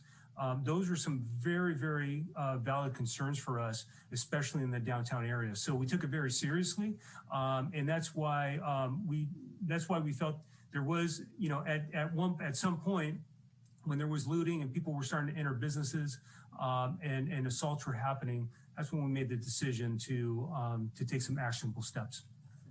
And I can appreciate that, Chief, and I understand it's always a balance. Has the department leadership, I know we're starting to engage the community on this conversation. Has the department leadership also engaged the officers who are on the line to ask them what they see as the appropriate time to engage? Yeah, so John may have more information. So we're having continuous conversations with all of our line staff and really throughout the department. We have, just from an informational, we've had several Zoom meetings with our department. We have monthly meetings with each of our labor groups, which includes our Police Officers Association, many of them who are on the line. And so many of our staff, they're involved in setting up our trainings and working with our use of force policies and defensive tactics. And so they're a part of the conversations as we move forward. So we're constantly having those conversations here because number one, if we do change tactics or policies, they have to be aware of it. And it's like, what are we doing? If those tactics or policies change, how is that impacting what they're doing on the line? So we are having those conversations. I appreciate that, Chief, and especially since when we talk about accountability, if they were found to be following policy, the accountability needs to fall on us. And I'm going to continue to stress that. So I want to make sure that those who are going to be faced with executing those policies also have a say in discussing them. I want to keep going through the night a little bit, Captain, if I can, and I apologize to take so much time, but I think it's important. We've heard from the community concerns over use of kettling. I don't think I even saw in the OIR report any references to kettling. Or perhaps it's just called something different in the report and I'm not noticing that it's the same thing. Can you talk through how that tactic was utilized and if that is something that is also being discussed, a discussion on how it's being used? Absolutely. So, I mean, some of that comes to a basic misunderstanding of some of the facts. And sometimes it's easy to see a term like that maybe used on social media, but not have really a firm understanding of what it means. So the kettling that's been criticized across the nation was used in larger agencies like in New York PD, where in large public settings, and they were using it to like move and control crowd movement, of being able to say, make like an L formation and use a building and then force the crowd in one direction. But some of the criticism is that people who weren't even involved in the protest and who were walking in downtown businesses were getting caught up in that movement and were getting forced to funnel out in a certain direction. That tactic wasn't deployed by the Santa Rosa Police Department. Now, some of the confusion is coming in on Tuesday night when the mass arrest situation happened on Mendocino Avenue, that there was the crowd, and that was hours after curfew and hours after an unlawful assembly had been declared based on some criminal behavior that was occurring with the protest. So the incident commander made the decision to declare an unlawful assembly. The loudspeakers were used out there saying this is no longer a peaceful assembly, and that those who were still out on the street were subject to arrest, not only for the unlawful assembly, but for the curfew violation. And we gave about 2.5 hours for people to disperse. And then at one point, the decision was made to make an arrest of those who were violating both of those lawful sections, and the crowd was encircled and arrested. So that's different than kettling, because the decision was to encircle and arrest everyone in there who had at that point refused the multiple requests to peacefully leave the area. So I think there's some confusion of calling that a kettling event. That was actually a decision to surround and arrest all those who were breaking the law and refusing to disperse at that point. So we're not involving of actually kettling tactics used like during the day and during the early hours of the protest, just to move people who are peacefully assembled and who aren't breaking any laws. That didn't occur, and that's something that we'll continue to avoid in our tactics here at the Santa Rosa Police Department. So absent the protest, kettling is not something that officers utilize? No, the confusion is coming up directly with the one specific incident on Tuesday night when the mass arrest was made there on Mendocino Avenue. Okay, and I'm making an assumption, and so correct me if I'm wrong, but you mentioned that the dispersal order was made and then 2.5 hours later this occurred. I assume that officers made periodic announcements, and I know that the OIR report was critical at some points, or at least mentioned at some points, that it was possible that some people came after the dispersal order was given and then didn't hear an additional one. But I think, again, correct me if I'm wrong, over that 2.5 hour period, were there multiple announcements of the dispersal order? Absolutely, and that's something that we built into our training mechanisms of repeatedly giving that announcement, and then also even using our social media platforms to make community members aware of that a curfew had been enacted and that an unlawful assembly had been declared at that point. So we used as many platforms as possible, but that's certainly something that, upon getting some of the feedback from the community and from our independent auditor, is something that we could do better with. And so that's the steps that we took to buy enhanced equipment to do that, and also to build that into our training mechanism. So it's clear that everyone in that group has abundant knowledge of that it's been declared an unlawful assembly, and then how they can peacefully exit. Because our hope is to not make arrests, that people say like, all right, this is getting out of control now, criminal behavior is being demonstrated, and so now's my time to be able to peacefully exit and be able to do that. And so they still have their absolute First Amendment right to display their frustration with whatever the event is,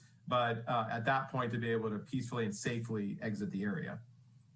Okay, I appreciate that. And then you've talked about the new speaker system with the pre-recorded message. How will that work with a pre-recorded message if it's also explaining to people how to leave, right? Yeah, if it's so giving directions on where and how does that work? That's a good question. So the pre-recorded message is just an option to use. So we're going to have it in Spanish and English with a more generic dispersal order of just talking about the legal requirements about this is the Santa Rosa Police Department, this is an unlawful assembly based on this, we're ordering you to leave, are you subject to arrest, and force may be used. So the generic admonishment about that sets the legal parameters for declaring an unlawful assembly, and that's It's part of 407 and 408 of the penal code.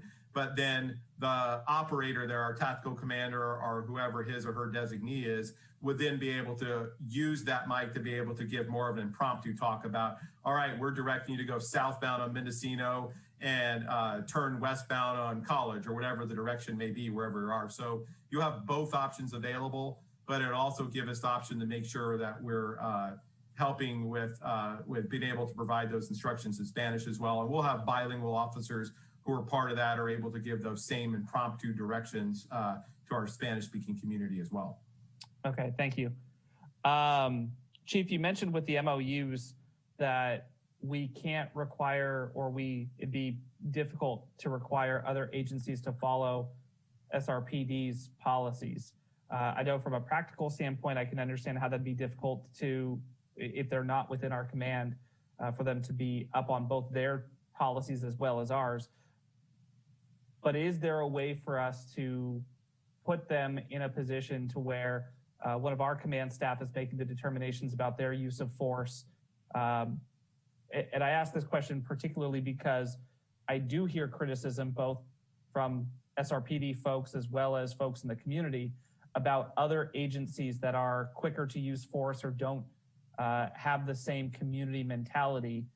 And it would seem to me to be a conflict between we're going through this process of working with the community, and then other agencies that come in might still do some of these same things that we're having the tough community conversations about. So what could we do within the MOUs to try to fix that?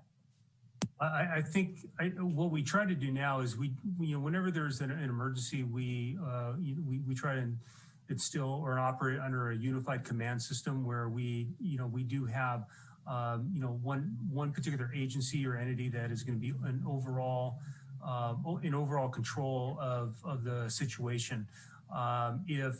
We work very closely with the other chiefs and the sheriff on a regular basis, and our second in commands, all of the captains throughout the and lieutenants throughout the region. They meet on a regular basis also to try to make sure that we're in as close to lockstep as possible on our responses. Again, ultimately, we can't tell them what their policies and what they need to do, but if there's no consistency, then they wouldn't be coming. And so we try to remain consistent. If there is use of force, we can't, we're not going to investigate, do an internal review of one of the other jurisdictions here. But if we are made aware of some type of use of force, then that looks to be concerning, then we definitely reach out to that department and let them know what's going on. So, but ultimately, the mutual aid agreements, those are in place to try to address, initial staffing issues. And so, ultimately what we want to do, we don't want to get into a position where we have to use mutual aid. Those are under extreme emergencies, and we use those as a last resort. Okay, thank you, Chief. One of the questions that was asked yesterday, and I asked Sue about it, I'm hoping you can dive a little bit more into it. In the OIR report, they were able to sit in when a policy was not followed or when disciplinary action had to take place. They concurred with the discipline that was given. From a community accountability standpoint, can you explain a little bit better about how that process works for folks who have questions about what the outcome was? And I understand that the information is limited that we can share given state law. I think we talked about that a little bit yesterday. So I'm not asking us to go against state law, but that question keeps coming up from the public. Absolutely, and it's a fair question to ask. So what we did is had the auditor who played a key role and played an intimate role in those conversations of directly talking to the officers, looking at the body-worn camera, looking at the reports, and being able to evaluate that. But so state law does prohibit some of those from being released, but also we have Senate Bill 1421 that is going to allow for 2 of those reports, and then the entire reports will get delivered. So it's going to be the officers' interviews, it's going to be our supervisor review, it's going to be the exact discipline that was imposed for those officers, it's going to be the body-worn camera footage from both of those events, from not only those officers, but the officers surrounding them are going to be released. And that's going to be on our police transparency page that will be released in the coming weeks. And so that's going to be an opportunity for our community to see exactly what transpired and to be able to view that body-worn camera footage from themselves. And that's for the 2 incidents that resulted in great bodily injury to protesters. And the police department is committed to following these transparency laws, getting that out there for the community, for them to see for themselves about our internal investigation. And that included hiring an independent outside use of force expert to review and determine exactly what the force was employed. And they're going to get that full report from that outside use of force. And that's going to be on the 2 significant injuries that occurred during that protest. And so those, you can look forward to seeing that in the coming weeks. And we have some statutory obligations that have to be completed before we can post those. But we're near the final stages of that, and those will be posted. And it's something that we'll be updating our city council and our community on, and continue to go to the Santa Rosa Police Department's Police Transparency webpage, which you can find on our main website, to be able to get that information and view those reports in full and the body-worn camera in full. And I did go back and I looked today, and I know on the srcity.org police link, it does have the policies as well as the SRPD's new First Amendment public policies. So I did want to do a quick plug since you mentioned those. I know that there's some interest in folks reading what currently exists. We also heard in some of the public comment yesterday concerns that what has happened in other departments is an individual will be facing discipline, will resign, and then go on and take another police position elsewhere. And it's not communicated across departments that there was potential disciplinary action that was coming or what happened. Chief, can you just sort of tell us what type of screening does go in with the recruitment of officers when they transfer from one department to another? Absolutely. So the first thing I want you to know is that what we do when there is a concern or when somebody is terminated because of some type of misconduct, we complete the process, and we are when another agency comes in, we allow them to do a full background. And what happens is the applicant has to sign a waiver to look at to allow their background officers to go in and go talk to their past employers. One of the things that we do a full background, and we also go back to the visiting or to prior law enforcement agencies where an officer may have worked, and we look into any type of misconduct, any type of what their history is there over at the police department, and then one other thing that we do, if somebody resigns in lieu of termination, or they leave and because they think that they fear of some significant discipline, we will complete our investigation. We won't put it on the shelf, and we won't suspend it. We are going to carry through, complete that. That way, if another police agency comes in, they will be able to see an actual completed investigation. And so for our part, we do a thorough investigation that includes reaching out to past employers, including police departments. We do a background or psychological, and it usually takes about a good 6 months to get through the hiring process here. One of the other things, you're kind of stealing my thunder. I was going to bring some of this up later on, but the California Police Chiefs Association, we are really trying to work together and lead the way for the rest of the nation. There's one of the chiefs that's actually on a national board, and we're continuing to push for national consistency with decertification under specific circumstances. So those are some of the things that are very important. We don't want bad officers to be out there on the street, and we're trying to work together on how to best do that. Yeah, I apologize for stealing your thunder, Chief. I'll pull it back to the OIR report and to what it says. And one of the other areas that it was critical of, but stopped short of a recommendation of, was as the nights progressed, it says that SRPD could not, or felt like they could not pull back from the line when they were encountering resistant protesters. Has that been a conversation topic within the department, or is that something that has been brought up with the Public Safety Subcommittee as well about perhaps a different tactic there?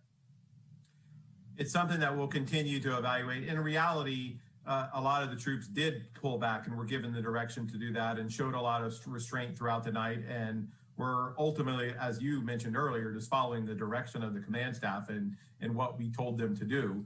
But it's certainly something that we're evaluating when we deploy our resources, what some of those key trigger points are going to be, and then what our sustained involvement throughout the night is. And that's something that we're going to continue to have conversations on as our command staff, but certainly engaging our community leaders and community stakeholders to be able to see what is the response going forward that we want for our own unique community here in Santa Rosa.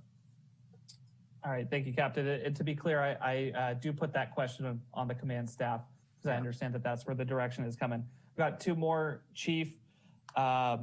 We've heard about some of the injuries to protesters. Were police officers injured?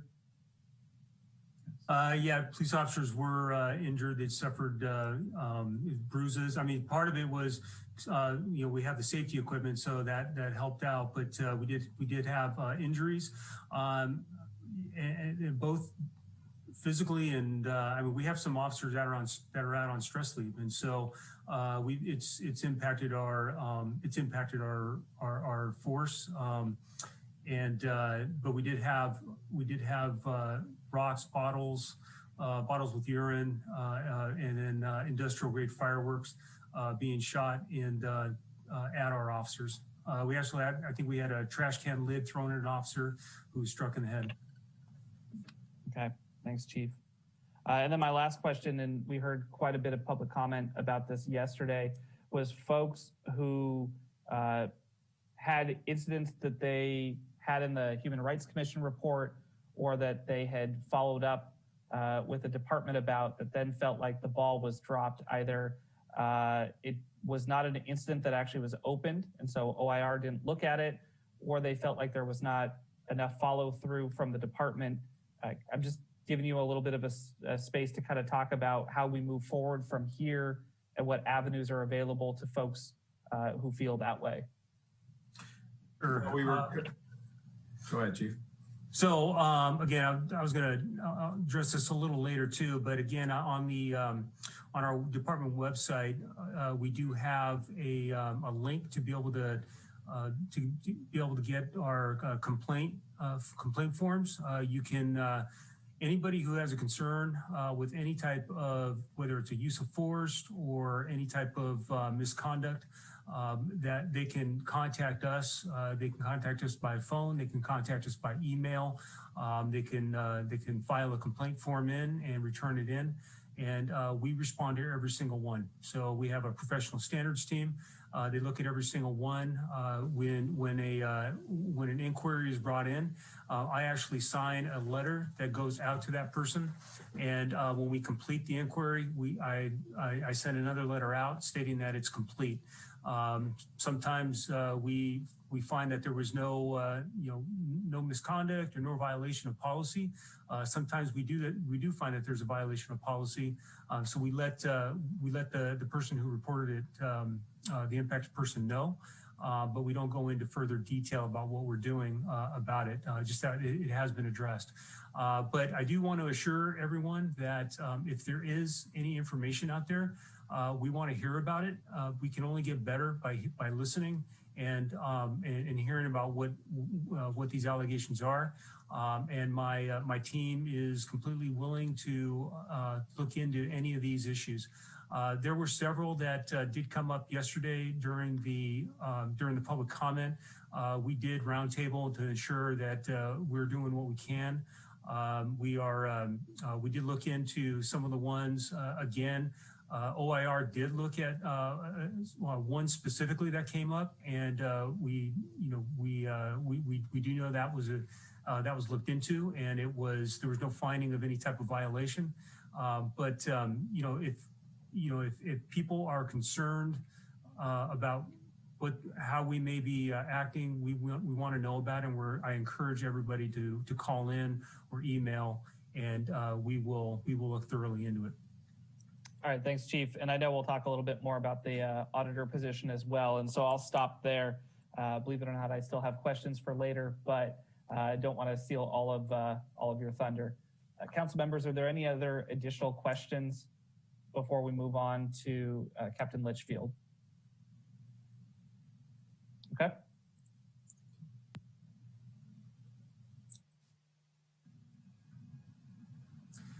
Okay, so thank you everybody who's here today to hear our presentations. Thanks, John. So I want to talk about responses to the after action report. So you heard from Hillard Hines yesterday. Their investigation consisted of quite a few steps. And again, I was assigned as their liaison here at the police department. So I worked through this investigation with them, making sure they had access to anything that they requested or needed. And that included all of the police reports related to this incident, all of the computer-aided dispatch reports, any relevant radio traffic, all of the incident action plans from these protest responses, as well as incident action plans from several other responses that they wanted to compare them to. It included all relevant policies, which of course they could get online, but they had specific questions about policies. I facilitated any of those things that they needed.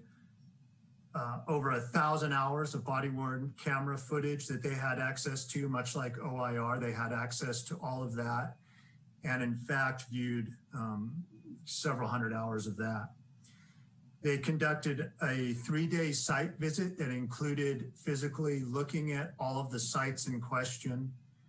And then they conducted 3 days of interviews with staff.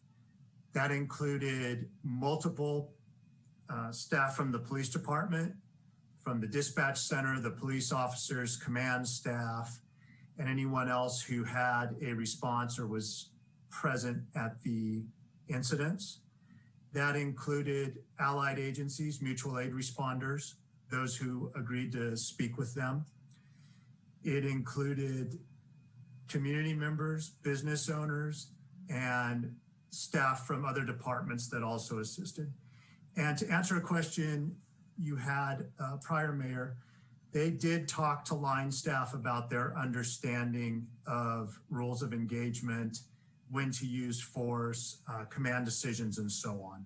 So they conducted several interviews specific to those topics, which were shared with us so we could create better responses to those issues. So that did take place both internally and from Hillard Hines. So it was a significant amount of material that they received. I spent at least 3 days just sending them documents, not to mention all the other items that they looked at. So that's what went into their report. And as we've heard, it looked bullet pointed yesterday, but it was actually quite extensive. And if you read the full report, it has a lot more information in it. So out of that, they came up with 12 recommendations for the Santa Rosa Police Department. Many of these recommendations we started working on prior to getting the report because we had already identified them in our own after action reviews of the incidents. Nonetheless, they were all valid recommendations. Whether we identified them or they identified them, they were all valid and required response. So I will go through the 12 of those. So if I could go to the next slide, I'll start with the first one. So the first one, we've talked about it quite a bit, is the inventory and issuance of less lethal munitions. And it relates to their second recommendation, was procedures on the use of less lethal munitions. We have a policy for that. It's policy 308, control devices and techniques. I just wanted to make a quick comment about use of force policies. When you hear about the use of force policy, that's policy 300. For those of anyone in the community or anyone who hasn't had experience with how the police department policies work, there are multiple policies that relate to use of force. And you can think of policy 300 as the umbrella policy that provides you the legal guidance, justification, and rules for using and documenting force. And then you will have policies much like 308 that come under that umbrella that are very specific to a type of use of force or a type of device. So it sometimes can get confusing. The police department has multiple policies. Most of the use of force policies fall under the 300s. So 308, control devices and techniques. We looked at that policy and we made several additions to it. Those additions went to strengthening the training standards for less lethal munitions. So both mobile field force and line staff officers and SWAT officers are trained on less lethal munitions. There's a big difference in responding with a 40 millimeter less lethal munition in the field as compared to a crowd control scenario. So the majority of officers who are not part of mobile field force or the special weapons and tactics team are trained to a more field level response that has to do with addressing an armed and dangerous suspect at a distance and being able to use that less lethal munition to hopefully disarm, dissuade, or convince that person to not use that weapon or to not commit an assault. In crowd control, it's a different level of training. Those are referred to as grenadiers, and they specialize in delivering those munitions in much more tactical scenarios or in much more difficult scenarios, such as a crowd control. And the special weapon and tactics team are actually the team that would use the barricade rounds you've heard about. Barricade rounds are not used, should not be used in a mobile field force team ever. They're used by tactical teams to deliver gas through a barrier.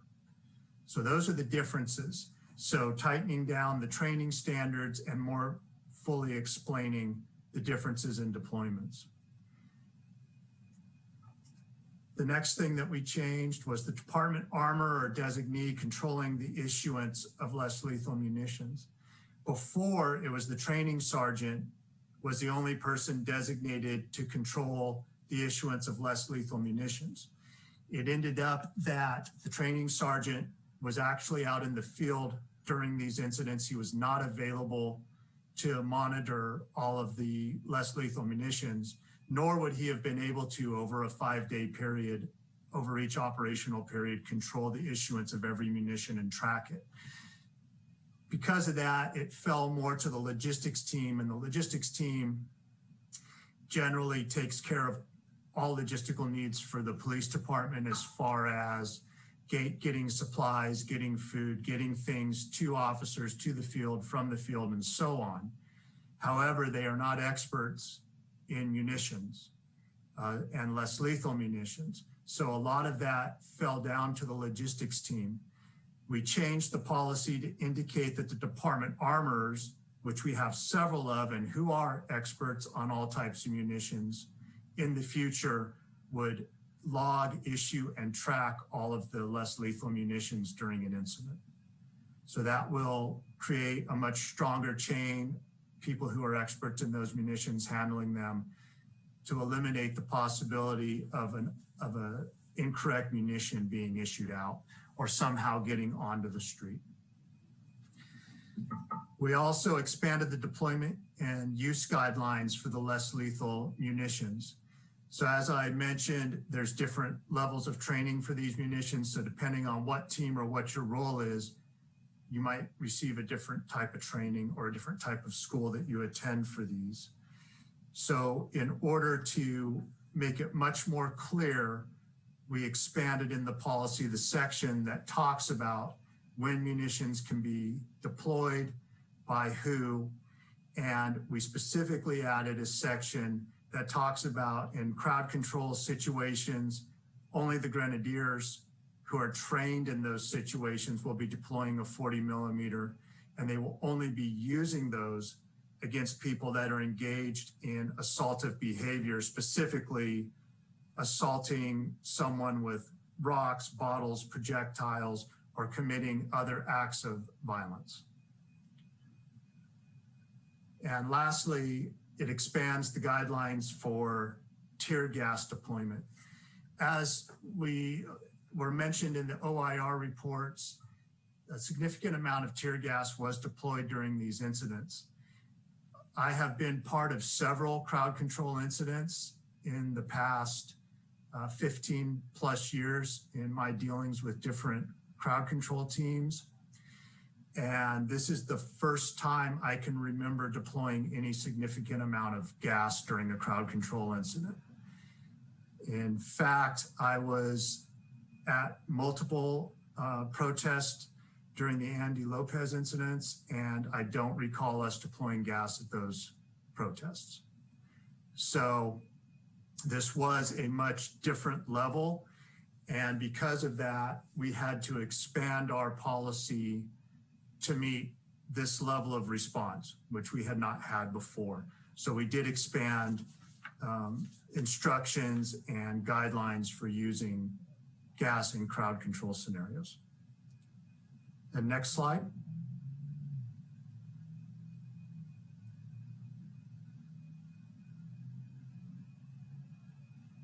Thank you. So we were asked to revise policy 409 mobile field force to include language regarding First Amendment assemblies. So policy 409 mobile field force really has to do with the training and responsibility of field force personnel. It's a very nuts and bolts policy, and it wasn't really an appropriate place to put something that far reaching, because it's generally something that's used by the mobile field force members and not taught to the entire organization, because it's, as I said, more of a nuts and bolts policy for them. So as the chief mentioned, we use a third-party vendor, Lexipol, that creates all of our policies. They're subject matter experts in law and policy and case law. So we use them to make sure we always have the most up-to-date policies available in policy language. We created policy 467, First Amendment assemblies. That addresses the right to peacefully assemble while preserving peace, protecting life and property. I want to make clear that that language, that idea, and that goal existed prior to the policy itself. It is in the incident action plan. It is trained during crowd control training. It's trained to the mobile field force. It is a post-requirement training for the police academy. It is trained and taught. However, having it in one policy is not a bad thing, because these policies are taught and updated to the entire police department on a regular basis. So it is now exists in a standalone policy. It has guidelines for response to unplanned events. That also existed. The incident management team that you've heard about, they create the IAPs for planned and unplanned events. So during an unplanned event, the guideline for response, it falls to the supervisor who first arrives on scene, and then IMT would pick up the incident action plan and planning of that event as soon as they arrived on the scene or at the department. However, it memorializes those guidelines, which are taught to the supervisors in a policy, which is a positive in that any officer can now see what those guidelines look like, even if a supervisor weren't to be available to be first on scene. Related to that's the procedure for the planned events. Again, IMT held all of those procedures themselves as they create and do all of our planning, but now everything they do can be found within this policy. The procedure for unlawful assembly dispersal orders, we do follow that procedure. We use that procedure several times. It is something that is taught and known by the supervisors, who are the ones who give the unlawful assembly dispersal orders, and now can be found the conditions for that within the policy. Use of force guidelines, those are very general guidelines, because as I mentioned, we have multiple use of force policies, but it mostly refers back to existing policies, but it is a roadmap of where you can find use of force guidelines and policies for response to these events. Arrest guidelines, that has to do with mass arrest, which is a separate slide all of its own, and planning and preparing for mass arrest scenarios, which are much different than arresting 1 or 2 people during an incident. Post-event documentation and after-action evaluation. The Santa Rosa Police Department, after every significant incident or event, does an after-action report. This just memorializes that within the policy, but again, the incident management team does that and has done that for some time. And then also memorializes training requirements for IMT and other people for responding to First Amendment assemblies. So what this policy basically does, it makes everything very clear and takes documents or procedures or things that existed in multiple spaces and brought them all into one space where anyone from the community or police department can go to this one document and not have to hunt down 3, 4, 5 different documents or training materials to find these things. So they're all contained in one policy now. Next slide, please. So to continue the department's focus on adhering to the Incident Command System, or ICS. ICS has been part of the Santa Rosa Police Department since 2014 when we really committed to it. And in fact, Captain John Cregan was the first person to start ringing that bell loudly coming from Novato, where they really adhered to the ICS system and incident management. So we started that back in 2014, and we have continued to grow our expertise in that, add people to the incident management team, do extensive training for our command level people, our supervisors, and even our line staff people. So we have no plan to abandon ICS. It has worked for us multiple times. Although this incident was very challenging, without ICS, we would have been completely lost. Although the fires have been very challenging and other significant events, without ICS, it would have been much worse, much harder for us to control and manage these large incidents. So there's no plan not to continue with ICS. And in fact, now that training's coming back as COVID restrictions ease, we're sending people to ICS training at this moment.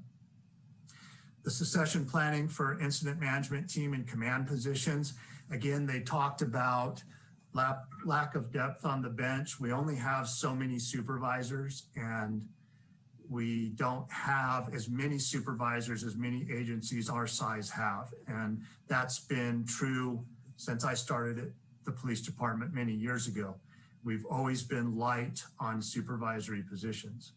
So our succession planning does go on, and we do plan and prepare people through these IMT and ICS positions. And as I mentioned, that starts at the line staff, and then you move possibly onto an IMT position or a tactical team position, which is heavily involved with IMT and that type of planning. And then from there you promote, and then you have a different role in these teams, and then you promote again and you have a different role. The issue isn't part of not planning for succession, it's just the number of people that we can train. And that's restricted by the number of people we have, which leads into the impacts on the staffing levels for teams and operations. There's only 2 lieutenants, 2 captains. So during this incident, you'll see on a later slide, for a couple of days, there was only 1 captain available, which created some issues, but there's only 2 captains, and we have 7 lieutenants. And one of those lieutenants we lost was off and on a long-term issue during this incident. So it is difficult to have enough command level people through a sustained event to staff all of the critical positions in the operations center and on the field. And that's just a reality we've been dealing with for several years. And at least in the next couple of budget cycles will continue to be our reality most likely. Next slide, please.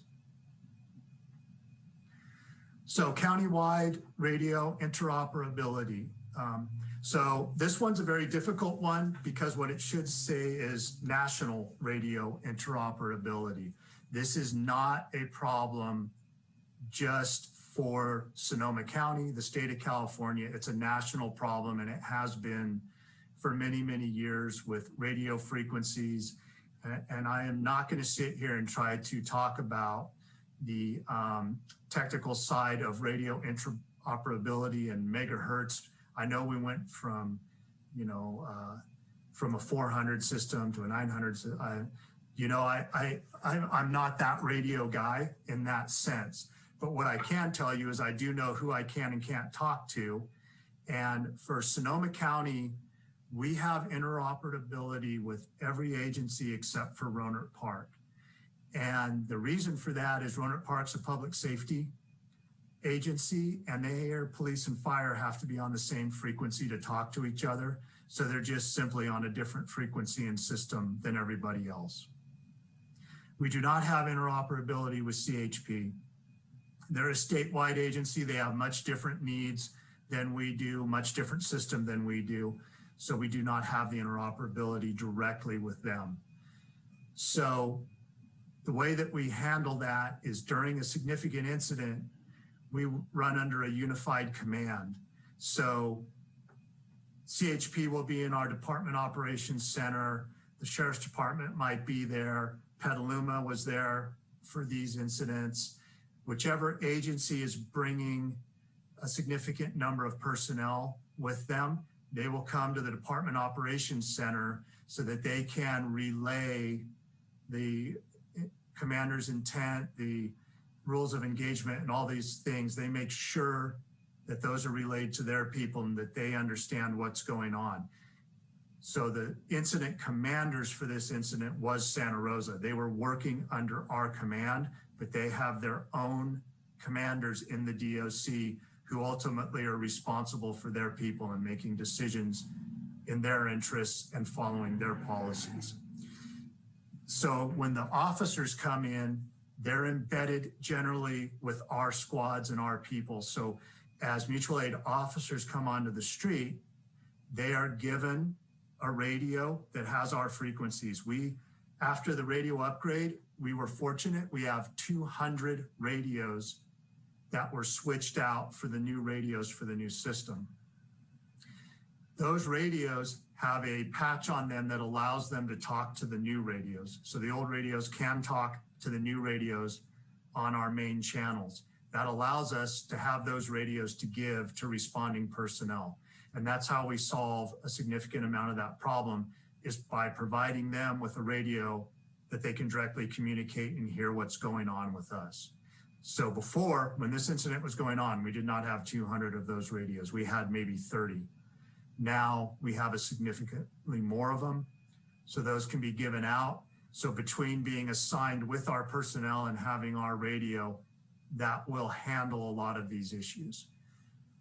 And I'm sorry, I said 900 megahertz. It's a 700 megahertz system. See, I told you I'm not a technical radio guy. So at any rate, we are the first agency to go to 700 megahertz. It's a very expensive and extensive upgrade to make, and the other agencies are working on it. For now, we can talk to most of them through these software bridges, and eventually they'll be hopefully on the same 700 megahertz system. But again, it's a statewide national issue. It's a huge issue, these radios. It's a very expensive and complicated problem to solve. But I think we are in a good position. We've had this issue all through the fires, where we had many, many mutual aid personnel coming up, and we were able to get through these communication issues. But it is true, they are difficult, and it's something we continually have to work on.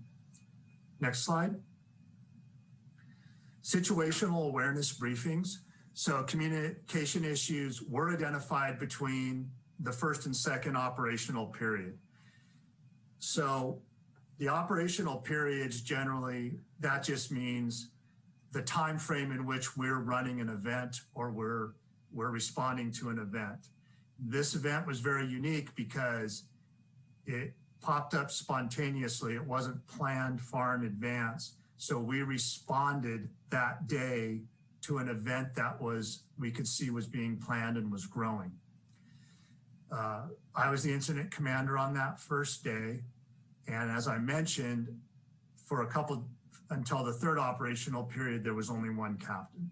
And we were also missing some other key personnel in logistics and some other areas who were not in town. So after that operational period ended, after about 13 hours, we didn't know when the next operational period was going to start. One of our lieutenants with a significant amount of tactical experience and who had been a tactical commander for me on several large incidents, he stepped in to be the incident commander that day so I could come back the following day. We did have some discussion, he and I. We did not know when the next operational period was going to start from day 1 to day 2. So that was one of the issues where we could not debrief the teams in whole because they weren't together. So in fires and other incidents, this has not been an issue because we've had set operational periods. We've had official briefings and debriefings. This one presented some challenges. By the third day, we knew what our operational period was going to be. We knew what personnel we had, and we were back to formal briefings. I will say, and I do not want to understate, having done it both ways, you want a formal briefing, no doubt. You want the team there for a formal briefing and debriefing. It was very difficult for him and I, because unfortunately after that second day, he was no longer available at all. So I never followed up with him even on the third day. It was like we were starting over 2 days in a row. So those briefings are very important. And in the future, we understand we have to do everything we can to make sure that briefing happens regardless of the circumstances. But this was something that really was isolated and is not a common practice not to have those briefings. Next slide, please. Follow the phone calls for assistance with documented requests. So it is true, we were in a scramble. We were in a scramble to get help. We called a code 30 the first night. That is an emergency request for anyone available to send assistance.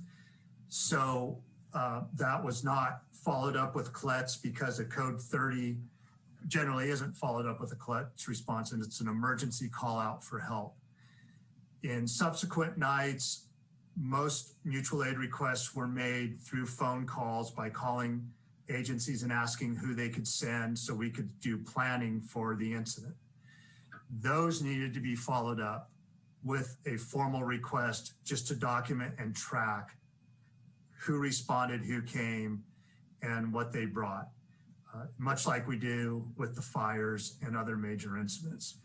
Many nights we were scrambling because we were competing with multiple other jurisdictions.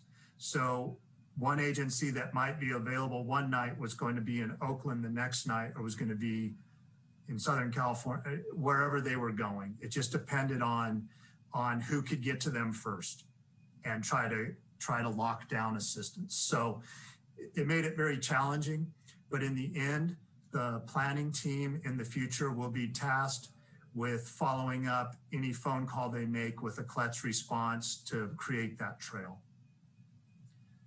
Next slide, please.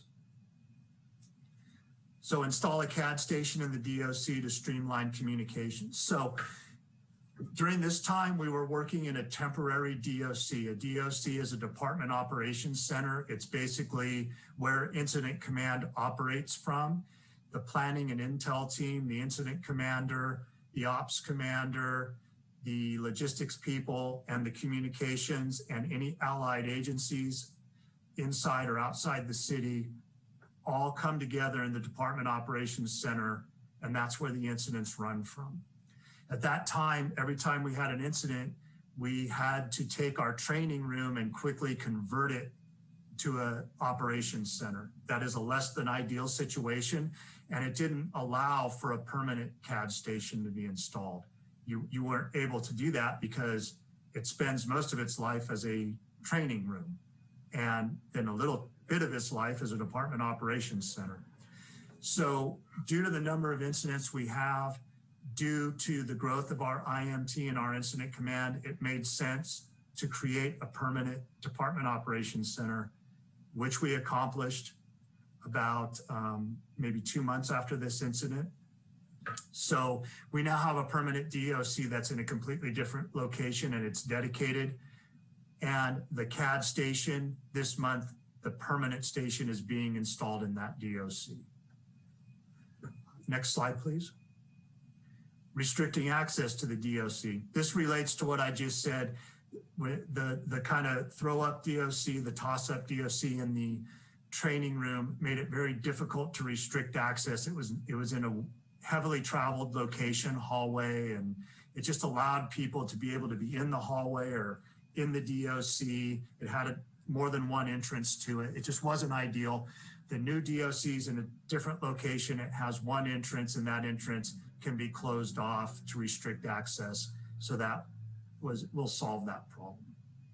Next slide. Develop a process to audit and update business contacts. So we relied, there was a couple of things that happened here, and I found this out myself in trying to contact businesses during and after the event. Two things that went wrong for us. The first thing we didn't control, and that was COVID. We were in COVID restrictions at the time. So not all of the businesses were running normal business hours, and not all of them were running normal capacity, which means not all of the personnel were the same that we had listed as contacts. And since then, in the months since that, trying to follow up with businesses or contact them, I have found that many people who were at businesses aren't at businesses anymore. So it's very difficult to keep up on that. We were also using our Nixle platform, primarily our main social media accounts, to put information out to people. And that's great in some instances, but it wasn't so good for the fixed locations like the businesses. So really, we needed to be utilizing the Code Red and WIA platforms to communicate so that we could reach a larger audience and it's more accurate. So in the future, rather than just using Nixle, when we have to make notifications to businesses and so on, we can utilize Code Red, and then those notifications will get made and it'll cover a much larger population. So that was a mistake on our part to just use Nixle, believing at the time we were reaching who we needed to reach. Next slide, please. So the mass arrest policy and resources are maintained. We did engage in one mass arrest event. Those events take a lot more planning, logistics, personnel, and time than just arresting one or two people here and there. They're very, very intensive. For many years, the mobile field force had a mass arrest team. It technically still did at the time. However, the supervisor who had been in charge of that team for many years had retired and had not been replaced at that point. So we did not have the dedicated supervisor. And because of that, the supervisor's in charge of a lot of the supplies and the personnel and keeping everything up to speed. So that was some scrambling had to be done on our part. Another sergeant did step in and did a great job with it, but it definitely wasn't as smooth as we would have liked, nor was the person as up to speed and comfortable with the process. It would have gone a lot quicker otherwise. So we have reassigned a new sergeant to that team. He has already gone through and taken care of the supplies, documents, and inventories.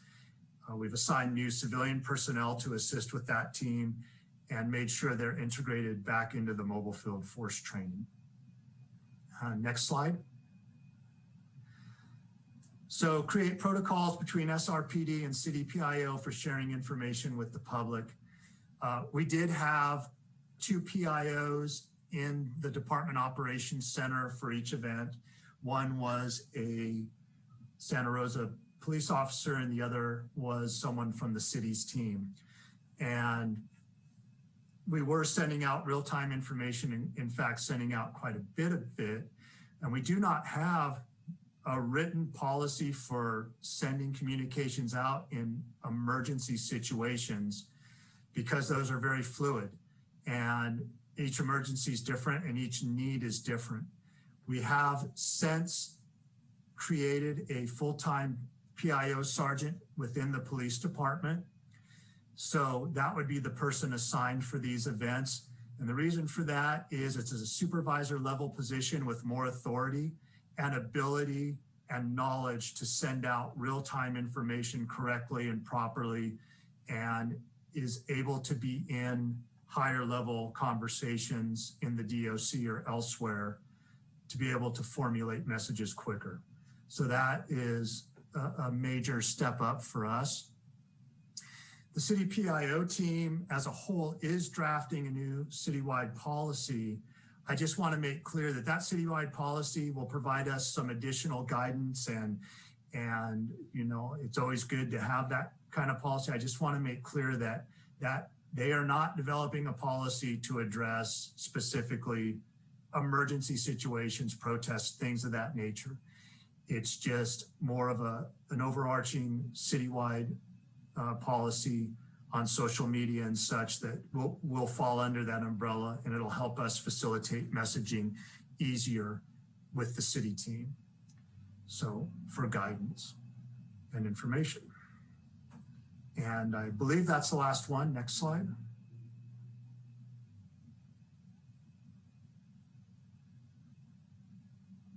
Well, I don't have a question slide, but I'm sure I have questions.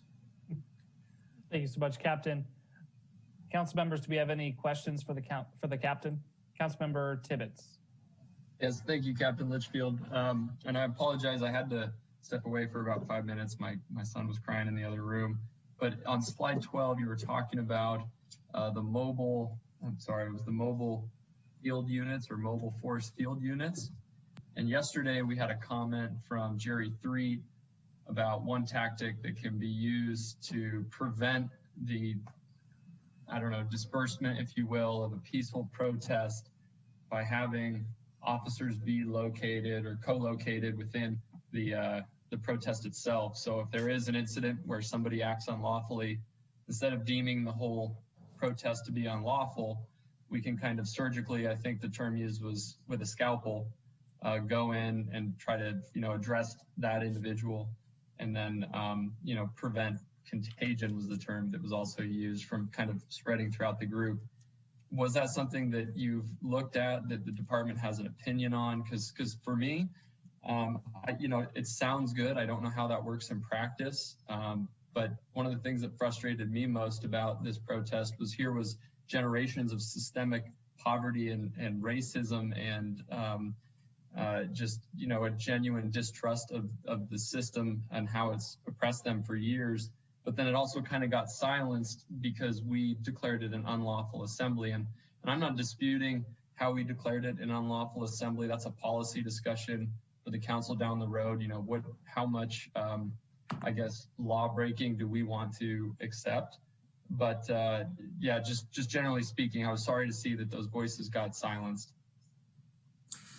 So it's a good question, and it's a very difficult one because of the nature of crowd events. So as I mentioned, I've been involved in crowd control events for a long time. I actually created the mobile field force. So the gold standard of training for mobile field force across the nation is done by FEMA in Anniston, Alabama. And you can either go to Anniston or we generally bring them here and train large numbers of people. There's no real part of that training that addresses putting a small team in the middle of a crowd for multiple reasons, mainly the safety of the people. You have to account for the safety of the officers. So if you have a crowd of hundreds of people and you drop 4, 5, 6, even 8, an arrest team is generally 6. So those are arrest teams. And so you drop 6 or 8 people in a crowd of hundreds of people and expect them to carry out enforcement activity while they're surrounded by hundreds of people. As you can imagine, that's a very difficult situation depending on the nature of the crowd, Do you have a largely friendly crowd? Do you have a largely hostile crowd? How quickly can you get someone in custody and moved out of the crowd before a hostile crowd forms around you, and there's no one to provide protection to that team? So the general standard is that's why you have a skirmish line. And this is the way it's trained across the nation, is the skirmish lines are formed. That is the protection area. That's kind of your fallback point, your line.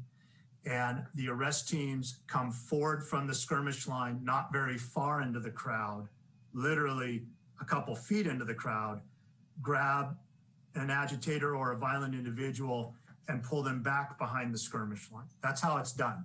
And it's done for safety and reasons. I'm not aware of any other training that's been put forth yet. And as I said, FEMA is at the forefront of this, so maybe they'll be developing something. And I'm not saying it can't be done, but it's going to be very situation specific when you could just have teams mingling in a protest crowd. And it's going to be very dependent on communication with the crowd and the protest organizers and making sure they want and will allow that to happen. Mm-hmm. That's going to be a significant issue.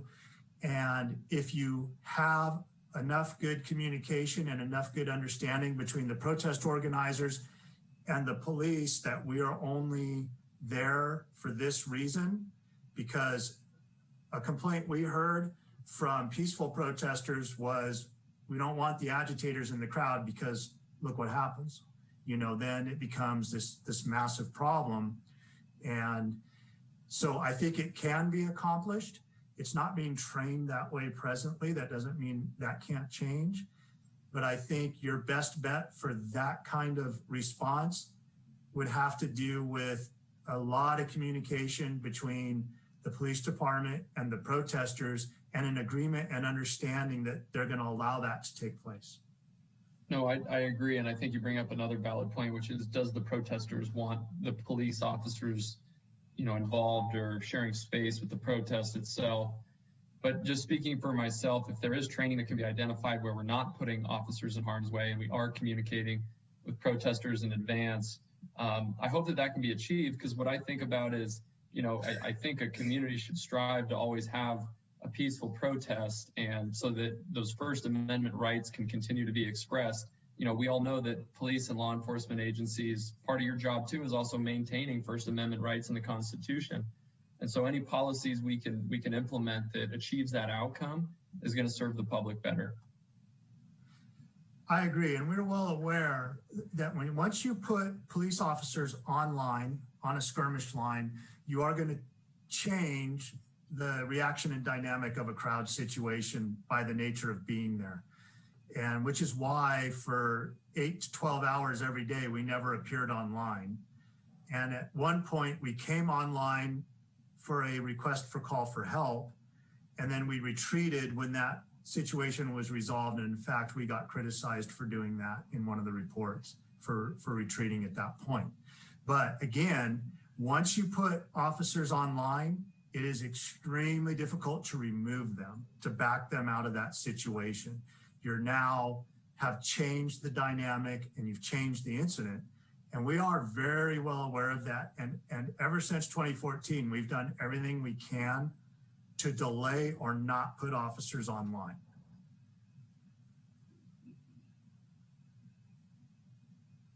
Thank you. All right, thank you, Councilmember. Councilmember Sawyer. Thank you, Mayor. Thanks for being here, Eric, and for your responses. I'm going to read from a Press Democrat article that was recently published. This is attributed to Mr. Threet. Community members do not want to see tear gas used against protesters. And now I'll quote him, according to the Press Democrat, tear gas should be reserved as a last resort type of strategy where you have widespread violence and destruction of property that's gotten to the point where it's just mayhem and you have to stop it. What I'm curious about is, what is the trigger when you immediately are able to determine mayhem? from some of the photographs that I've seen and some of the body-worn cameras, and you mentioned earlier that this can also be attributable just for the presence of the police department, that it changes the dynamic. But that being said, because humans being what they are and act inappropriately at times, how do you determine at what point you're dealing with mayhem, which would suggest the use of tear gas? Well, that is a decision, and it's not an easy one that has to be made solely by the incident commander during these incidents. And in order to make that decision, you have to have multiple inputs coming in from the field, from the line. And additionally, generally, we have visual as well through various video feeds and such to help us with that. For me, during these incidents, when we wouldn't come online until we started seeing a significant amount of behavior that was no longer peaceful protest, free speech activity, but had devolved into sideshows in the middle of crowds that were extremely dangerous, where people were in danger of or almost struck by vehicles. You started to get fireworks. We have a particular sensitivity to fire, especially in the downtown area around the buildings and such, where you have large explosions and fireworks going off. We had some fires lit, windows broken, reports of looting at the mall. And then you put officers online, and we haven't even deployed anything yet other than bodies. We put officers online at that point to start to try to gain control and prepare to disperse crowds if we need to. So already, before the first canister is thrown, there's already significant issue, or we would not even come online. So once we're online at that point, and we're trying to regain control or stop these type of behaviors or prevent them from continuing, when we start to have rebar thrown at us, rocks thrown at us, people throwing frozen water bottles, we're not concerned, as has been stated. An empty water bottle or a water bottle, yeah, it will bounce off of a helmet, or it will bounce off of turtle armor, we call it. But a frozen water bottle is nothing more than a big rock. And that's what we were taking, bottles filled with urine, fireworks now being shot directly at officers, the sideshow activity continuing, windows breaking. Minor acts of vandalism never brought us out onto line. Spray painting, small acts of vandalism were not in the rules of engagement as being engageable. So it had to be much more significant than that. At that point, when we have multiple issues and the crowd is clearly moved from peaceful protest activity into illegal assembly and destructive or violent behavior, especially assaulting behavior, that's when we declare the unlawful assembly. Again, we give time for dispersal. And if that assault continues and we are unable to disperse the crowd voluntarily, and we're being assaulted as we attempt to move forward, we use tear gas as what's known as a force multiplier. There's not as many of us as there is of the crowd, and we have to maintain a significant amount of discipline on the line. What the tear gas is designed to do is be a force multiplier and motivate people to move away from the line and move out of the area and disperse. That's what it's designed for. So that's when you'll see an incident commander authorize the use of tear gas to move and disperse a crowd. Thanks, sir. I appreciate it. I know it's a tough question to answer, and I appreciate the answer. Thank you, Councilmember. Councilmember Spudhelm. Thank you, Mr. Mayor. Thank you, Captain Litchfield, for that presentation. I really appreciate the thoroughness and the just going through each of the bullet points with the department response. And so some of those I have a question. So on the responses to 1.2 and 1.3, we've all acknowledged, the chiefs acknowledged it, the use of barricading less lethal rounds is inappropriate use. And on slide 11, it says Department Armor or designee controls and issues less lethal munitions. My concern is the word designee. So I'm a little concerned how they were deployed in the first place, because my understanding is that a direction was given to go to the department, bring these rounds out. And I'm assuming the person who made that direction could have been the Department of Armor or someone who has the authority to make that decision, but the person who got the rounds could have been a designee. So how is this step going to prevent what occurred with the use of those rounds in the future? Well, the Department of Armors, we have several of them, and our expectation would be is they would be available. You do have individuals like the training sergeant who's not an armorer, but he's an expert in those munitions. So if he's available, he could be designated to that role. The designee would need to be someone who was an expert in those munitions. You have certain grenadiers who have been to grenadier training school where they're the trainers. They can train grenadiers. They are experts in all of these munitions. And we have those on SWAT and mobile field force. Not everyone who's an expert in munitions is or wants to be an armorer as well. So those designees would have to have that same level of expertise. And we do have those people. But again, we extensively went through attempting to find out how those munitions moved from the station. And although we learned a lot about where those munitions came from, and we learned a lot about where the breakdowns in the system occurred, we never learned who moved them from A to B. So we do have designated storage for all munitions in special, what's called magazines, large special boxes that are made to store munitions.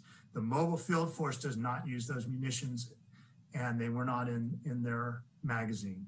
And then other than that, we're not sure, but the designee, to answer your question, would have to have that same or higher level of expertise. And they do exist that aren't designated armorers, but are experts in munitions. And is that identified and documented in the policy versus just what you have here, Department of Armor or designee, which you just shared with us? I'm very comfortable with, but is that specifically identified in the policy? So these are the only folks that could be those designees?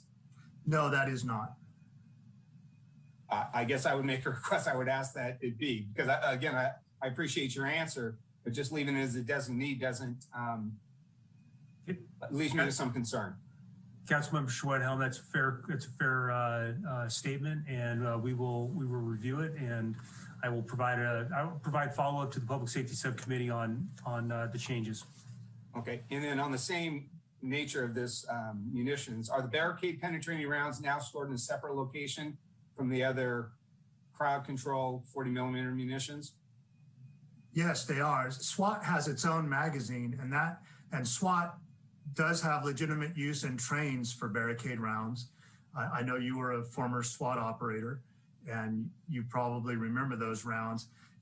Additionally, we do no longer have that type of barricade round.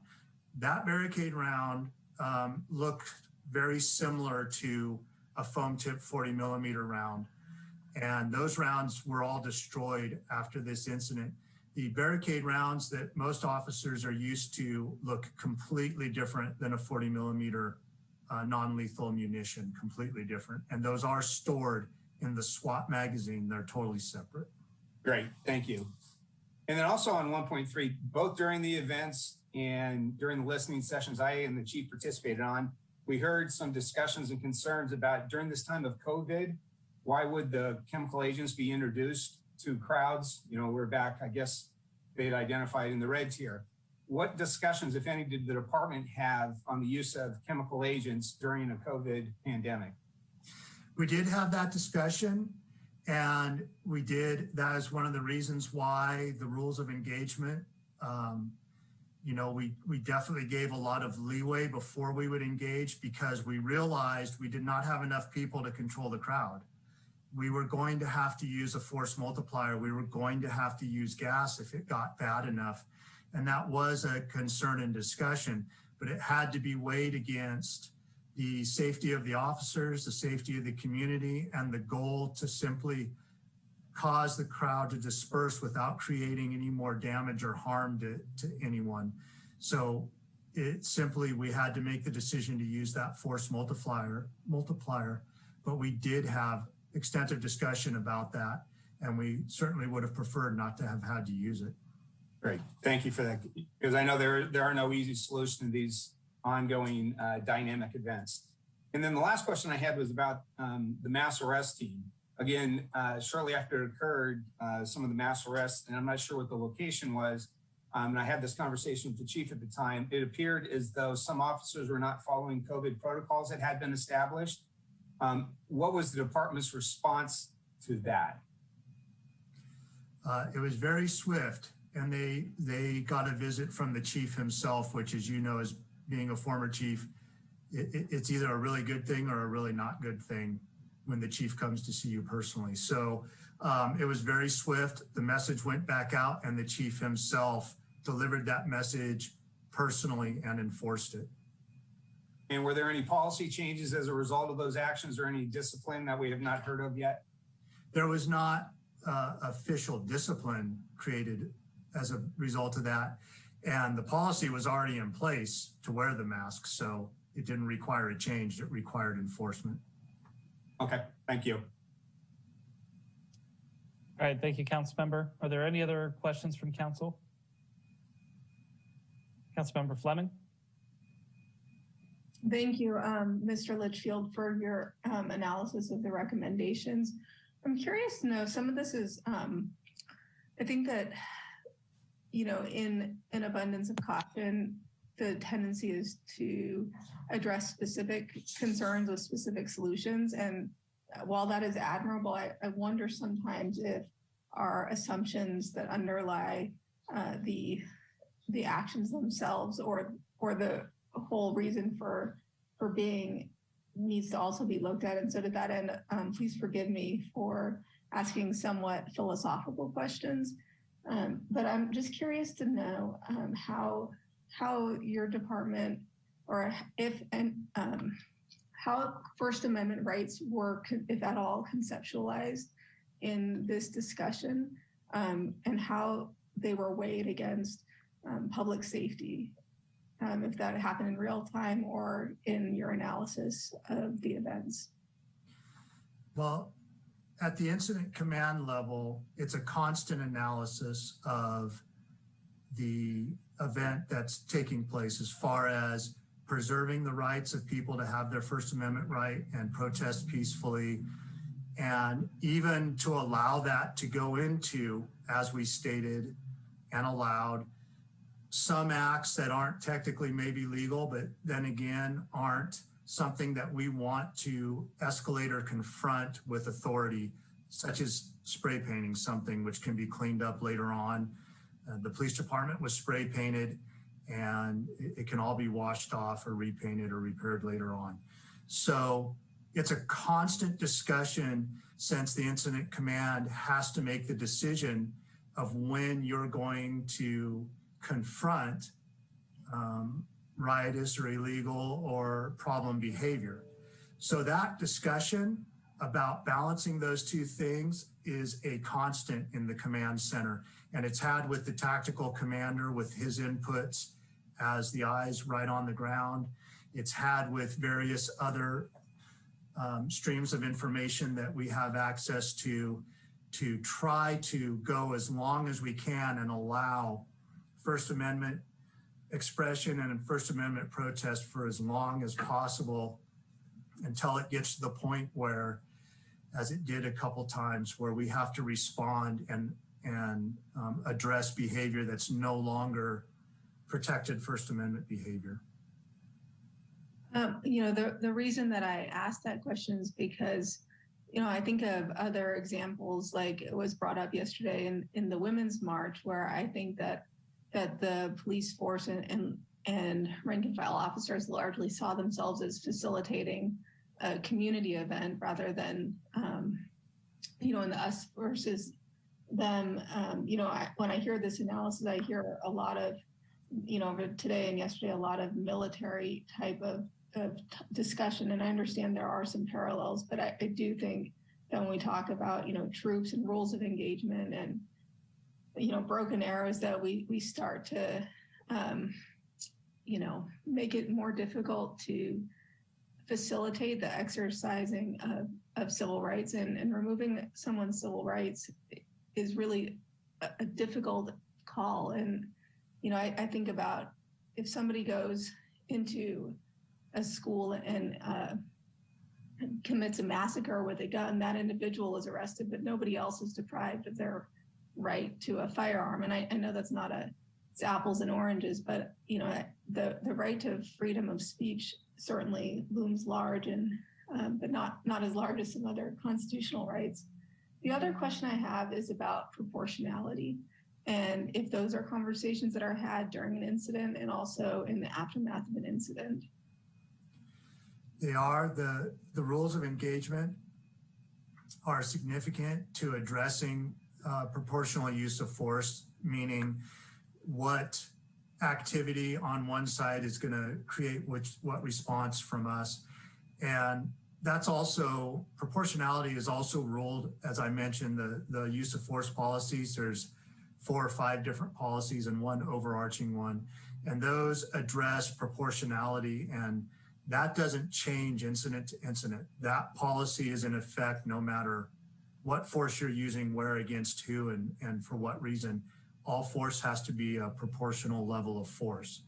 That's why, the less lethal munitions, which the 40 millimeter foam tip, the appropriate one, is a less lethal munition. It's much like an extended baton strike, and the gas use itself is what we would consider a low level, less lethal response as well. So proportionality is discussed constantly. It is put into the IAP in the general rules of engagement, and it's tightly controlled through incident command about what level of response are we going to have depending on the activities that we're facing or the incident that we're facing. And then the last question is just a specific thing that was mentioned in the, sorry for asking if I'm out of, I probably should have asked it earlier, but on page 15 of the OIR report, and again, I apologize for asking this now, it said that steamrolling was used. Is that consistent with department techniques or use of force? And can you elaborate on what that actually means? Well, that's not a term that's in our use or training. What they're talking about is an incident where there was a small group of people, and I believe they were sitting on the ground and just refusing to move. And as the line advances forward to move the crowd, it has to stop. If you can't have a break in the line or a distortion in the line, it has to be a line. So it has to stop if someone will not move. And then generally what happens is an arrest team comes forward and it takes those people, as I explained, and it takes them behind the line for an arrest. That would have been the proper procedure for the crowd control incident. It sounded like what happened here was they were trying to move faster than that, or didn't have an arrest team. So what they did is tried to push the people along. And what ended up happening was, if you're sitting and I push you, you're going to probably fall over or go prone. So it's not an effective tactic. It's not solving the problem. You either have to stand people up or they have to move. And what they mean by steamrolling is basically those individuals, they tried to push them along and they just ended up basically walking over or around them because that just wasn't an effective tactic. So I would agree with OIR that was not an effective tactic. What should have happened is the line should have stopped and formulated an arrest. And I know it takes time, and maybe they were trying to move quicker than they should have in that instance, but that is would not be a normal crowd control tactic. Thank you for clarifying. That's all of the questions I have at this time. Great, thank you, Council Member. Thank you so much, Captain. I really appreciate the clarity of the answers that you've given. I think it's been helpful for the discussion. Council, we're well past 2 hours on this component so far. So I'm gonna let's call it a 10-minute break, come back at 3:10. And I know that Chief Navarro will be continuing the presentation at that point.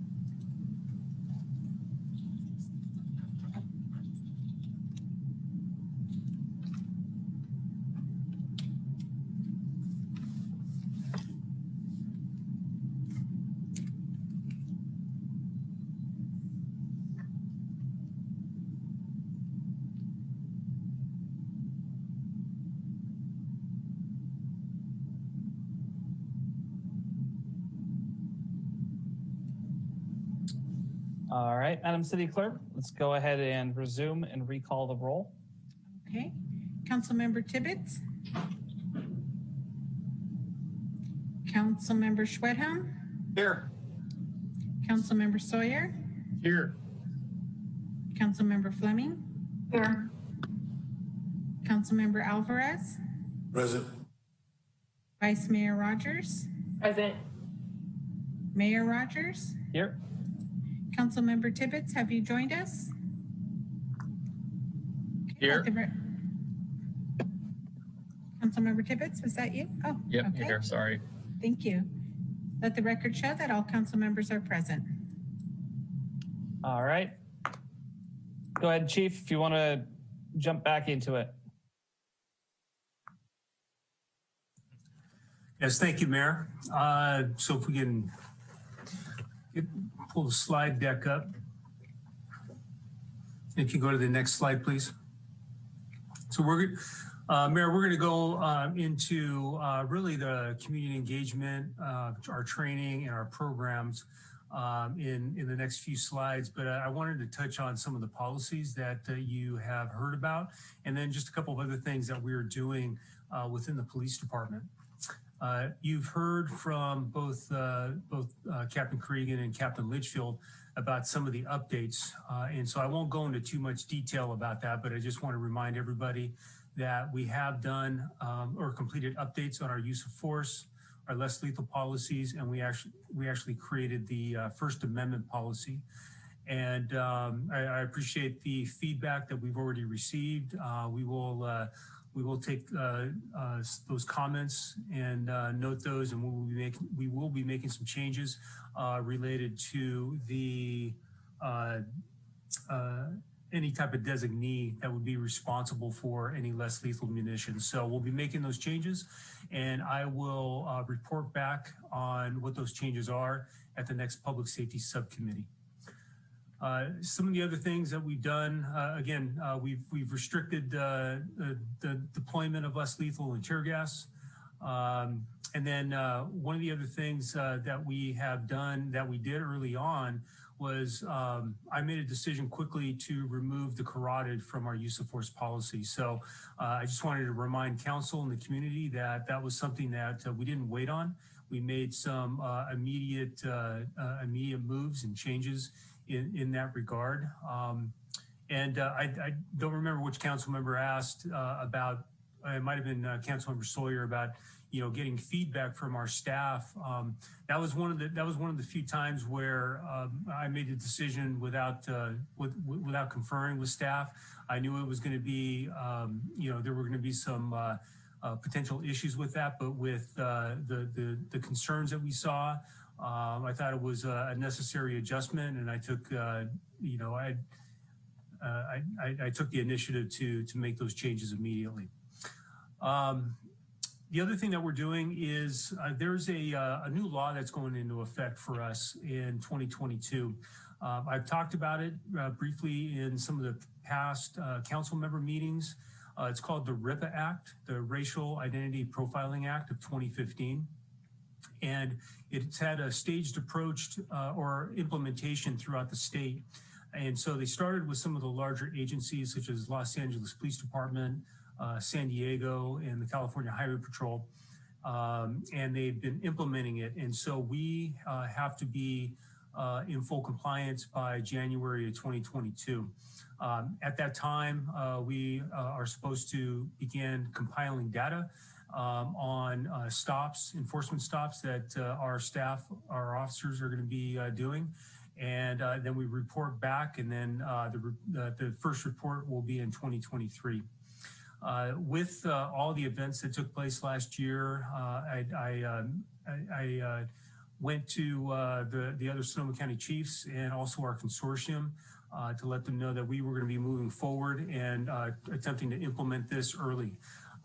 With that, we were able to engage with the current changes in some of our RMS systems, and we are working towards a county-wide initiative to implement this early. And so we anticipate that we're going to be able to start collecting data in July of this year. So that's something that we wanted to make sure that we were, we started early on to make sure that we are in full compliance by the time we have to be in January 2022. So those are going to be done 6 months prior to our mandate. And again, we talked briefly about it earlier, Mayor. You know, we are, as a Chiefs Association throughout the state, we are looking at continuing to be active in legislation and reviewing, you know, different mandates and reforms, both statewide and also nationally. And some of those include decertification. There was, again, a movement with the carotid, and we are actively involved as an association throughout the state when it comes to national reform. Next slide, please. So, go back one. Thank you. So with community engagement, we've done a lot in, we want to do a lot in this particular area. One of the things that came up in the community empowerment plan in their first recommendation was around, again, providing opportunities to enhance a culture that values public engagement and giving a voice to our community members. And one of the things that we have done is we created this, our Chiefs Community Ambassador Team. This is, we've identified 15 members from throughout the community, which will meet on they'll meet with me on a regular basis. The first meeting will be a virtual introduction later this month. We're gonna be able to provide more information to our CCAP members on what we're looking for and really start getting some feedback. This will be an opportunity to have these 15 community members go through our community police experience to learn more about our police department. It'll give them a platform to ask questions and provide input on the type of police department that they want. And we will be able to use them as ambassadors to their personal and professional networks to create additional community listening sessions in the future. As we are beginning this, again, we will be introducing my command staff to the CCAT team this month. And then at the next public safety subcommittee meeting, I can provide an update on who these members are. It is a pretty good cross section of people from throughout the city, and from several of them were part of meetings that we had through the Office of Community Engagement with the community listening sessions with the empowerment plan this last year. So we're very excited about that, and I look forward to bringing more information to you and the subcommittee in June. I also think that this will be a prime area and a perfect venue to be able to start having some of the discussions that we've talked about related to demonstrations, and including police response and our community response, and how we work together to make demonstrations as safe as we can for everybody. So I'm really looking forward to having those conversations. We also have a community engagement team. So there was some discussion with Magali and her team about their community engagement team. Internally, we identified numerous staff members, both sworn and civilian, throughout the department who want to be part of our engagement team. It's a collateral assignment that they want to take on. And I think, you know, to Councilmember Fleming's state question earlier, I can't remember the exact question, but it struck me that you know, wanting to make cultural change and not just you know, not just doing something that we're already doing, and it really does take time, and it takes people, and it takes that true engagement. And this team, I think, will help build and maintain those positive relationships and build that trust between the police department and our community, and utilize the best practices that we have seen, and then also create new best practices in the area of community engagement and outreach. And those are some things that we can't just rely on ourselves and to do what we think is best. We're really going to be looking at trying to get help from the Office of Community Engagement. I will definitely be reaching out to council when we're having meetings or any type of events in your particular districts to let you know what's going on and to get any feedback from council. Again, we will be, I think one of the other things that we'll be able to utilize as restrictions begin to get lifted over the next several months and throughout this year is that we are going to be able to get back to the things that we've done in the past.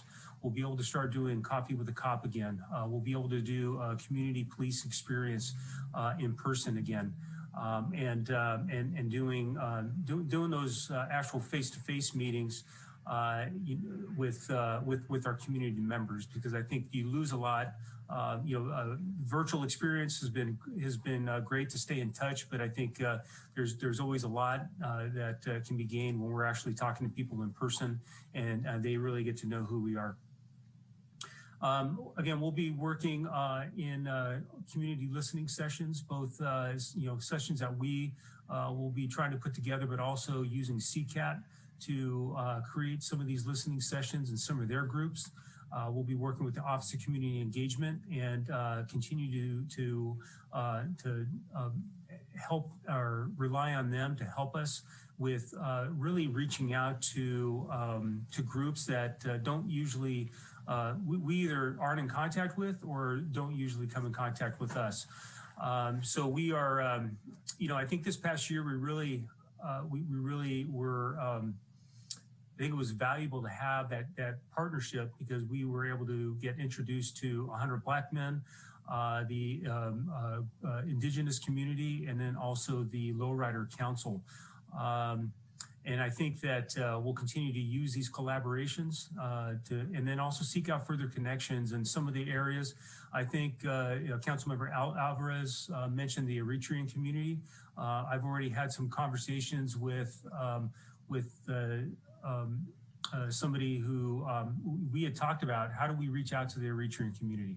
And so those are that and the Asian community are communities that I think that we can do a better job in, and we're looking forward to seeing how we can move forward in those areas. With the Violence Prevention Partnership, we have a strong collaboration and we work well within the partnership. And we will definitely be using that, the Violence Prevention Partnership, to identify groups and neighborhoods where we can meet and work together and building that stronger bond between us and the community. That may be, it may be, going to their locations, right? And it may be a community center or an apartment complex, but, working with them to address some of the safety issues in our specific communities. And then earlier you heard about the lowrider, Mary Lou Lowrider from Magali. And, what was exciting about this was that this wasn't my idea and it wasn't the police department's idea. This idea came from the Lowrider Council. So it came from the community. And when it came up, it was like, wow, can we really do that? And we have been able to identify the vehicle. We donated the car to this program. There are no other police department funds that are going to this program. I know there's been questions, concerns about that, but this is being done with the assistance of the Office of Community Engagement and is really being driven by the community. So we're really excited about that. In the area of social media, some of the things that we've tried to do is, and again, you've heard this when it comes to demonstrations and emergencies, is to really utilize social media as an awareness and education tool and to provide real-time information with our incidents, and then also to be able to provide safety instructions to our community. Some of the other things that we've got is we've updated our website, and we touched on this earlier, but if you go to our main webpage, which is santarosapd.org, right there you can find the page and links to be able to provide complaints or accommodations for our staff. You can also go to Santa Rosa PD/change for the better. And on that link, you can find policies, training, data, community programs, and links to the Public Safety Subcommittee. So we've made some significant changes there, and we're continuing to push information out as we make changes to our policies. And then also whenever there's a significant incident that comes up, that's where you'll be able to find the information. And again, Captain Litchfield talked about our PIO, and that was created to provide better information to the public. Sergeant Mahurin is our current PIO. He helps in timely response to the media and the community. And we're able to work closely with our city comms team and Office of Community Engagement when significant issues arise. And then also when we want to reach out to help build trust in our legitimacy. And the PIO position has been vital in this past year already. We've been able to connect with Sonoma State University to be a part of some of their programs and archive projects that they've got going. I've been a part of virtual sessions with students and other nonprofits, and a lot of that work has come through having that dedicated PIO who is helping us with some of these contacts. Next slide, please.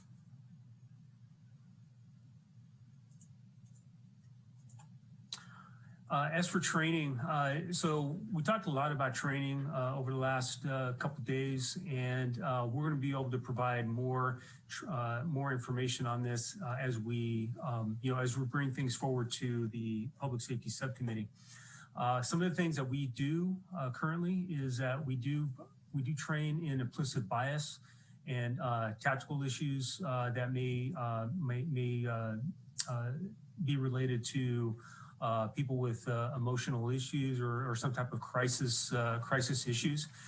We train in the area of community policing and engagement. So we require implicit bias training for every single employee who starts with the police department, and we require regular updates in that implicit bias training every 2 years. The other thing that we did several years ago was that we sent 4 officers to Chicago to train in procedural justice, which is, it talks about creating an opportunity to have a voice, to build trust, to be fair, and to provide respect when encountering or when talking with people, speaking with people in the public. And so we train all of our staff in procedural justice. In addition, recently you heard Magali talk about the seminar called Tipping the Scales. Several of us in our command staff, several managers and several field training officers attended the seminar, which was put on by the Violence Prevention Partnership.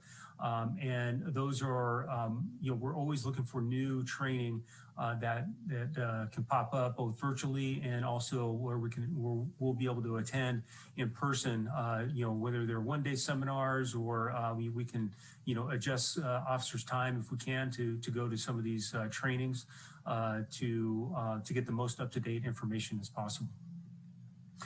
In addition, we're excited to be able to work with the new city equity officer, Socorro, and we have a past relationship because she was with the city schools.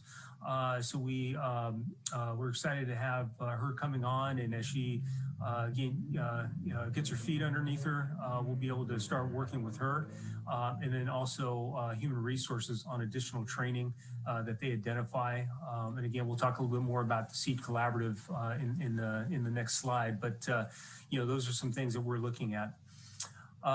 We created a post-distance learning training, and that is That is a training that we put a grant in for through the police officers standards and training.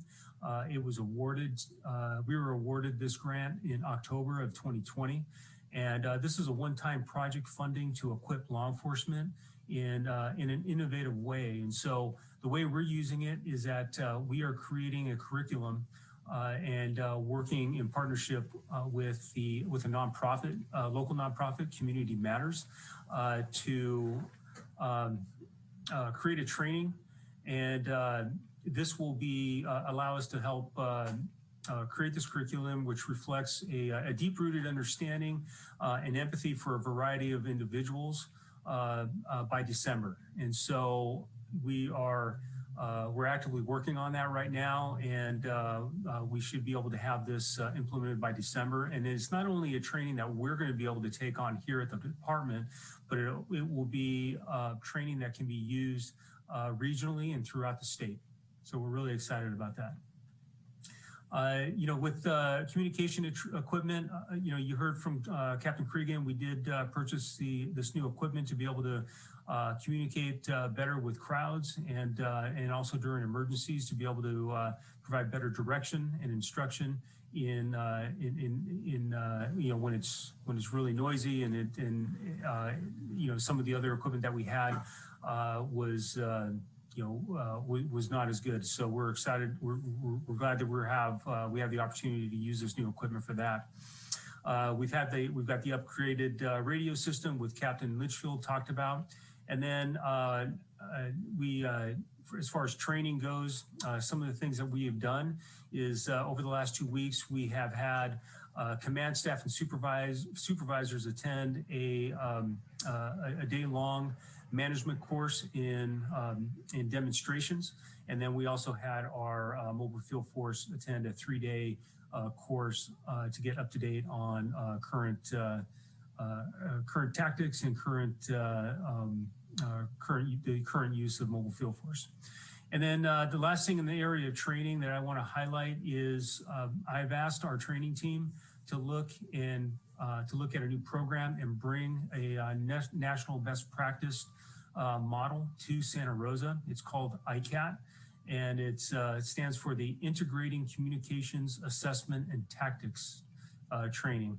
It's designed specifically for situations involving persons who are unarmed, who may be armed with weapons other than firearms, or addressing persons who might be experiencing a mental health or other type of crisis. And so it's a nationally recognized model. And so we are working on bringing that here to be able to fully implement that training for our staff. Next slide, please. So in the area of programs, again, we've talked a little bit about the SEED Collaborative. The city entered into a contract with SEED Collaborative, and our portion at the police department, SEED Collaborative will be helping us develop a department equitable policing plan. I've had 2 meetings with them. Last week we had our first meeting with our internal team and SEED Collaborative. They've talked about creating more information to help get our officers and our staff better educated on what is going to be happening over the next several months. But we're going to be working very closely with them to create focus groups within the police department and also focus groups within the community to talk about what an equitable policing program looks like for our community. I'm going to jump around a little bit here, but we've talked a lot about CAHOOTS and the mental health response program in past subcommittee meetings and city council meetings. So we are actively working with community-based organizations and local hospitals to implement a mobile crisis response team that's going to serve the city's most vulnerable populations. So this is, again, modeled off of CAHOOTS, which is in Eugene, Oregon. This includes working with a growing homeless population who exhibit serious emotional disturbances and serious mental illness. So we are in the throes of creating that team. The crisis response team is going to be comprised of a mental health clinician, a paramedic, and a homeless service advocate. They'll be working collaboratively with us at the police department to fill the gaps in law enforcement to respond to mental health crises. We plan to have this program launched in the fall, hopefully October of 2021. And this team would be responding to all mental health crisis calls for service that don't involve weapons or violence. And if for some reason we get a call that we go to, or if it's during off times, they will be a resource for us. And if it's during their times, we can definitely give them a call and they can come on. And one of the other things that we're doing right now is we are having ongoing conversations right now with the county to see how we can implement and utilize, continue to utilize the mobile support team that they have through the county. The other thing that we've done is that we've reached out to the U.S. Department of Justice, the Bureau of Justice Assistance, and we are looking to be a part of a collaborative and a cohort regarding mental health learning sites. And so if we're admitted, this program would allow this program that we're setting up and the Santa Rosa Police Department to access free technical assistance resources from their center, law enforcement center. And that would provide invaluable training opportunities for us and program guidance for us and also other jurisdictions that are going to be setting up these models in the region. This network of learning sites, it thrives on the collaboration and information sharing to be able to have a consistent program improvement and then have the maximum impact for our program that we're implementing. The other thing that I don't have on here is there was some talk about an internship program citywide. We actually have a limited internship program here. It's limited right now to vehicle technicians. They basically help maintain our vehicles, make sure that they're serviced in a timely manner. Make sure that we have the proper equipment inside our vehicles. And so there is some limited law enforcement piece to that, but it's not specific to some of the other things that we do here. What I would really like to do is, and this is part of our strategic plan, is to look at incorporating a thriving internship program within the police department. And part of that is going to be looking at, how do we, what kind of dedicated work are we going to have for that? How do we identify funding if it's a paid internship? And be able to make sure that, people can come here and have a valuable interaction and learn more about public safety. Number one, this would, it could help us in our daily duties, but also it would provide, I think, a good recruitment tool to help people come into public safety and help people understand us a little bit more as they go through school. And then we've also talked, I think what everybody's waiting for is what's going on with the police auditor. So we've heard a lot from the community. I went to several community listening sessions. We talked about oversight and we talked about the police auditor, and there's been a lot of questions about that. So one of the things that is going on right now is that we currently have the police auditor RFP in process. It did go out. One of the pieces of this contract is that it's going to be we're looking at a 5-year contract for the next auditor. So it'll give us some I guess a long-term standing with this with whoever is awarded this opportunity.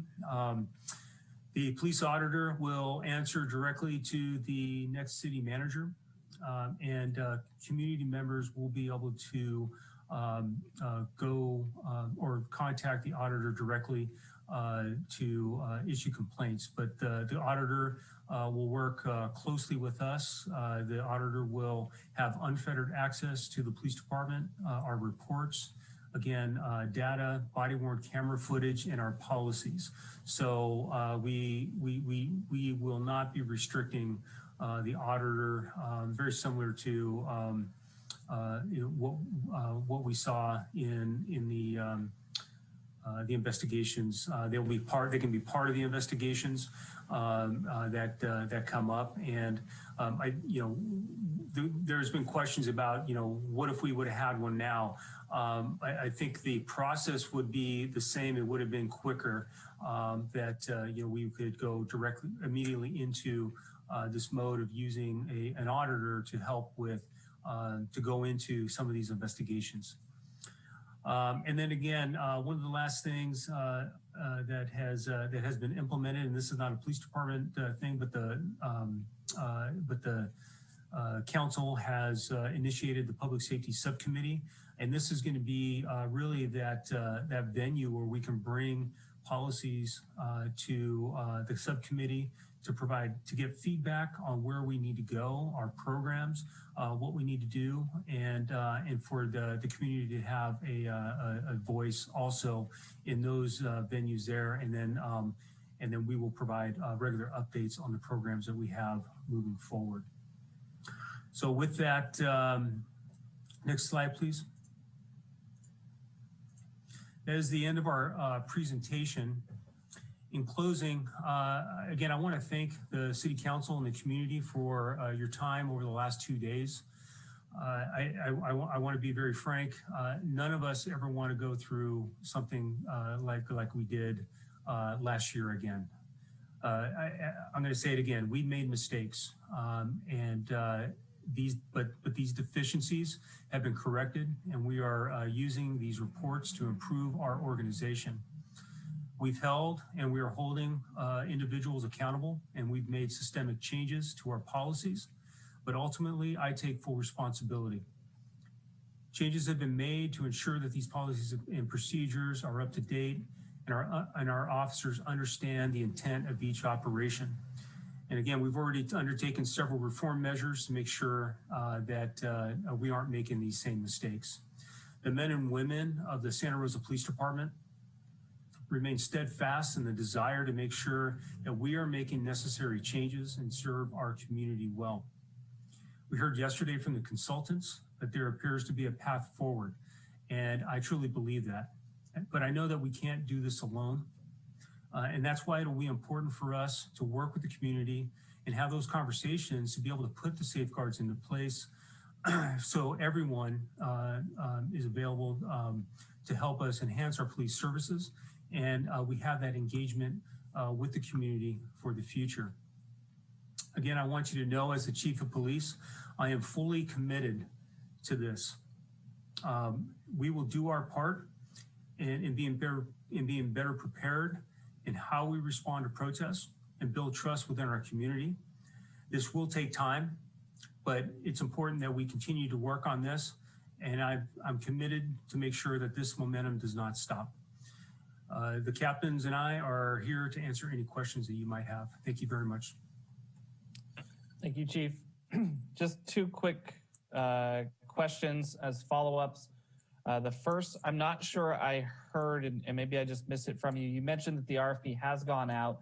When can the public expect that those proposals are due? And what does the timeline look like for actually getting somebody into that position of police auditor? So the RFP went out. I think the solicitation is open until mid-May.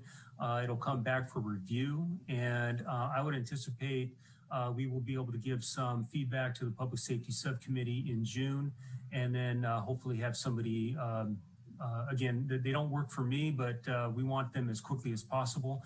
But I would anticipate by the beginning of fiscal year. Great, thank you. And then I also received questions from the public leading up to this presentation. specifically about the new equipment for communications during protests.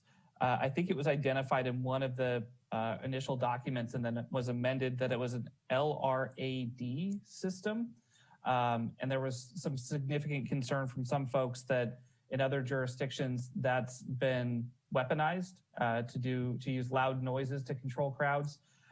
Is that the intent with this device, or is that, I will say, if that's possible, I think that that's also another area of discussion about less lethal means of crowd control that council members will be interested in discussing policies around.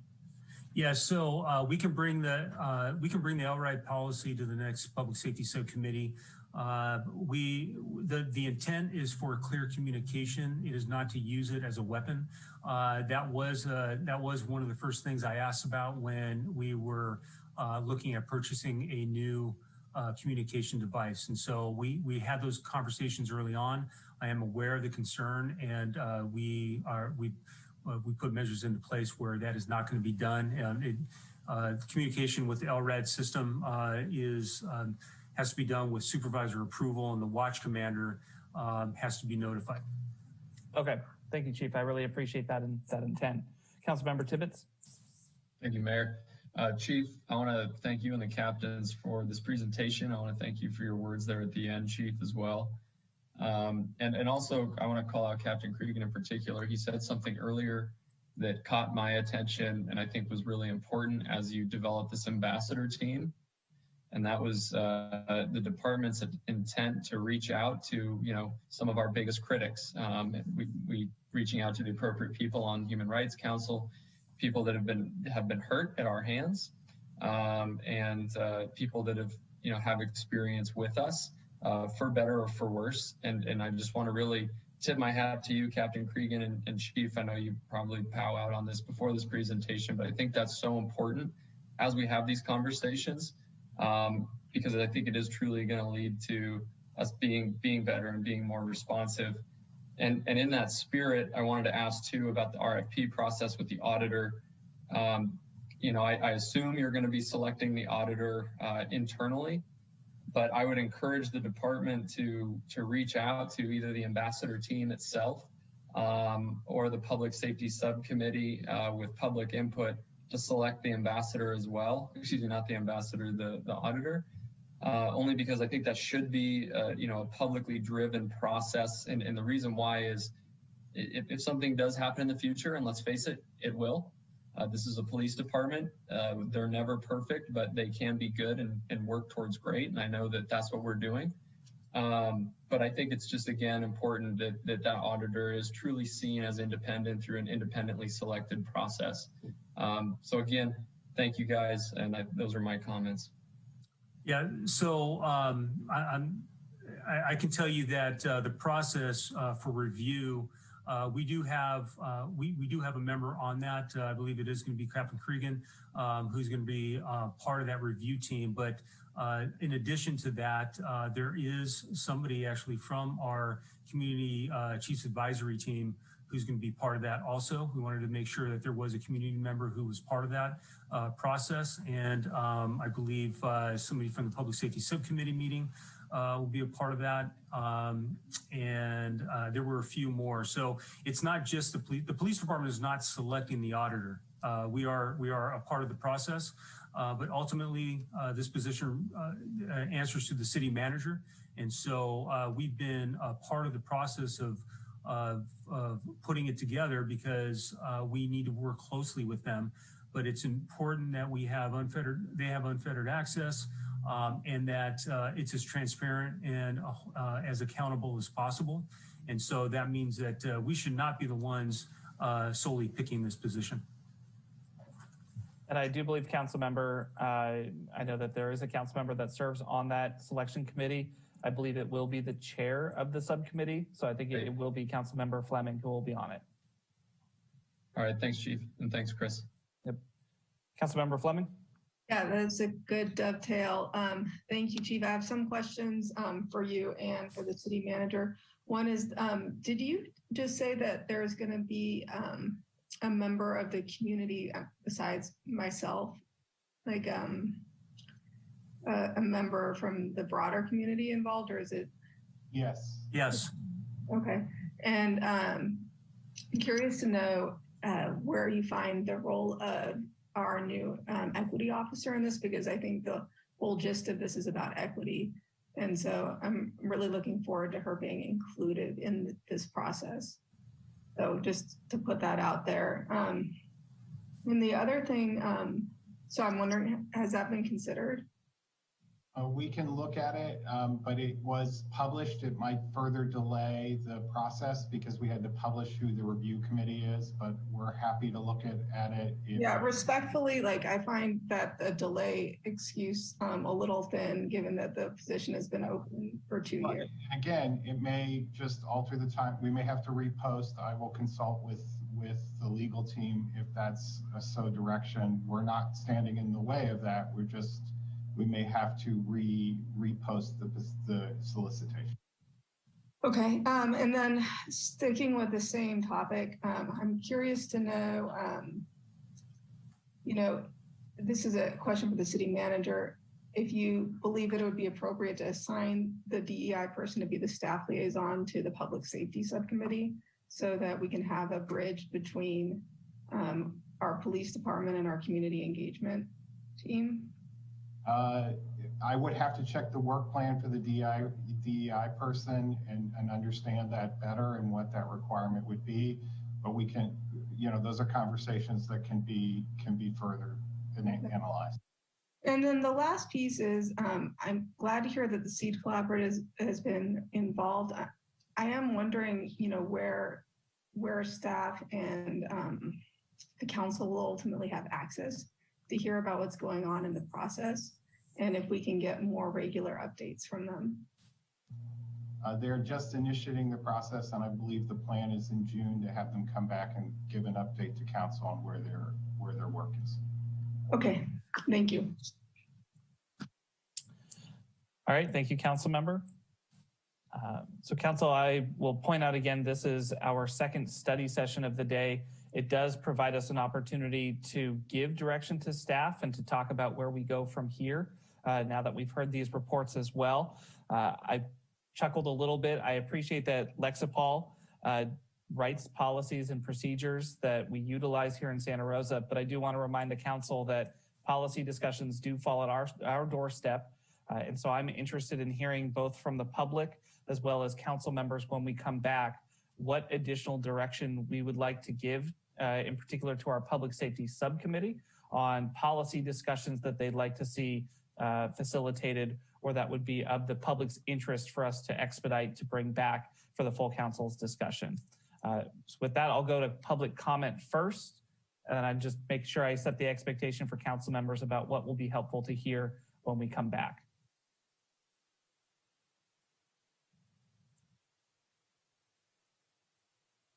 All right, I'll start. Sorry, go ahead. Just as a reminder, I just wanted to put that reminder out there one more time that the audio indicator of time's up is not working today. So please use the visual cue in lieu of the audio timer. And if you are running long, Mayor Rogers will do what he can to ask you to kindly wrap it up. Thank you. I appreciate that, Dina. We'll start with Evan and we'll go to Rigel after. Are you able to hear me? Yep. All right. You've now heard 5 reports. Regardless of perspective on each report, the fact of the matter is SRPD used tear gas and unapproved live munition rounds on its own people. They also used crowd control tactics, not only were seen as ineffective, but as human rights violations by international standards. And they also resulted in $1.9 million in settlement paid out in favor of protesters, and it further deepened the divide between the civilian public and law enforcement. So there is no version of public trust or credible accountability where the police are left to police themselves. No matter how sincere that attempt may be in theory or in practice, it is an inherent conflict of interest that requires additional independent oversight with significant authority. There's another unpopular truth that has to be acknowledged about people and culture, and that's the nature of the psychological profile of somebody who's drawn to be in law enforcement to begin with and the greater culture of this nation. While some people are drawn to provide acts of service, there are indeed others drawn to income, authority, power, and approved use of weaponry. So we need to not only have the best screening, hiring, training, and accountability practices, but we also have to have ways to legislatively combat officer associations that empower abuses of authority and excessive use of force that undermine policy reforms. Because appropriate policy can exist on paper, but it's the culture that creates the conditions for behavior in reality. So, and then as for the protests, as the crowds became smaller, younger, and more melanated in skin tone, to be very direct, the police presence grew in a manner that was in itself a show of force and intimidation that I personally witnessed, and it was grossly disproportionate as a response to the actual threat level on the ground. So we have to ask ourselves, what does this cost our community, both in dollars and ethical credibility? And you cannot discount the historical context, both nationally and locally. Derek Chauvin was found guilty of murdering George Floyd, murder. This community still holds profound agony over Andy Lopez and others. So our cause and motives for these protests were and are just. So is Santa Rosa now the city responsible for producing the only witness in the whole country who testified that the murder of an unarmed, restrained man was a justified use of force? And also the city that tear gassed and shot its own people indiscriminately for expressing their First Amendment rights? Is that who we are? So council, I think you have to take these following actions to make sure that they promptly hire the already approved police auditor. You have to implement a civilian review board in addition to the independent auditor that is legally empowered with direct authority over the auditor and the review process.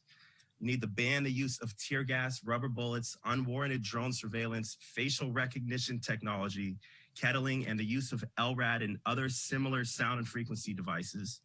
And you have to enhance the requirements for reporting all forms of misconduct, not just use of force.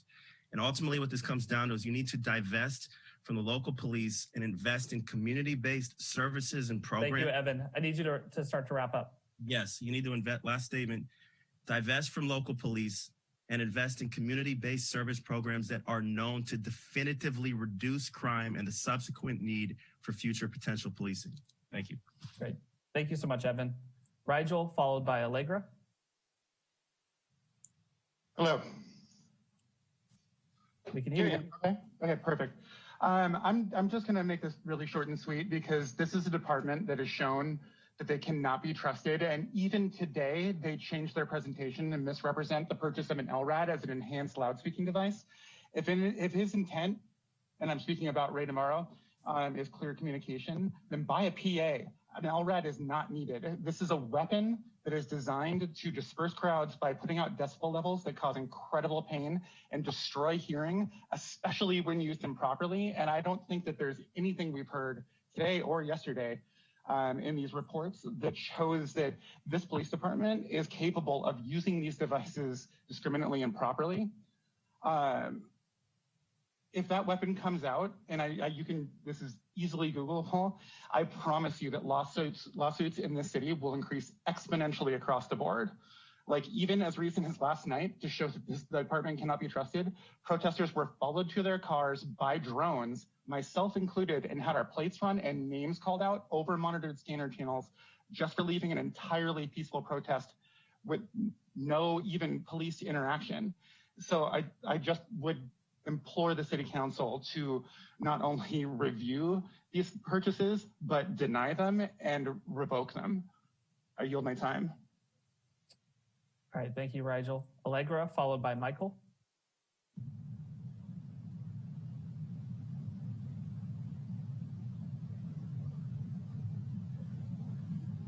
Allegra, are you with us?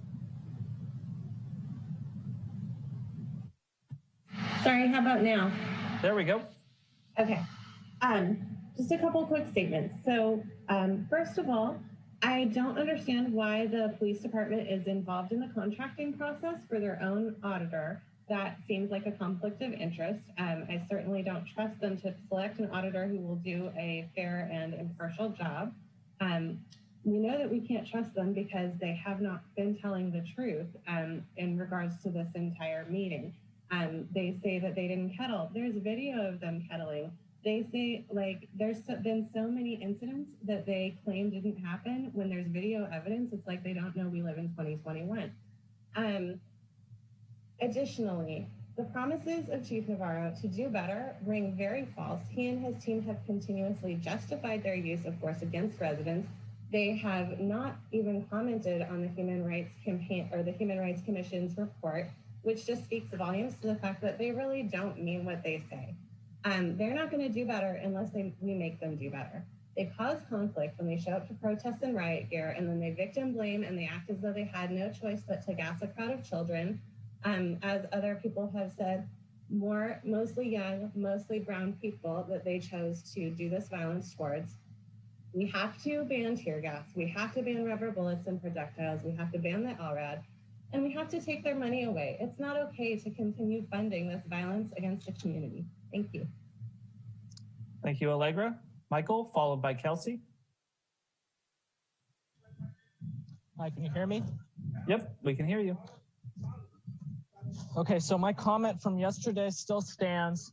I'm not surprised that there are so few policy changes that are meaningful that have come out of this, because the reports that those policy changes are based on did not really address the majority of the acts of violence that occurred against regular people or protesters. The Human Rights Commission report was basically sidelined. Even in this meeting, it was mentioned, and then that's it. You know, Jerry and Demetra were given a little bit of time to talk, but basically we're not really acknowledged except in public comment and comments from the city council members. So that's really disappointing that they were basically just ignored by the police department, when there are many protesters who have video footage of what happened, who could, you know, provide more context for those investigations. Very, very, very, very disappointing.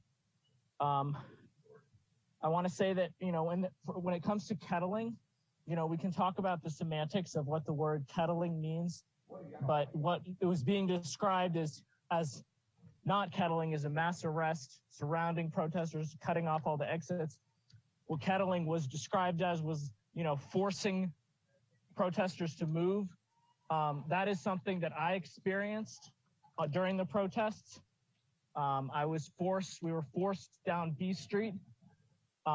We were basically, you know, we continued down B Street and got cut off by another group of officers who pushed us back toward Santa Rosa, or back toward Mendocino, and then pushed us out of Mendocino. And it was very forceful movement. If it sounds like the only thing that makes it kettling is that, you know, non-protesters were involved, that's just not true.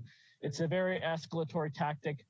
It doesn't matter how you defined it. However you defined it, it was definitely done at some point by SRPD during the protests.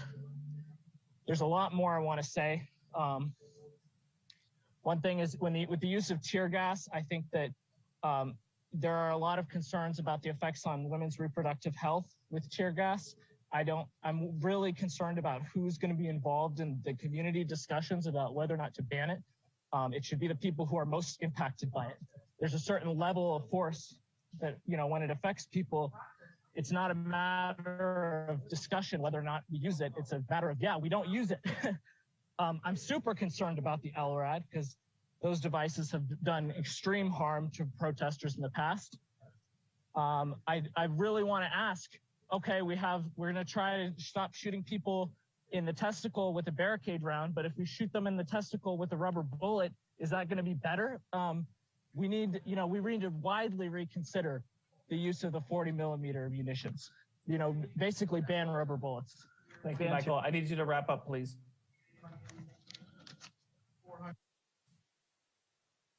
Okay, Kelsey, followed by Lee. Hi there. So we've been listening to a lot of conversation around the police basically representing for themselves what was done and whether it was okay or not. And yet, you know, we're sitting here listening to them justify that everything they did, or almost everything they did, was justified and necessary, and then telling us that they're committed to changes and they're listening to what we're saying. These things cannot both be true. Essentially, we cannot have the fox guarding the hen house. The auditor position has been left empty. We do not think that was an accident. And now we're talking about when they're going to hire someone for themselves. We need that position to be removed from their control completely. They have proven that that is not going to work and that they're not going to cooperate with it.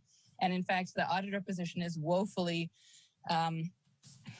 under, less than what we need as compared to the IOLERO, for instance, and is a huge gap in the kind of oversight that we clearly need. I just want to say that use of curfew and any kind of ammunitions and gas that is extremely indiscriminate. Like there's no way to talk about whether or not everyone in a crowd was justifiably gassed. It's just into the crowd. And we're sitting here listening to a conversation about when it's okay to fire into a crowd of people with almost anything. I mean, we should be considering the term less lethal rounds very carefully. I don't think we should be firing less lethal rounds into crowds of people, basically ever. So we want to see real oversight out of this and to have the control be with the council, with the people in some way. And we definitely want to see the budget priorities shifted to alternatives to policing rather than just keeping business as usual and then justifying it after the fact. Also, whatever's in those reports that were alluded to and described, things like what was said and the sexual harassment and all of those things, we do not have the details. We do not know who it was. We don't know whether they were disciplined. We don't know what they said. We need all of that to come out if you want to talk about trust and transparency. Thank you. Thank you, Kelsey. Lee, followed by Ellen.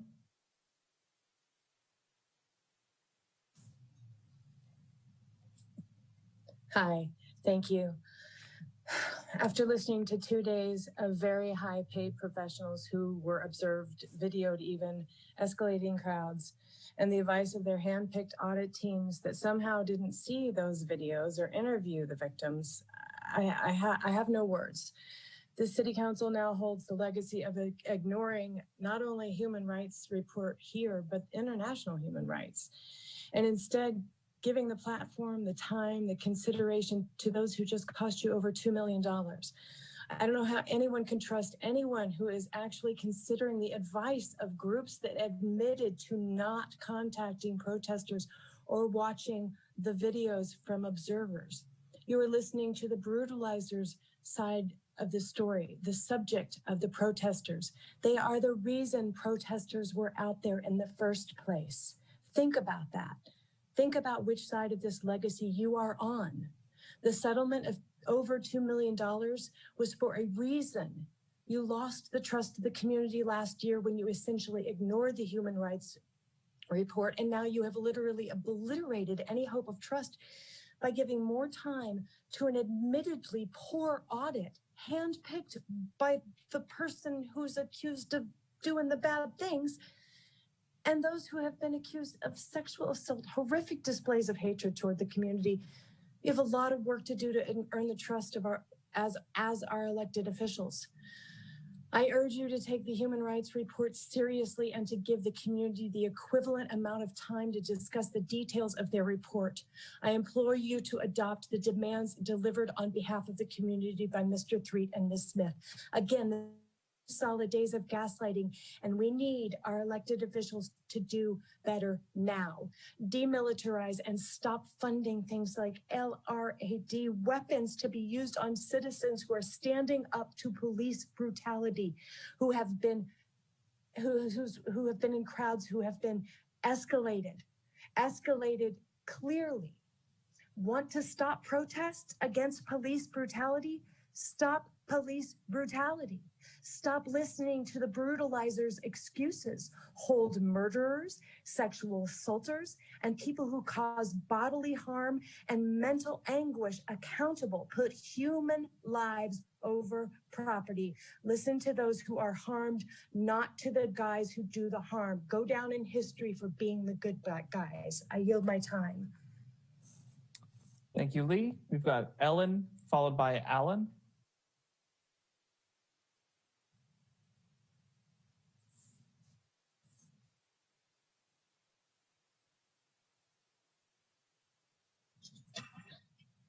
Can you hear me?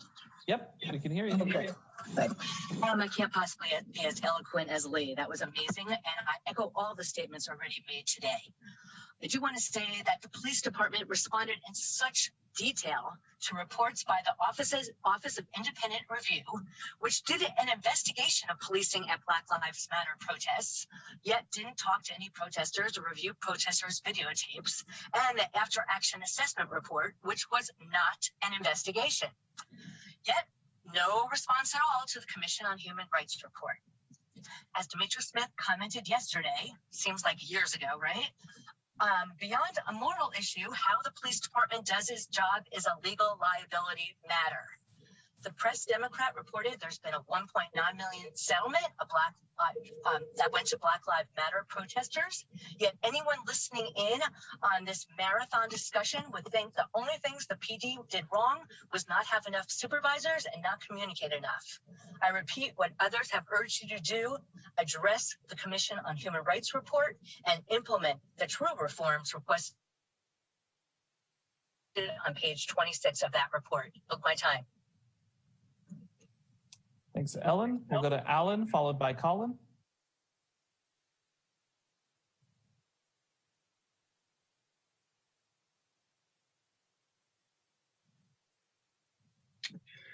Hi. Chief Navarro said that he never wants to see something like this happen again. Since it was 100% the police that escalated all the bad things that happened during the protests, according to your own report, it's up to him directly to tell us how he's going to make sure that it doesn't happen again. He also said he takes full responsibility for what happened. If he takes responsibility for the tragedies that have cost the city over $2 million so far, he needs to immediately resign. That's accountability.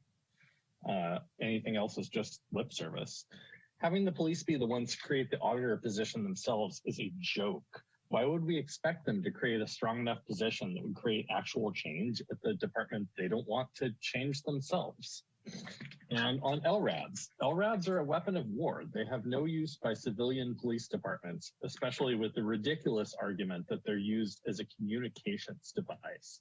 There's no area of Santa Rosa in which police would be far enough away from protesters in which an LRAD would be needed for audible communications. And using them in close range is defined as a banned weapon of war under the Geneva Convention, as it can cause permanent hearing loss. And furthermore, Councilmember Tibbetts, the term powwow is racist towards our Indigenous community, and hearing it casually thrown around in an official meeting was pretty disturbing. Please strike it from your vocabulary and get your whole council's language training on what casually used terms in our society are only casually used due to how much white supremacy is ingrained in the whole system. I yield my time. Thank you, Alan. We have Colin, followed by Elaine. Hi, can you hear me? Yeah. Hey, so my name's Colin. I'm a Santa Rosa resident, and I'm disappointed but not surprised by that entire presentation. It was a marathon presentation, question and answer system, and I was just more of the same. And I feel like some of us are just bashing our heads against this brick wall that is the police department, because very rarely in that report was addressed the problems that we were talking about. You know, I noticed in the written documents that there is a single reference to citizens' demands to defund the police and other demands, and that only the other demands are addressed. Naturally, that was written by people at the police department, so it doesn't really surprise me that they wouldn't want to address their jobs being cut. But either way, I was also disappointed to hear that Chief Navarro and the police department did not really intend or even try to engage with the Human Rights Commission report. I understand Navarro has said before that it was baseless and one-sided, but you know, if we're going to hear your side and from the agencies that you picked to analyze your response, then you should also hear from the people's side, regardless of whether you like it or not. Also, for the rest of the time, I want to address people's concerns about the LRAD, because I was also very concerned, and I was also very concerned to see that in the slides for today, it was adjusted to enhanced acoustic device rather than LRAD. I would understand that this is probably because LRAD is a very contentious, divisive situation. And I understand that your intent is to use it for public communication and not as a weapon, but you also intended to use barricade rounds against windows and hollow core doors and not against people.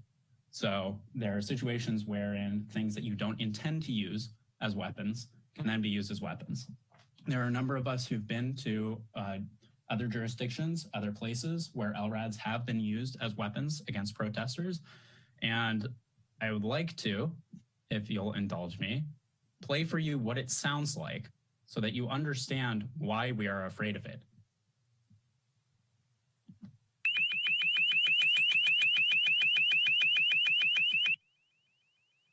You might see why we're a little concerned about the LRAD. It's pretty loud, and you can't really get away from it either. You can move side to side, but that's all you can do. And this is the kind of thing that you want to bring into our community. It's a weapon.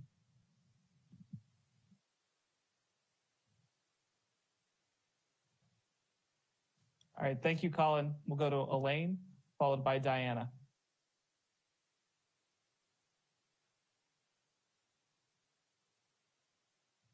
Can you hear me now? Go ahead, Elaine. First of all, I want to say that I feel ashamed, unimpressed, and I really have lost confidence in the city council. I heard more from the public comment. I learned more from the public comment than I heard from any of these presentations. I was shocked the way the report from the Human Rights Commission was handled. It felt like it was ignored.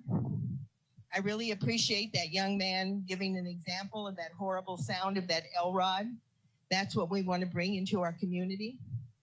I know Mr. Tibbet just gave birth to a little boy. Congratulations, Jack, you're a father. Is this the future you want for your child? That they have policing like this, that if he goes to a protest because he believes that people are not being treated fairly, that he will be confronted this way? I really feel that what happened today, everything that was presented during the Andy Lopez situation was presented today. And I heard one of our city council members say, oh, I didn't know it. I didn't know any of this before, when people were coming time after time after time saying the same things that are happening, and it happened and escalated more. And I went onto the website for the Press Democrat, and I saw the pictures that reviewed my mind of what happened during that protest. And my heart sunk. I said, this is the community I live in. And also, one last thing I want to say. The Human Rights Commission, I was on that commission. I was appointed by Senator Mike McGuire. We were volunteers. Those people that gave that report were volunteers. The other two reports were paid. And there's a difference when someone gets paid to do something versus somebody that's a volunteer. And I can't encourage you enough. I'm a great grandmother now. And they say when you become a great grandmother, you're supposed to have wisdom. You're supposed to be able to give advice. You're supposed to encourage people. Well, I encourage each one of you on that console to give thought to the future of our children, the future of our lives if we allow this stuff to go on. A 13-year-old boy was killed, handcuffed.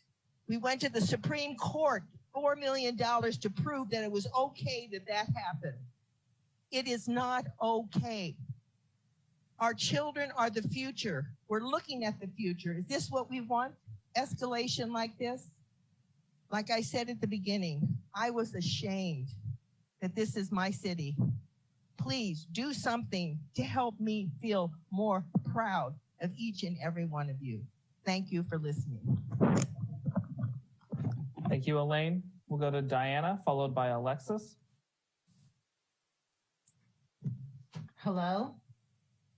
We can hear you. Oh, great. I'm so sorry. This is so confusing to me, just to get all this. So I'm just going to try to quickly put it in there. You talked about, and I thought you were joking at first. I thought you were talking about my family because we've been attacked by Sonoma County sheriffs since 1983. When I first moved here, we are black and white. They thought my children were Mexican, so they were ordered at 9 years old to raise their shirts. And that's when, I come from Berkeley. I was just astounded. It was like moving 50 years back in time. But I just want to go through this. Somebody said explicit bias. There's some kind of training there. There's also on the Sonoma County web or YouTube, police explicit bias dog attack, where you almost murdered my son. And I really would appreciate if everybody looked at that, because I'm not taking this joke. Everything you guys said is a lie, a cover up, a smother, and you're not going to smother me. I'm a mother. So let's just go on of your possibilities and take trust. I have trusted you since 1983. You marginalized, subliminalized, criminalized, imprisoned my son, and almost killed him, okay? You have lost your trust with me, and it sounds not like now, with also the community. And the young man, whoever was, had 15 years, he keeps bragging on he had 15 years to deal with this lethal response. Suddenly it's Black people and it's lethal. We all know what that means, okay? You weren't ready for Black people to stand up in Sonoma County because they never have. But I'm gonna tell you, that's about to change because we're here. We're all Black. We're all white. We're all brown, and we're all Chinese. Get used to it, okay?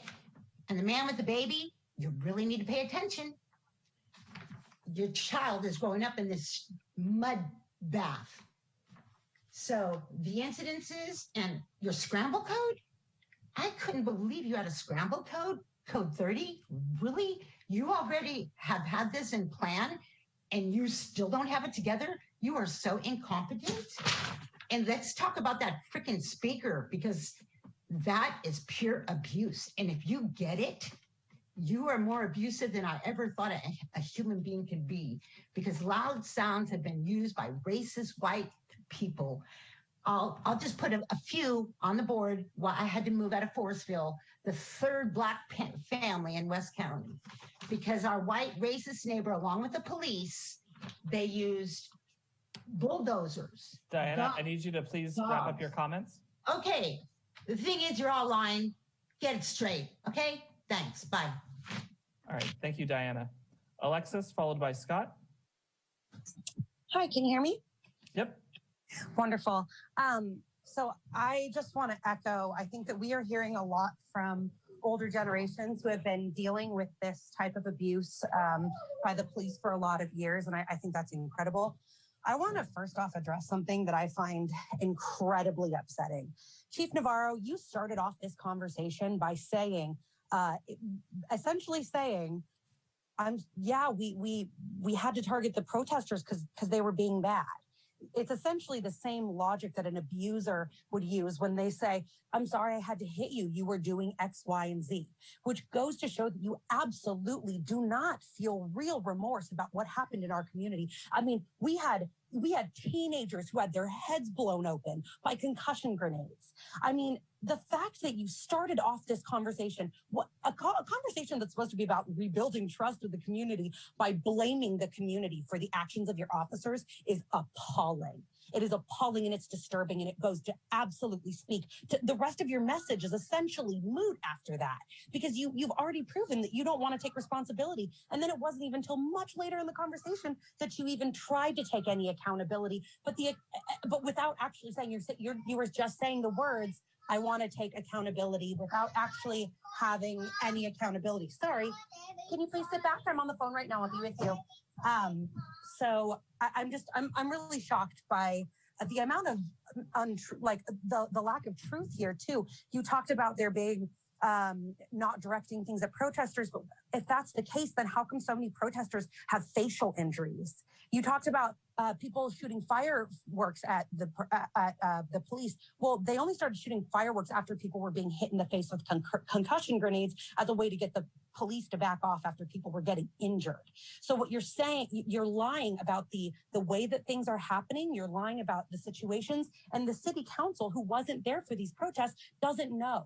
So they're having to trust you, and you're blatantly lying about things that we have video of. We have videos of your officers committing these crimes. We literally have videos of all of this, and you're lying directly about it. We've reached out to you multiple times to share these videos with you. We never hear back from you. You're lying about the community outreach you're doing. It's a disgrace, and honestly really disappointing, because if you really want to change things in this community, then listening to the community and accepting responsibility for the actions of your officers is the way you start. And to start off this meeting not doing that, all of this is null and void.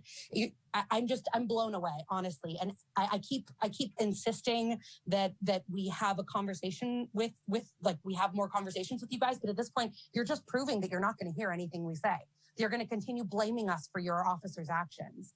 I mean, what is the point of this at this point? And City Council, if you're not seriously questioning the validity of this, then I have serious questions about you as well. That's it. I yield my time. Thank you, Alexis. We'll go to Scott, followed by Leslie.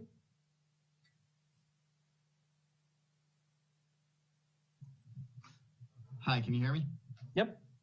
Okay, I just want to, first off, I want to just encourage the council to support our police department. You know, listening to the meeting, I see that the police department is being humble and transparent, and they are taking actions to try and meet with the community. I remember seeing Ray Navarro taking a knee with the community, and I thought that was very different than what I'd seen elsewhere in the country. I think it is sad, though, that we live in a society where our actions don't have accountability.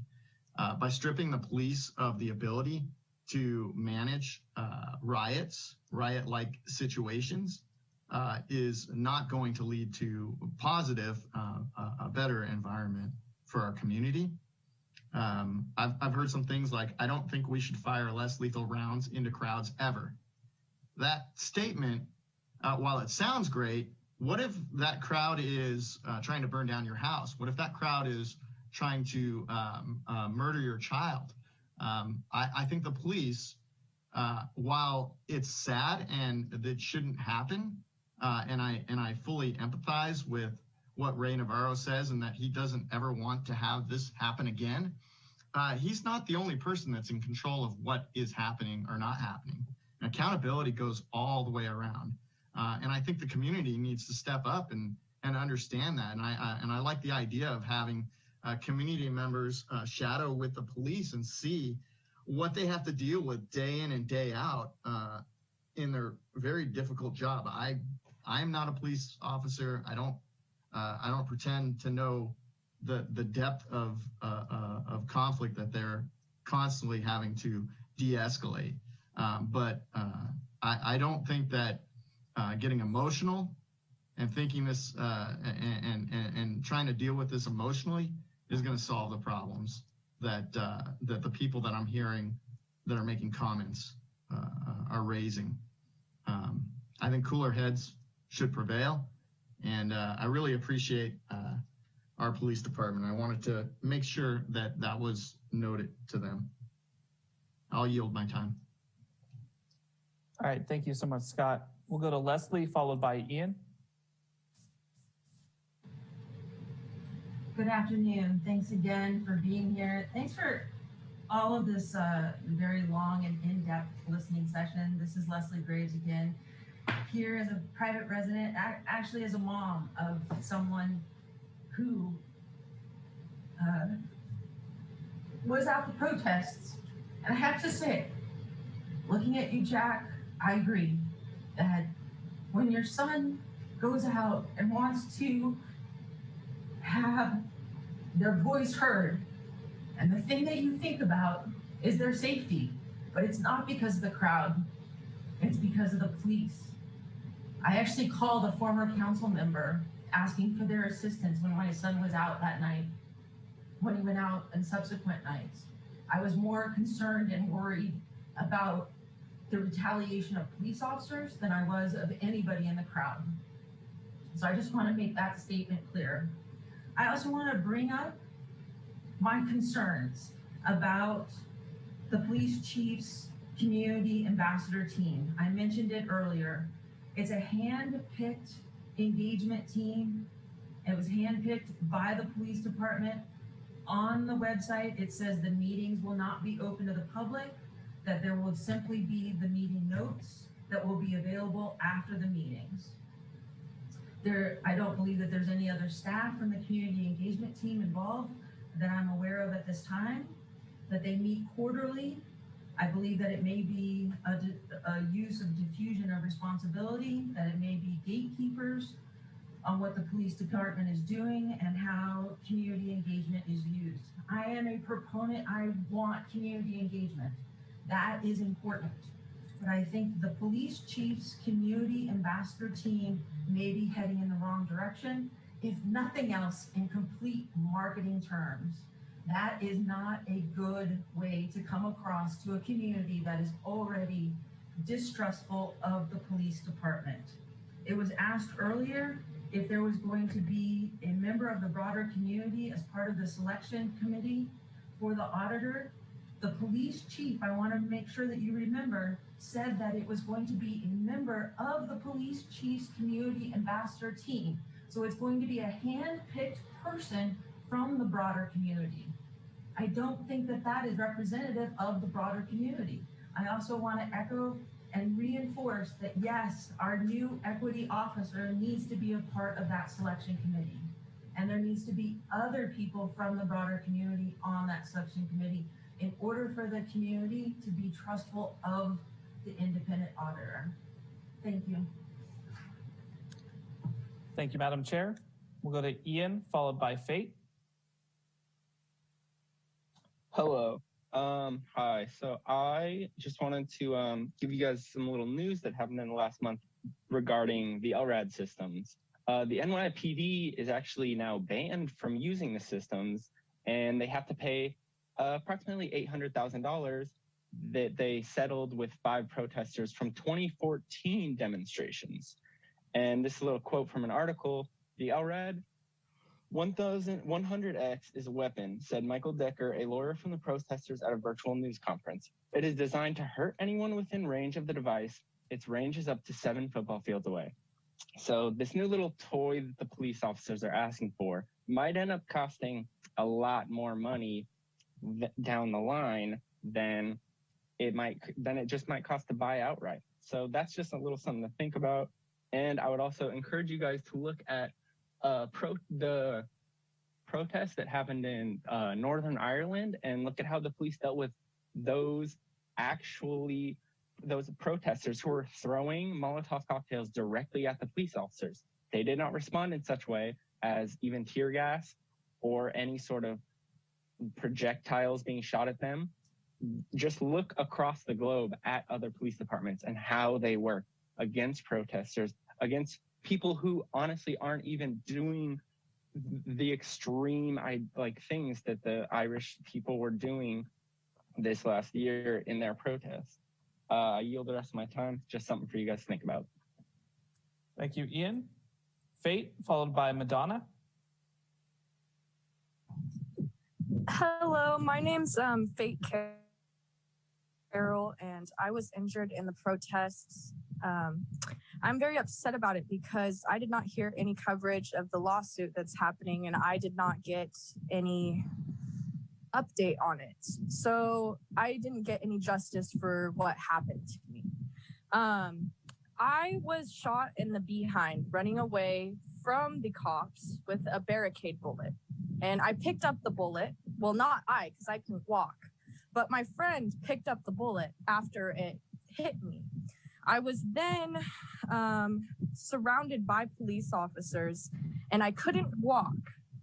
And this is something that was very tragic to me, and it made it to where I have no complete trust in the police department whatsoever. I'd really like to see some change, and I'd really like some justice for what they did to me. I was only 18 at the time, and it's really sad that I'm going to have a scar and I have a severe hematoma under my skin for the rest of my life. And it's still here, and it's okay, but it's just saddening to see them laugh after they hurt you. I don't think that what you guys are doing is appropriate in ways to change things and revolutionize justice and whatnot. But, you know, your guys' continuance in disappointing the community is well off. Thank you for my time, and you guys have an amazing day. Thank you, Faith. We'll go to Madonna, followed by Noah. Can you hear me? Yeah. Thank you. I want to acknowledge I'm currently on Pomo land. I am Lakota in Pomo, a longtime Sonoma County resident. And a couple things. I emailed all of you guys, so please check that email. I want to thank Councilmember Alvarez for committing to take the historical trauma workshops put on by Susquehanna Intertribal Council out of Napa. And the powwow comment from Jack, I hope I see you in that workshop, because as a Native American woman, I am very angry with you for using that. You are not Native American, are you? So I didn't see you at the powwow that we put on Saturday at the fairgrounds.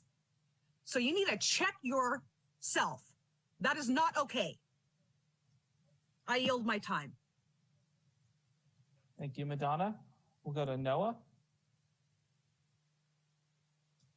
Can you hear me? Mm-hmm. I asked the council this. Do you really believe the abusers will check themselves? Do you really believe that this armed and bloodthirsty department and their paid sympathizers will be honest about the depth of their harm, collectively? Do you really think they won't use branded sonic weapons, blatantly known as such, when they already aimed noxious gases at youth of color during a respiratory pandemic? Come on. Cops lie through their teeth and take every measure to shield themselves from anything resembling consequence. Stop gaslighting and victim blaming the public. We know your job is irrelevant and your cruelty is intentional. To this council, you have an opportunity to divest from violence and white supremacy, so take it. It is heartless to make Black, Indigenous people of color relive their traumas over and over for your voyeuristic appetite when you don't listen to or change anything. We don't trust the cops, and what little trust we have in this council is fading fast. For those of you who are new, you have a chance to cement a reputation. No amount of procedural minutia or PR marketing is going to change the fact that police use weapons of war and mass surveillance technology against anyone they don't like. All I've learned from these 2 days is that the easiest way to get away with violence, to get away with supposed crime, is to swear fealty to white supremacy and get a badge and a gun for my troubles. If the council wants this violence to end, then they must take the weapons and funding and impunity away from the brutalizers. I'm sure if you contact any grassroots organization in this town, in this county, they will tell you getting anything remotely close to the amount of money police hemorrhage on lawsuits for human rights violations would be pulling teeth, would be endless hours of fundraising. And yet who gets handed it?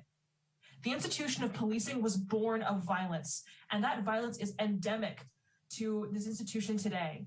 Disarm, defund, dismantle, and abolish SRPD. Invest in the communities that this government and this police department neglects and terrorizes respectively. This isn't about professional-looking slides or numbers on a spreadsheet. Lives are on the line, no matter how trivial the cops might treat them. So put tax dollars towards community care and not violence. You've got a lot to prove. I yield my time. Thank you, Noah. That's the last hand I see for live public comment. Madam City Clerk, do we have any voicemail public comments on this item? Mayor, the only public comment we received via voice message was someone who spoke live during the public comment period. Okay. So we will not repeat the playback. All right, then I will go ahead and bring it back to council. Council members, as I mentioned, this is a study session. It is an opportunity for us to provide direction to staff and in particular to our public safety subcommittee. So who wants to start? I'll start with Councilmember Alvarez. Please bear with me. 130 bullets. I find no just cause for so many bullets being used. I don't think the amount of damage that was produced in the city of Santa Rosa merits it. So it makes me think that it was indiscriminate. I have found fault in both reports from both sides, whether it's a human commission report as well as the law enforcement report. Discrepancies. And we just heard from a young lady, 18 years old, who forever has a mark on her butt, and yet she still tells us to have an amazing day. We look at the tear gas as it's banned by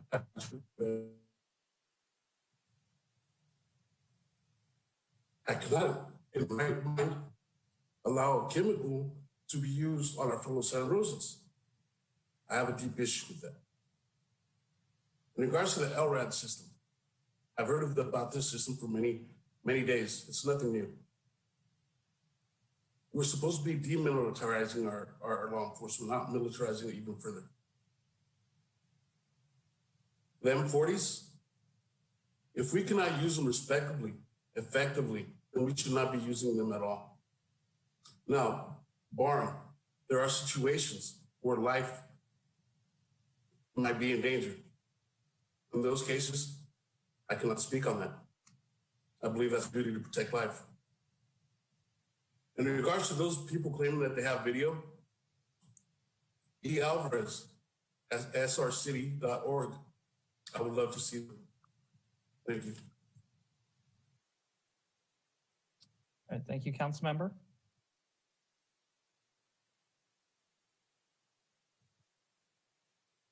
All right, Councilmember Sawyer. Thank you, Mayor. A great deal of information has been imparted over the last couple of days.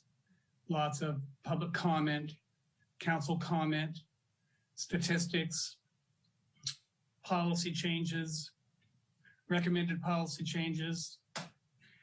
And I think that I have come to trust our subcommittees that are able to take recommendations both from staff and from the community and funnel them into a conversation that in an open and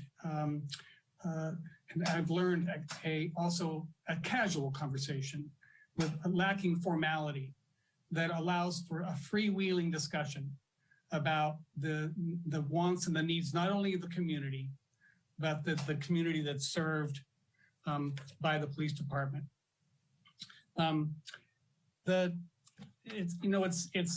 We've talked a lot about the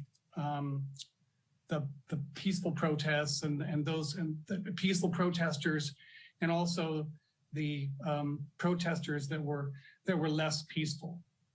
But what we haven't talked about are the other duties of our police department: the high-risk vehicle stops, the detective work into murder investigations, public intoxication calls, domestic violence, welfare checks, and this is not in any order of importance, just things that came to me: vehicle speeding and DUI arrests, public nuisance reports, accident investigations and traffic control, illegal drug sales and use calls, hostage negotiations, critical incidents, sexual abuse, rape, child endangerment, and homelessness issues.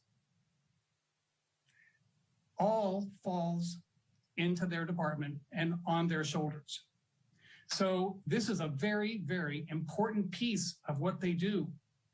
It's also something that I hope, as far as dealing with the bad players, which have been referred to by the peaceful protesters as people that they do not want to be associated with necessarily.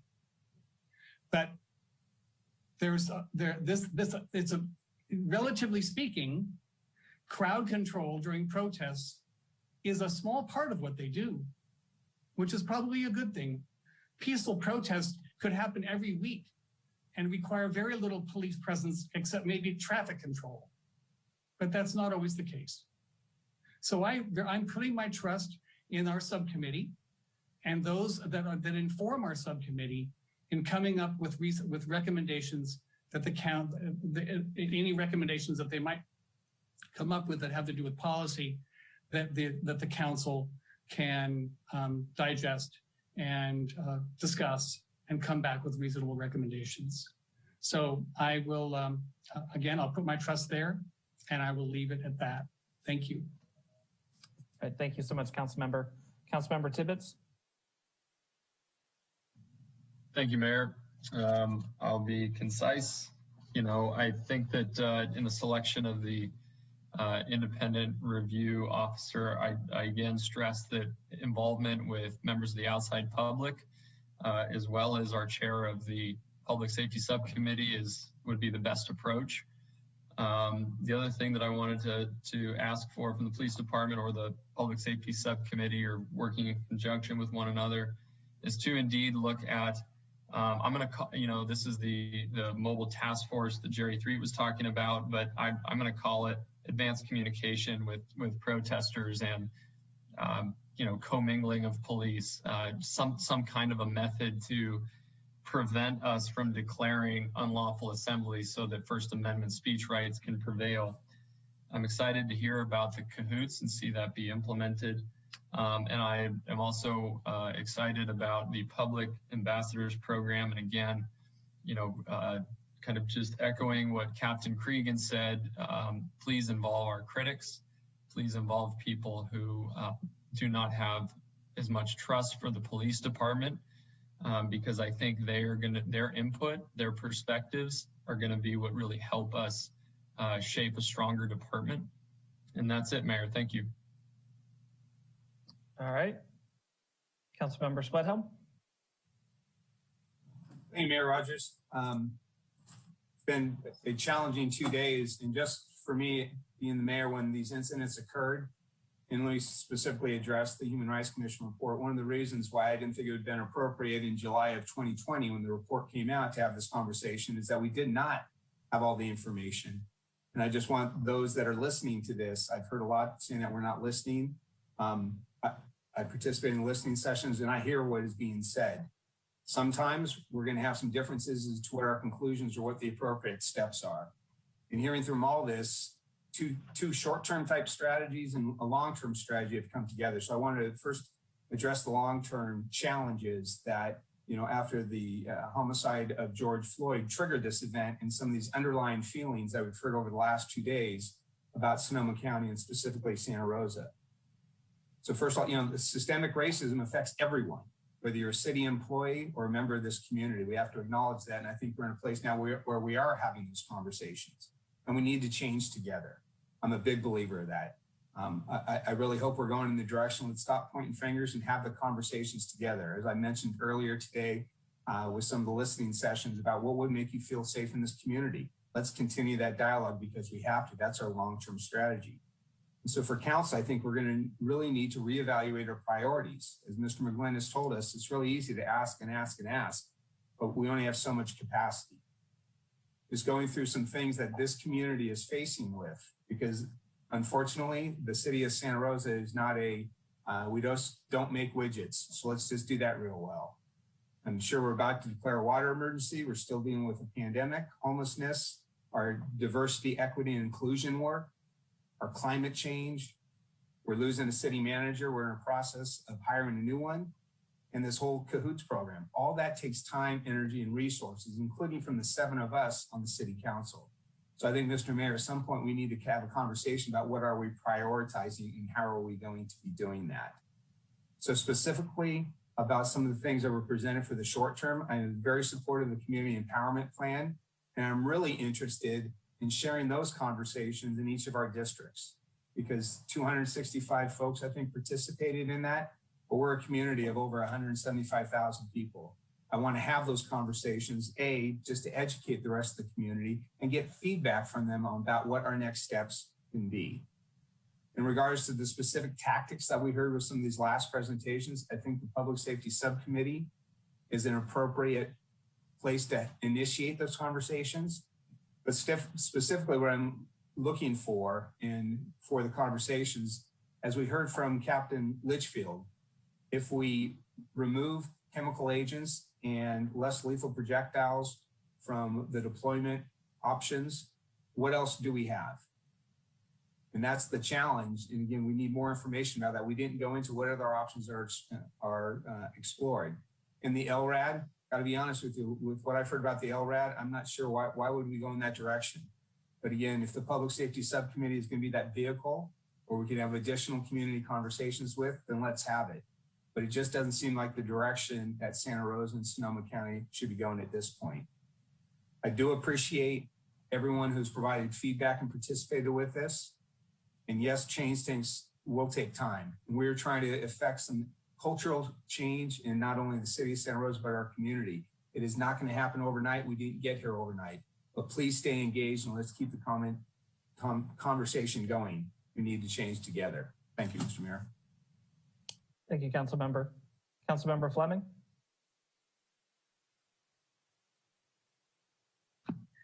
Thank you, Mayor. So the first thing that I want to say is that what I hear from the community and what I hear from everyone is that this is a really complex issue that did not begin or end last May or June. That these issues have been a long time in the coming and are going to require a long-term commitment.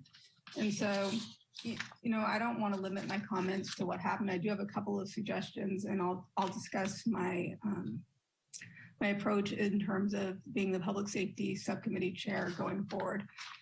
So the thing that I think we need to really focus on, it's kind of been touched on before, is creating a culture of community policing that goes beyond just what we've been talking about. I think we really need to challenge ourselves to do better, to think bigger and do better. And specifically, what I'm talking about is that we need to look at the role of community policing and community safety. And then we need to ask ourselves, what is required, look at our charter, and identify what in there is necessary. And then what are all the other responsibilities that our department is tasked with doing? And I think we need to analyze those responsibilities and determine if that they are most appropriately carried out the way they are. And if not, what might be a more appropriate solution. I think that the cahoots is the beginning of that process. And I think that it's going to produce a really fruitful conversation that may lead to a revitalized approach to how the police view their work and how the community views the police. And furthermore, I think that our police and our community need to, through that process, come to see that the community comprises the police and police officers are part of the community. And I don't believe we're at that place now for really good reason.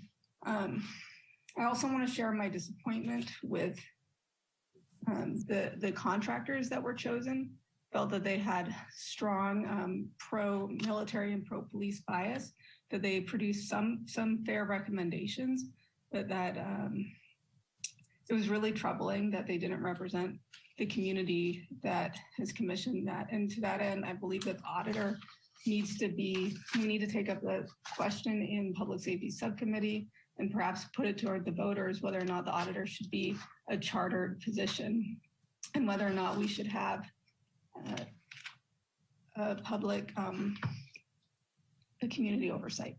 And so those are issues that I will be taking up. And then tons of notes here. Sorry, guys.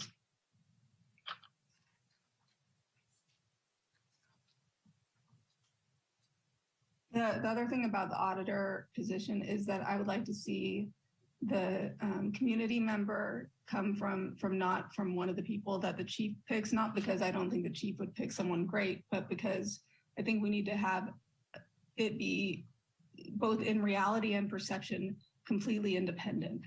And to that end, if we pick somebody from the community, or if the mayor picks somebody from the community advisory board, perhaps somebody who he sees as appropriate in that body, I think that would lead to an even greater sense of enhancing public trust in the process. And then what my plan is, I've taken careful notes and I'll go back and listen once again. I intend to meet with staff and I intend to work closely with our DEI officer, as well as Director Tejas and the chief. And then in preparation for the next public safety subcommittee meeting, I intend to agendize a discussion of what we heard here today and a prioritization from Councilmember Rogers, or excuse me, Vice Mayor Rogers and Councilmember Schwedhelm about what they believe we should take up first. And then once we get a timeline in order, we will present that to the full council. I'm gonna turn off my mic and go back to taking notes. So sorry if I missed something. Thank you, Councilmember. Councilmember Tibbetts, did you have something you wanted to add? I did, Mayor. Thank you. The one thing that I forgot to state that I also wanted to state is if the Public Safety Subcommittee, as soon as state law allows, just makes the body cam footage from that night available to the public as quickly as possible. I do feel that that's important. I think it's important for people to see the same things that we see in closed session and to kind of make judgments about the situation themselves, see what we did right, see what we did wrong, so that they can form their own opinions on what policies and procedures we should be implementing to be better. So thanks for the additional time. Thank you, Councilmember. Vice Mayor?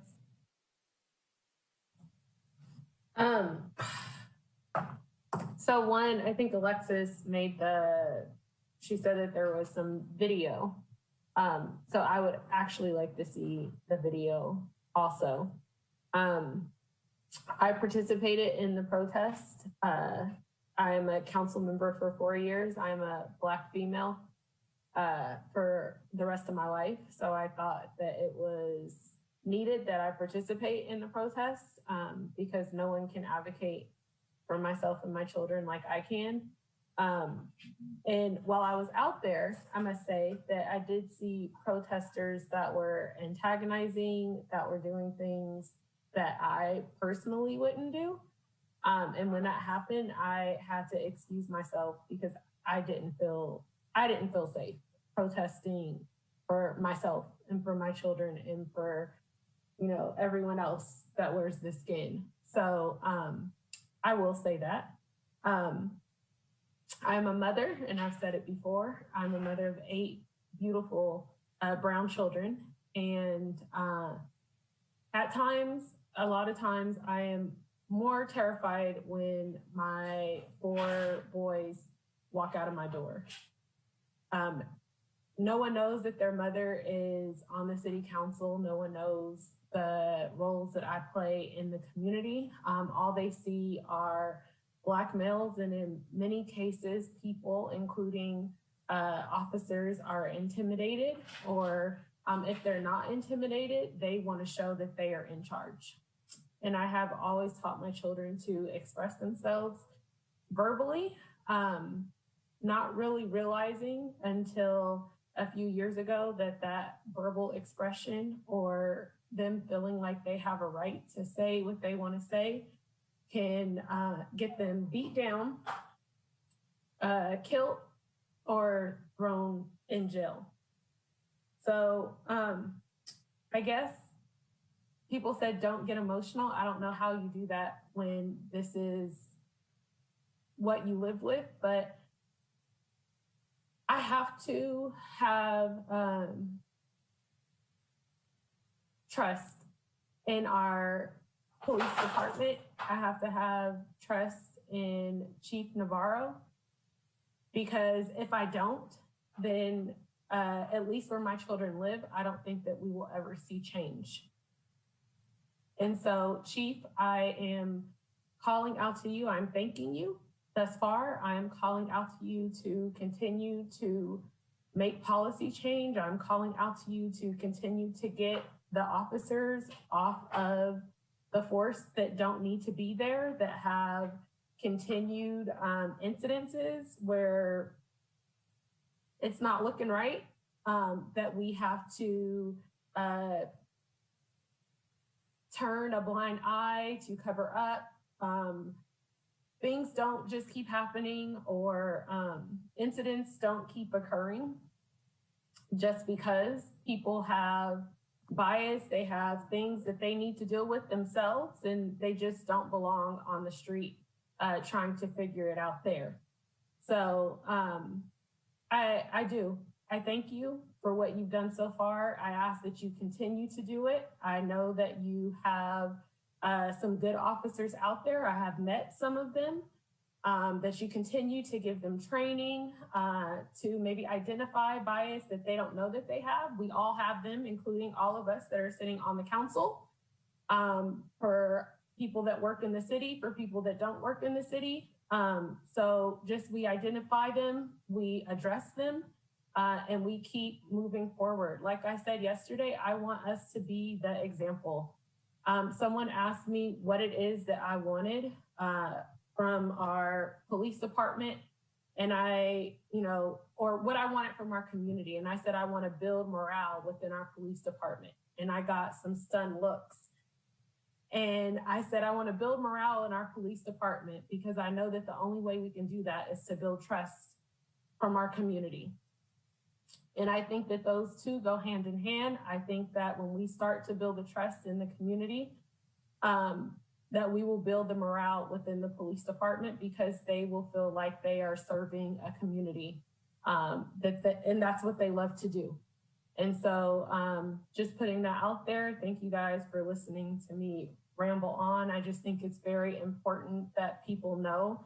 I can't speak for everyone else, but I am not against our police department, although I think that we definitely have to make some changes, some policy changes. And it's not just about a protest, it's about our BIPOC community and people of color being able to walk down a street and feeling safe, whether there is a protest or not. We are looking at this because of the protests, and I'm grateful that we are even looking at it. But just so you know, that women of color that have children, or fathers of color that have children that have to send their children out of their homes each and every day, live with a consistent fear that their children may never come back.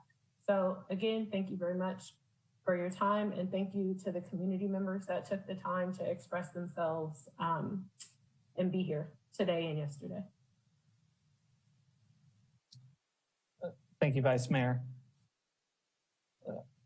When I listen to the Vice Mayor speak, the thing that I am most struck with is the fears of a mother who is not afraid of an individual officer, who isn't worried because she knows the personality of somebody, but because she's seen and understood the systems that are in place or the policies that are in place, and is calling out for changes to the entire system. And I want to echo some of the comments that I heard, that I appreciate our police officers, and I know many of them and know that they are good people. And yet that doesn't matter within the context of inequalities in racial outcomes within our justice system, from head to toe. And listening to these reports over the last couple of days, I've really looked at it through two separate lenses. One is the individual and one is the systemic. And that's really kind of where I want to focus my comments. Reading about individual, either officers going against policy or having outcomes that were against city policy, those officers are being held accountable for those actions. They're being held accountable for the outcomes as they should appropriately. And then the rest of the report is focused on areas where officers did what we as city leaders asked them to do, what we tell them the policy is, when it's right to engage and how it's right to engage. And we need to own that. And I've been trying to stress that over the last couple of days, is when we talk about morale within the department, part of that I think is also hearing from officers that they feel like they're being held to a standard. And then when they reach that standard, we still are critical of them. And I understand why that happens and how that happens. And I, as the mayor, and we as a council, need to look at what the expectations are that we're asking them to meet, and having a conversation about whether that meets the expectations of the community. And I think that the appropriate place for us to do that is through the Public Safety Subcommittee, though we've spent a number of hours the last 2 days talking about it as well. What I've heard from folks is an interest in talking about less lethal ammunitions, the rubber bullets, the tear gas. We have heard about the barricade rounds, and I know that the community acknowledges that was a mistake. We're hearing about the LRAD system, and I will say, Chief, I understand the balance you're trying to strike between moving quickly to meet the recommendations that you see in the reports, while we also see an example with the LRAD system of where a community conversation about how we intended to meet those recommendations could further a better outcome for our community. So I'm hoping the Public Safety Subcommittee will look at that as well. I know you've put out a First Amendment policy.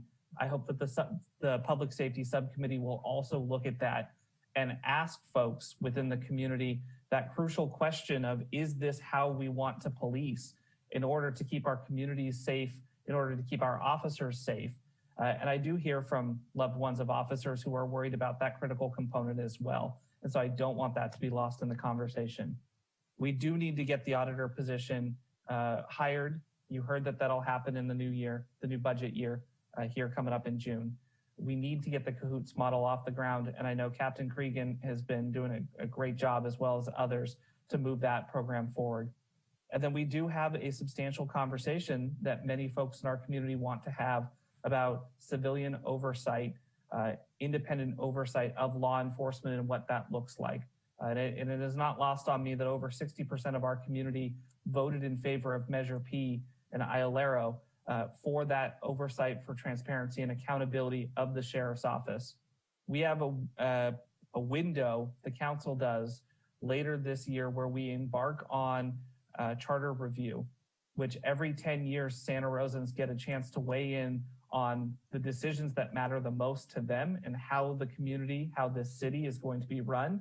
It makes the most sense to me for us to ask the charter review to have that conversation with the public and let the public have a chance to weigh in about how they want to be policed, how our police officers want to engage with the community. And that, to me, is the best representation that we can have for folks throughout our community.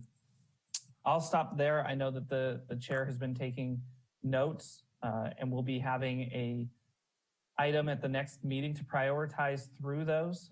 But as mayor, those were my expectations of the conversations that I expect to see. And I want to reiterate again, I want everybody to be involved in that conversation.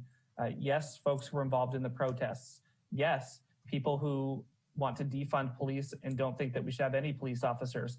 Yes, line item police officers who actually have to execute the policies that we're asking them to. Their loved ones who are worried when they have to go out each and every night for those stops that Councilmember Sawyer mentioned. My expectation is that we do a better job of including our entire community in this conversation about how our community is going to be policed. And I'll stop there. Mr. Assistant City Manager, I know you jumped in here towards the end as the city manager had another commitment he had to reach at 5 o'clock. I did want to check in and see, is staff clear on direction? Yes, Mayor Rogers, staff is clear on the directions and we appreciate the comments. Okay. Well, council members, with that is the end of our special meeting. I know we'll all be interested in follow-ups from the subcommittee, and I know that we will be very interested to see many of those items come back to the full council once they've been vetted and discussed with the public. And with that, we will adjourn. Thank you.